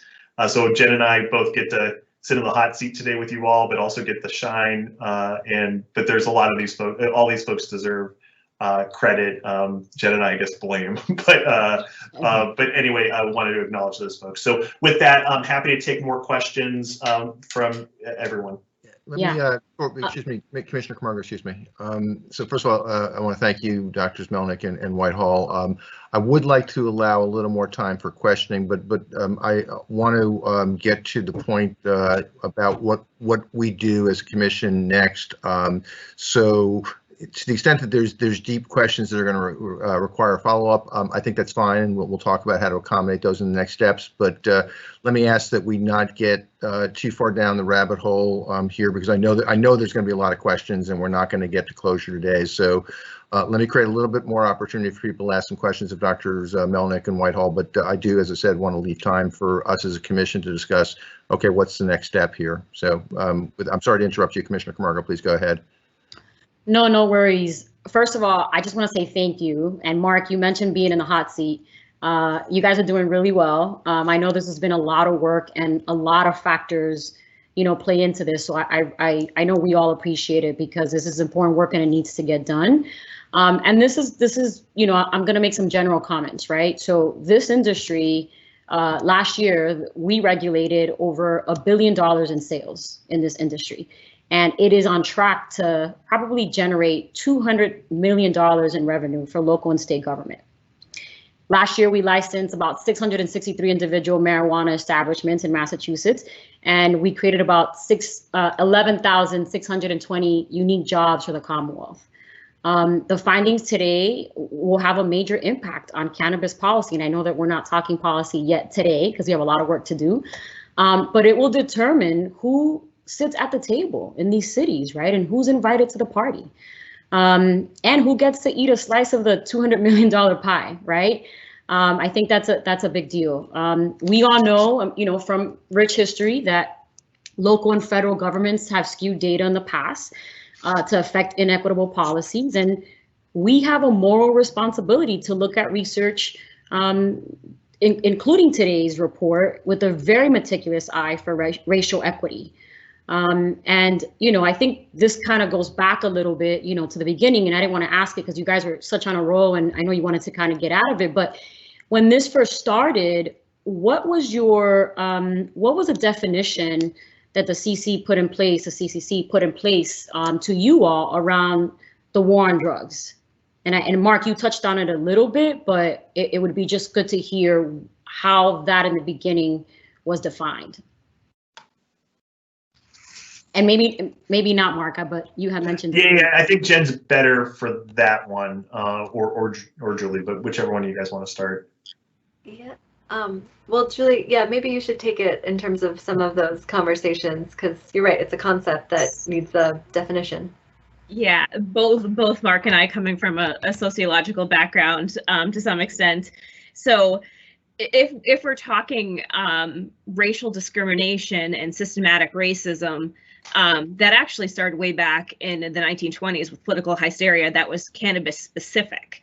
The war on drugs started in the 1970s with the Nixon administration, and then it curtailed into the Reagan administration with the law and order policies, with basically systematically and fundamentally changed multiple systems.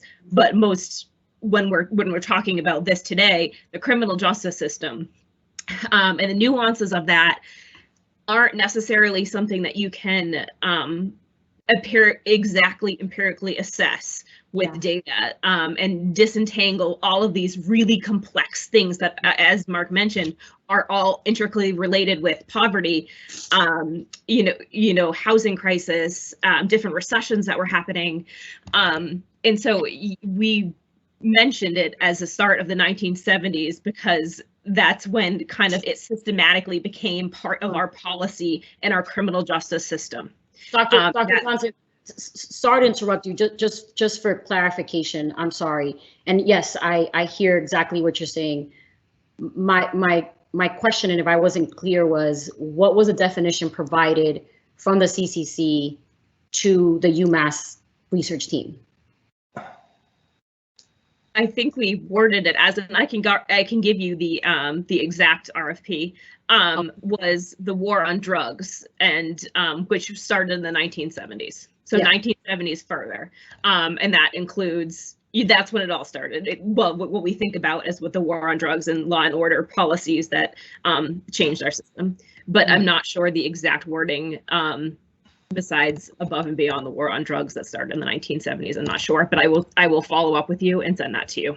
Absolutely. Thank you.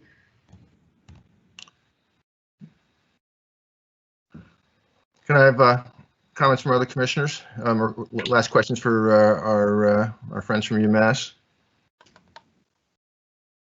Commissioner Stebbins?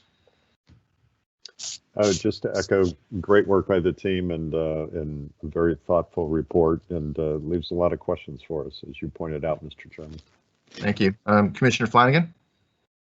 I just would like to thank Dr. Melnick and Dr. Whitehill. I can't thank you enough. I know it's been a long road since we started with the RFP, and certainly, I've said this over the past couple of years is, when it comes to equity, when it comes to disproportionately impacted areas, it's never going to be enough. Like, we can never do enough to have an umbrella over every single person that we're trying to get to. And I think that, this report is certainly a great expansion from where we started. Like Dr. Johnson said, we started with the basic and we had to expand from there. Fortunately for us, our research team is second to none, and Dr. Johnson and her team have put out a number of reports on a number of issues. Would I personally love to see the juvenile population included in this? Absolutely. I think it's important that we always add the juvenile population because they grow up to be adults, and if they're in the system, they have a greater percentage of still being in the system. I think for me, this gets us to a place where we have to start to think of some of what Commissioner Camargo said is who's going to be part of this. I don't necessarily see it as someone being at the table or someone getting a piece of the pie, but who gets to be a part of this? How do people who reside in the DIAs get to be a part of this industry? Again, we're about to be 4 years old. We're still we're still growing. We don't have the benefit of support from the federal government like other industries do. We're sort of an island on our own, and we need to figure this out for ourselves. So I appreciate the work that's gone into this and the policy discussions that will ensue because of this. And I think that not only is it the major question of, well, what's our DIA list going to look like? Because quite frankly, I still think the 27, 28 is too few. That boxes out more people than it includes. But I think we also take a look at what does that mean for the programs we have in place? What does that mean for the benefits that people who reside in those areas are going to be able to obtain through this commission? So I really appreciate all of the work that you've done. I know how difficult it has been on top of the pandemic, and I really just appreciate what you've done for us. Thank you, Commissioner Flanagan. Commissioner Concepcion, do you have any comments you'd like to make? I just wanted to again, sort of echo some of my fellow commissioners and thanking the team here. Julie, thank you so much. I know that you fielded a lot of my questions throughout the week, and I appreciate the time that you put into this and just being so informed and willing to really just walk me through a lot of this. But otherwise, I can tell that there was a lot of thought put into this, and I appreciate it. Thank you, guys. I'd like to keep this conversation. Yes, go ahead. I'm sorry to interrupt. I think you're going to go into next steps, but I wanted to just follow up. I don't know if Mark and Jen are coming off now, but are we going to send? I still have questions. Yeah, I don't want to. I understand you have questions, and we'll make sure there's follow up on those questions. But I'd like to end the Q&A part of this conversation right now, so we can talk about next steps. And next steps includes following up on Q&A or questions that you haven't answered. Okay. Perfect. Thank you.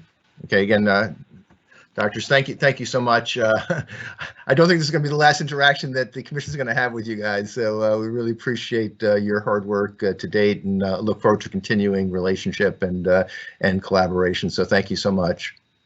Thank all of you, and thanks for all the thoughtful questions today. Yeah, these are great questions, and we're very happy to see this through to the final stage of making sure that everyone is comfortable and understands choices, and then you can think about those next steps. So thank you so much for the opportunity.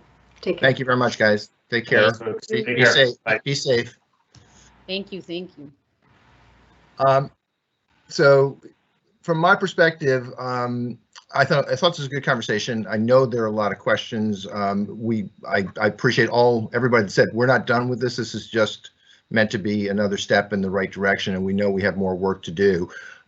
What is important to me is we figure out whether we're ready to have a policy conversation based upon these data, knowing that more work needs to be done and will be done. Or if we're not ready to have the policy conversation, we need to have a policy conversation to agree what we're going to do with respect to expanding the universe of disproportionately impacted areas and making sure we're giving the right people that we're trying to help, giving them the opportunity. So we need to have a policy conversation. There's certainly time to ask follow-up questions, but my question to you is, are you already once you have had a chance to ask further questions of the research team, are you ready to have a policy conversation on this topic in April? Or if not, and I really would like you to be explicit, if not, what else needs to happen in your opinion to get ready to have a policy conversation? We've got to get there. I'm not trying to say there's a drop dead deadline here, but I do want to have a policy conversation on this. And so I'm very anxious to understand if people are ready, and if they're not ready, what needs to happen to get to that point where they are ready to have that policy conversation. And please let me call on people rather than, so Commissioner Flanagan, I saw you raise your hand first. Could you go ahead? Mr. Chairman, if I may, well, first of all, I'm surprised you don't want to drop the deadline, because you're always in favor of deadlines. I know, but I was that in and of itself when I asked for a deadline. Here. It's usually me saying, don't give us a drop dead deadline. That's exactly right. Role reversal is really weird. If I might. You want to take a break to have a cigarette, Commissioner Flanagan? No, you don't need your addiction break. If I might propose, and if Sean is still available, propose that we hold off on conversations until April, which at that point will give the executive director time to consult with staff to determine every particular way in which a DIA list would be affected. I think for the benefit of the new commissioners, there's a multitude of things that living in a DIA gives you. And I mentioned some of them earlier today, but I don't think it's as simple as us saying, okay, we're going to expand the DIA list. What project, what programs, what incentives, what benefits come with that? And so I think if we can give Sean time with the staff to determine that with everything in our regulations and all of our policies, it might be helpful to the commissioners. Okay, thank you, Commissioner Flanagan. Before we debate the merit of doing that, let me just ask the Exec Director, is that doable? Is the request, whether we decide to ask you to do this or not, is the request that Commissioner Flanagan that you just articulated, is that something that is doable from a staff and bandwidth standpoint, Mr. Executive Director? Sure. Thank you, Mr. Chairman. I believe that it is. I think as I listened to the conversation today as well, it's very clear to me that there are a number of outstanding questions still that I think we need to run down and need to understand in a complete way. So I think proposing and identifying some next steps is going to be critical here of where does the research go next. And I also want to commend Dr. Johnson and the folks from UMass on kicking off an important conversation. But again, based on the discussion today, it's clear it's not over. And this is a milestone, not a punctuation. I do think there are some definite practical implications to a policy change that I think to the Commission's benefit, you want to understand in a complete way as well. A few come to mind, especially around eligibility for certain benefits, eligibility for programming, as well as the impact on these both new municipalities that may be included as disproportionately impacted, as well as some communities that may be coming off of a list, and wanting to understand the practical implications for them in the cities and towns that our licensees are currently both located and operating, as well as proposed to locate and operate. So it will be a lot of work. I want to be honest about that, but it's also necessary work. So. Okay. Thank you, Mr. Executive Director. So before, again, I want to hear from each of the commissioners before we kind of decide on next steps, but certainly we'll consider the proposal that you just made, Commissioner Flanagan, in the context of all the other suggestions. So go ahead, Commissioner Camargo. Oh, sure. Thank you. Yeah, I think, Sean, I guess I was just wondering, and I know there's so much on the plates of staff, but I think I was wondering the same thing. You know, is there an internal group that would like to look at this and think about what the next steps are? Yeah, so I think we're on the same page. I'm just really curious about a little bit more information in terms of lack of data or the limitation of the data.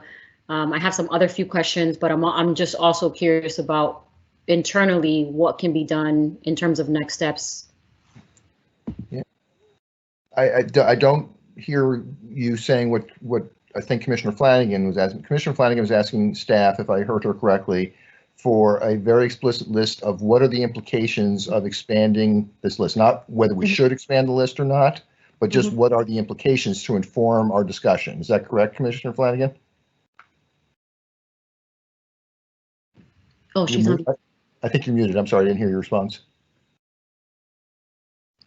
Sorry, I was muted. Right, as Sean said, I mean, there are certain benefits, if you will, to living in a disproportionately impacted area that we have in a multitude of programs here at the Commission. So I would want Sean to work with the staff in the respective departments to come up with that list and tell us what, if we make the change, which personally I hope we do, what that means and what that also means for the communities that have come off the list. Because we have licenses in the queue, we have applications in the queue, we have things that are just moving along. So if Sean can take the temperature from the staff of what exactly will change, I think that's going to help us have a policy discussion. I think I heard you correct. So that kind of informs the policy discussion that we need to have at some point. Commissioner Camargo? Yeah, no, I'm sorry for my miscommunication earlier. I think I was saying the same thing in terms of what Commissioner Flanagan was talking about, but also I think in addition, you know, I would want to better understand if this reflects or is reflective of the lenses of racial equity. Keep going. I hear your words. I'm not sure what the implications are. So please help me understand a little better what you're suggesting. Yeah, no, I think it's just I don't know what the what the operational piece will look like. So I would have to think it through, but I would be very interested in learning more about, you know, the lens that was used in terms of racial equity for this whole process. So I think, again, more to come. We're not done today. I'm still, again, please, I apologize for being dense here. I don't know what you're asking to do or suggesting that we do, and I'm open-minded. I'm not ruling out anything. I'm just trying to understand. And while Commissioner Flanagan was right to point out that, you know, her and my roles have flipped a little bit here, because I'm usually the one pushing for very strict deadlines, and I'm not here. What I am, though, is trying to get to as explicit as possible a list of exactly what we're going to do next. And so I just need your help in unpacking what you just said, if you wouldn't mind. I mean, if we get into it, I mean, I'd be curious if someone else can look into, you know, is there someone else that will give us a second eye on the report, right? So if you want me to kind of break it down and no, that's the level of specificity that I was hoping for. So you're suggesting that a possible option is to have a third party take a look at this report and comment on whether it was developed fairly from a racial and a equity standpoint. Is that an accurate restatement of what you just said? Exactly. So I mean, that's why I didn't know if you wanted to get into it completely. No, I want to get into some very explicit next steps. Yeah. So I'm asking, and that's why I said Sean. I guess I didn't say staff, but I guess I'm asking, you know, is there staff that can review this to give some clarification or a little bit more understanding on the report, and does it meet our equity standards for the commission? I mean, I know that right now we're also working on a job, right, that we're trying to fill for a equity director that's going to look at equity throughout the commission as well. So I think that's where my train of thought is in terms of looking at this with a equity lens, and is there someone else that can look at that in the process while we decide what you know, what the end goal looks like. Commissioner Stebbins?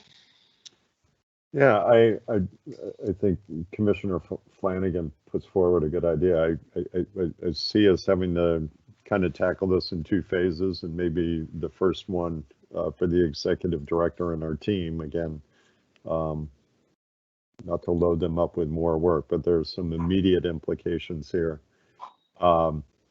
And I think they've talked about a little bit. You know, I was a community on the list, now I'm off the list. I'm a community that's now on our list. What does that mean?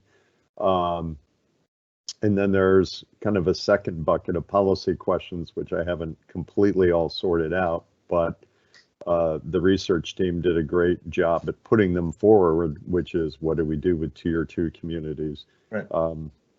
What is the status of the city of Lawrence with respect to this list? So I like the idea of getting to the questions that we know are right in front of us immediately, and those are, you know, the new list, what that means, you know, benefits, et cetera, you know, an approach or a conversation to have with communities. And, you know, I still need some time to kind of formulate what the questions are in the second kind of and policy questions.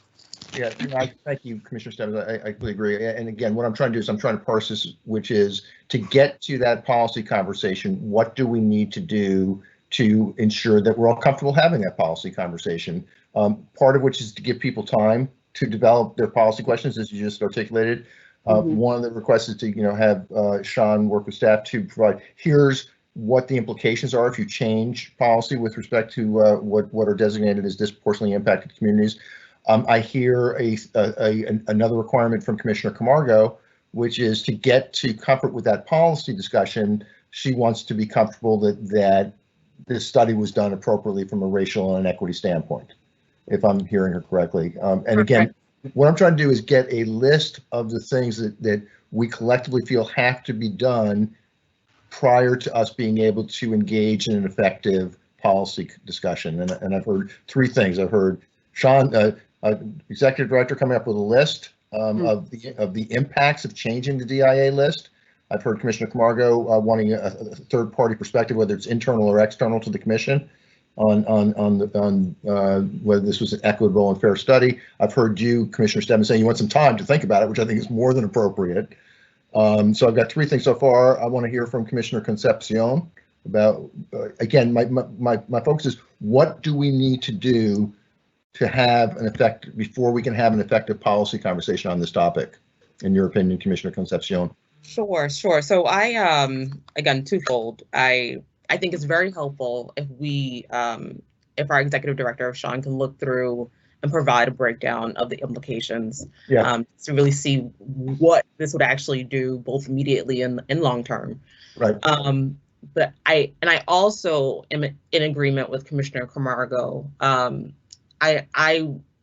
I know I need a little bit more time, and I want to make sure that this report is really an accurate representation about disproportionately impacted areas. Right. I think there was a question that was posed today, and I think this did actually come from Commissioner Camargo as well, about the lens that was used. If, what exactly, how is the war on drugs defined? Because that's something that's referenced within the first page of this report here.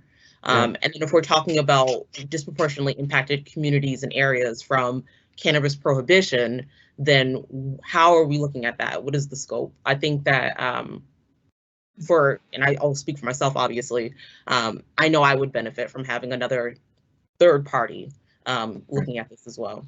So thank you for that. Excuse me one second, Commissioner Camargo. Can you give me an idea or suggestions about how we go about that? I think Commissioner Camargo suggested that maybe we have some internal resources that could provide perspective that you're asking for. We'll ask Sean about that in a second. Are there other options to address the concerns that I think both you and Commissioner Camargo are raising the same concern, if I hear it correctly? And so what options do we have to address those concerns in your opinion? Well, I think the first and foremost, the fact that this study is now, it's publicized. So, Yes. It's public. We weren't able to have any conversations about this because it wasn't available to people who, are a part of the public now. I think it might be to our benefit to think about some organizations or some people that might be able to weigh in who have specialized in some of this work. I can definitely look into it and provide sort of a drafted list of some people who can probably give some input, who've given input in the past on some different things at the State House and through the legislature as well. But I think that takes a little bit of maybe a week or two for me to kind of compile. Yeah, I'm not trying to put you on the spot for an immediate answer. I was just hoping for a little brainstorm. That is what I had in mind. Thank you for that, Commissioner Concepcion. Commissioner Camargo? Yeah. Yeah. Commissioner Camargo, you have the floor, and then Commissioner Flanagan. Yeah, thank you. No, I think just to make it brief, I'm curious, our executive director, Sean Collins, I'm curious about your thoughts in terms of what Commissioner Flanagan had posted in the beginning or put out in the beginning with some of what I've said and Commissioner Concepcion has said. And of course, Commissioner Stebbins, because I feel like you know what you have internally in terms of staff projects. Is this something that there is a team within the commission that can look at this? I feel like it seems like it's been a collaborative effort with Dr. Johnson and other folks. So I'm curious, Sean, really to your thoughts. And then operationally, in terms of third party, I have different thoughts around that I'll save for now. Mr. Chairman, before Yes. Sean answers, can I ask one question? Yes, please go ahead, Commissioner Flanagan. When Commissioner Camargo and Commissioner Concepcion talks about third-party analysis, are they looking at the third-party analysis for the commission or for themselves? Like, are you guys looking to have third parties give you feedback, or the entire commission? Entire commission. I mean, they can give it to us, but I think it'll be valuable to the whole commission. I think that when we talk about racial equity, I think this is all of our responsibility. And even if the question's on the table, I think you all would want to know too. Yeah, I'm going to just make this a little bit personal, if I could. In September of 2017, when I got appointed to this job, I read the law. And the law said that we had to ensure, and I'm paraphrasing, I'm not getting this perfect, but we had to ensure that those communities that were disproportionately impacted by marijuana prohibition were full participants in the industry. I mean, I think that's pretty close to the exact language, if I'm correct. And from my perspective, I kind of chuckled at first. I know this is an incredibly important topic, so I don't mean to make light of it, but I kind of chuckled that we got this incredibly explicit mandate from the legislature with no definition. No definition of what disproportionate impacted communities were, no definition of what full participation in the industry was. They said, go do it. And so I approached this less from a, issue of racism, which I know exists, of mass incarceration, which I know exists.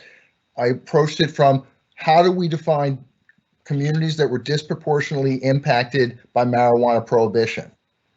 And I think that the first cut at that by Dr. Getman was necessary. It was done quickly because it was necessary to do it quickly. It was not, methodologically as rigorous as I would like it to be, but it was a first step.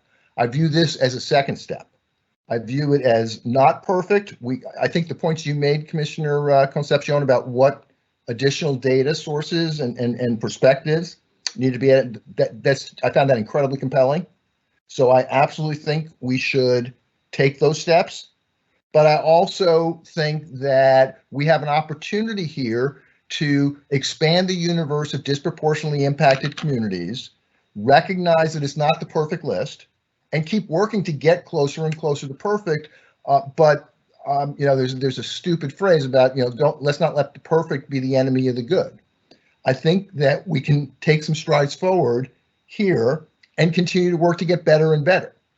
That's just my perspective, but I want to get to a policy conversation when we can have it where people are comfortable that the input and data sources that are going to be used in that policy conversation are acceptable. And if they're not, there's no point in having a policy conversation. But to me, it's very much about, we have a legislative mandate. I'm trying to figure out how do we accomplish that mandate. And the mandate is ensure that those communities are disproportionately impacted by marijuana prohibition are full participants in this new industry. So that's what I'm trying to. Yes. Yeah. No, Chairman, I hear you. I hear you. The folks that have been on this commission the last 3.5, 4 years, oh my God. I mean, mad respect to folks, right? You guys have built this commission.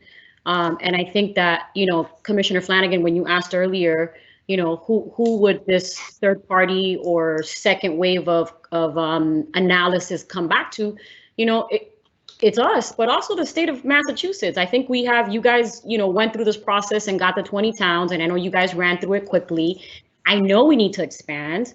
I know we need to break the Boston bubble. Commissioner Flanagan, I'm there with you. We got to think about Western Mass and, all the Central Mass and all the other places. Definitely, we have to do that. And it will allow for more communities to be part of the process. Absolutely. But we have a little bit of time. So I think that, we can continue to have conversation here. I think that I would like to hear from Sean in terms of his point. And then for me, I think, there's again, more to come. But Chairman, I completely understand where you're coming from.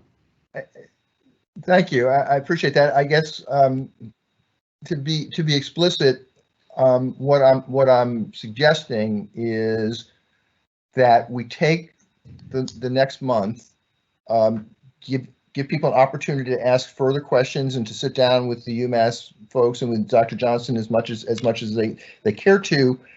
Recognize that we do not have a perfect study at that point in time, but it does provide us additional information to make some additional policy decisions while simultaneously we figure out how to take the next step in terms of adding the dimensions to this study that I think that several of you are suggesting that I think are really important. And so to me, it's not either or. Why can't we take this study, understand from Sean the implications of changing our list of disproportionately impacted areas, do that while we take the next step to get this study to take it to the next level and incorporate the kind of perspectives and data that you guys have been suggesting today.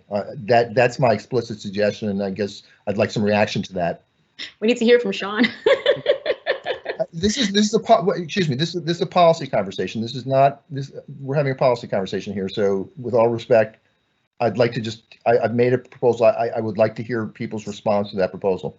Well, I think I do want to hear Sean's response to the question earlier, just about whether or not there's capacity within the team. To do what, Commissioner Concepcion? We were talking about looking at this study a little bit more. I think that's the question that was posed by Commissioner Camargo. Okay. I try to keep you off the hook here, Sean, but I was unsuccessful. Go ahead. That's quite all right. I'm happy to share some perspective here. I think, so I've jotted some notes throughout the conversation that I will touch upon here. So as far as bringing this back to a group, we currently have, and I think we have had the benefit of some internal working groups throughout the agency that are specific to diversity, equity, and inclusion. We've asked our staff to volunteer for these groups. And we've parsed it out to what is external and what is internal. So as I mentioned earlier, I think in the job posting context, we have obligations as an employer, but we have plenty of staff that actually came to work with us. It has been a great recruiting tool based on our mission. And so they might be sprinkled throughout the agency. It could be licensing, it could be research, it could be HR, it could be technology, it could be anywhere. I think this is a report we can put to that external facing group, the DEI working group, and ask them for their take and what they think about it. I think that can be done with relative ease as well. I don't think that's a heavy lift. These are staff that are working full time. They have other jobs, they have actual jobs, and they've agreed to volunteer to do some of this work for us and with us and contribute there. So I think that's one step we can take. I also want to acknowledge and give credit to Dr. Johnson here. One of her goals this year was to actually establish outside of the agency an external review committee, board, etc., that she could leverage and really leverage external expertise. We haven't really talked much about what the makeup of that would be, but I think this actually fits with what she was suggesting and trying to build out and thinking of, because part of it is the research team right now is comprised of 3 people. As she's imagining and building out and scoping out various research projects, this included, but also everything else that we conduct, I know that she's already advocated and suggested she could stand to benefit from having that external perspective, even if it's someone to bounce ideas off of or review reports prior to publication. So I would also look to her to think about what an external review could entail and look like. The last piece I'll mention too is we just talked today about the advisory board. We have a research subcommittee.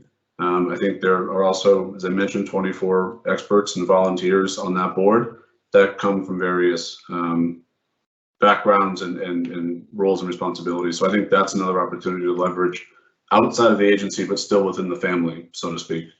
So I think that's to answer the question on the external and internal, what possibilities exist.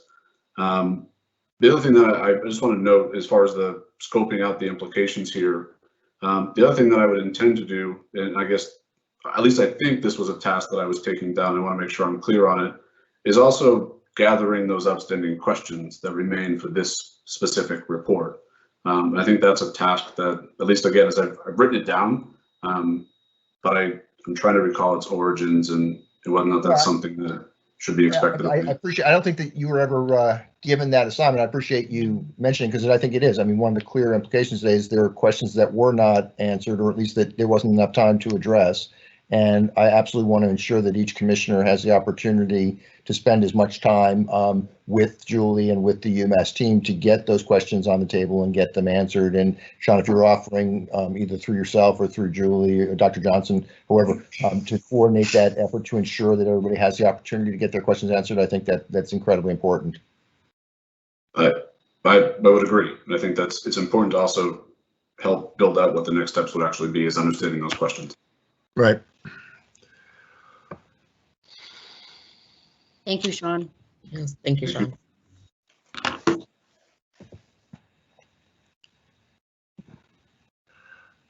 Well, I guess I'm not sure that there is anything to do but table this topic for the time being in terms of resolution to pursue the paths that we just talked about, which is one, to have Sean and staff develop a rigorous and complete list of what the implications are of changing our DI designations. We've all agreed on that. Two is, as Sean just volunteered, even though I think we would have asked him anyway, to facilitate the process of ensuring that each commissioner has the opportunity to follow up with Dr. Johnson and the UMass team and get as much time as they need to have their questions that were not either answered today or didn't have the opportunity to raise today, to coordinate the process of getting those questions answered, getting time with the UMass team. And third, to begin a process of, as I think, Sean, you said, I'd like to start at least with the staff. The suggestion you had about, the group of staff that could take a look at this study and offer their perspective on it. I think we should get that started as quickly as we can. And I think we got to put this back on the table for discussion in April. I don't think we're going to get to resolution today. I think we have some very explicit next steps that I just tried to articulate. And I think that back to you, Dr. or Commissioner Concepcion, to the extent that there's third parties that you think might be useful, I welcome a dialogue about that. We can discuss that as well. But I think there's nothing to stop us from getting the group of staff that Sean talked about started on evaluating this study, as I think Commissioner Camargo and Commissioner Concepcion requested. So I think those are the three explicit next steps I see. We're not going to get to closure on anything today, and I doubt we're going to frankly get to closure on policy in April, but I think we can continue the dialogue and have, the three next steps that I just articulated discussed in April at our April meeting. Does that work for everybody? Is that like a motion, or are we just going to answer? Pardon? Is that like a motion, or are we just going to answer? We'll take a motion we need to, but before we get, I don't want to go to the formality of a motion until I get a sense that we're aligned. And if we're not aligned, I want to have an opportunity to talk through things. Yeah. So if there's something that in my suggestion that you don't feel comfortable with, Commissioner Camargo, please raise it. Or if you think I've missed something in terms of the next steps that I think we should focus on between now and April, please raise it. Yes, go ahead. No, Commissioner Flanagan, go ahead. Mr. Chairman, Commissioner Camargo, I determine who speaks. I'm sorry, okay? You might have not seen me. I said okay. I determine who speaks. Commissioner Flanagan, please go ahead. Instead of going through the formality of a motion, why don't we just take your suggestion, wait till April and take a temperature? That's my suggestion. If I would agree with that, Commissioner Flanagan, or the other Commissioners Camargo and Stebbins and Concepcion, okay with that? Yes. That sounds good. Commissioner Camargo? Yes, Chairman. Let me just say before, Sure. you didn't see me giving you the thumbs up. I apologize for that. It's been a long day, and I truly apologize. I know you're the chairman. I know you're the chairman. My apologies. I did not see that. No worries, no worries. I know we're all tired. I appreciate it, but this is important, so thank you. It is absolutely. Okay, so I think we have a plan. I thank you, Commissioner Flanagan. I think we've got three actions we've agreed on, and we'll get back into this in April, and we'll keep going as long as it takes, because this is important and this is complicated, and we'll just keep going until we get to a point where we're all comfortable, and we'll see how far we get in April, and then we'll have a game plan coming out of the April meeting. Okay. Thank you. I have no topics that I was unaware of when the agenda was posted. Our next meeting, Matt, if we could, is on Friday, April 16th at 10 a.m. I want to reemphasize the word Friday as opposed to our normal Thursday. Next month, and only next month, we will be meeting on a Friday, the 16th. At 10 a.m. Next is a tentative list of dates for the remainder of the year. Matt, if you could put that up, thank you. These are subject to change, but just for scheduling purposes, these are the current tentative dates for meetings for the rest of the year. There being no further business for the commission, I would ask for a motion to adjourn, please, Commissioner Flanagan. So moved. Thank you. Could I have a second, please?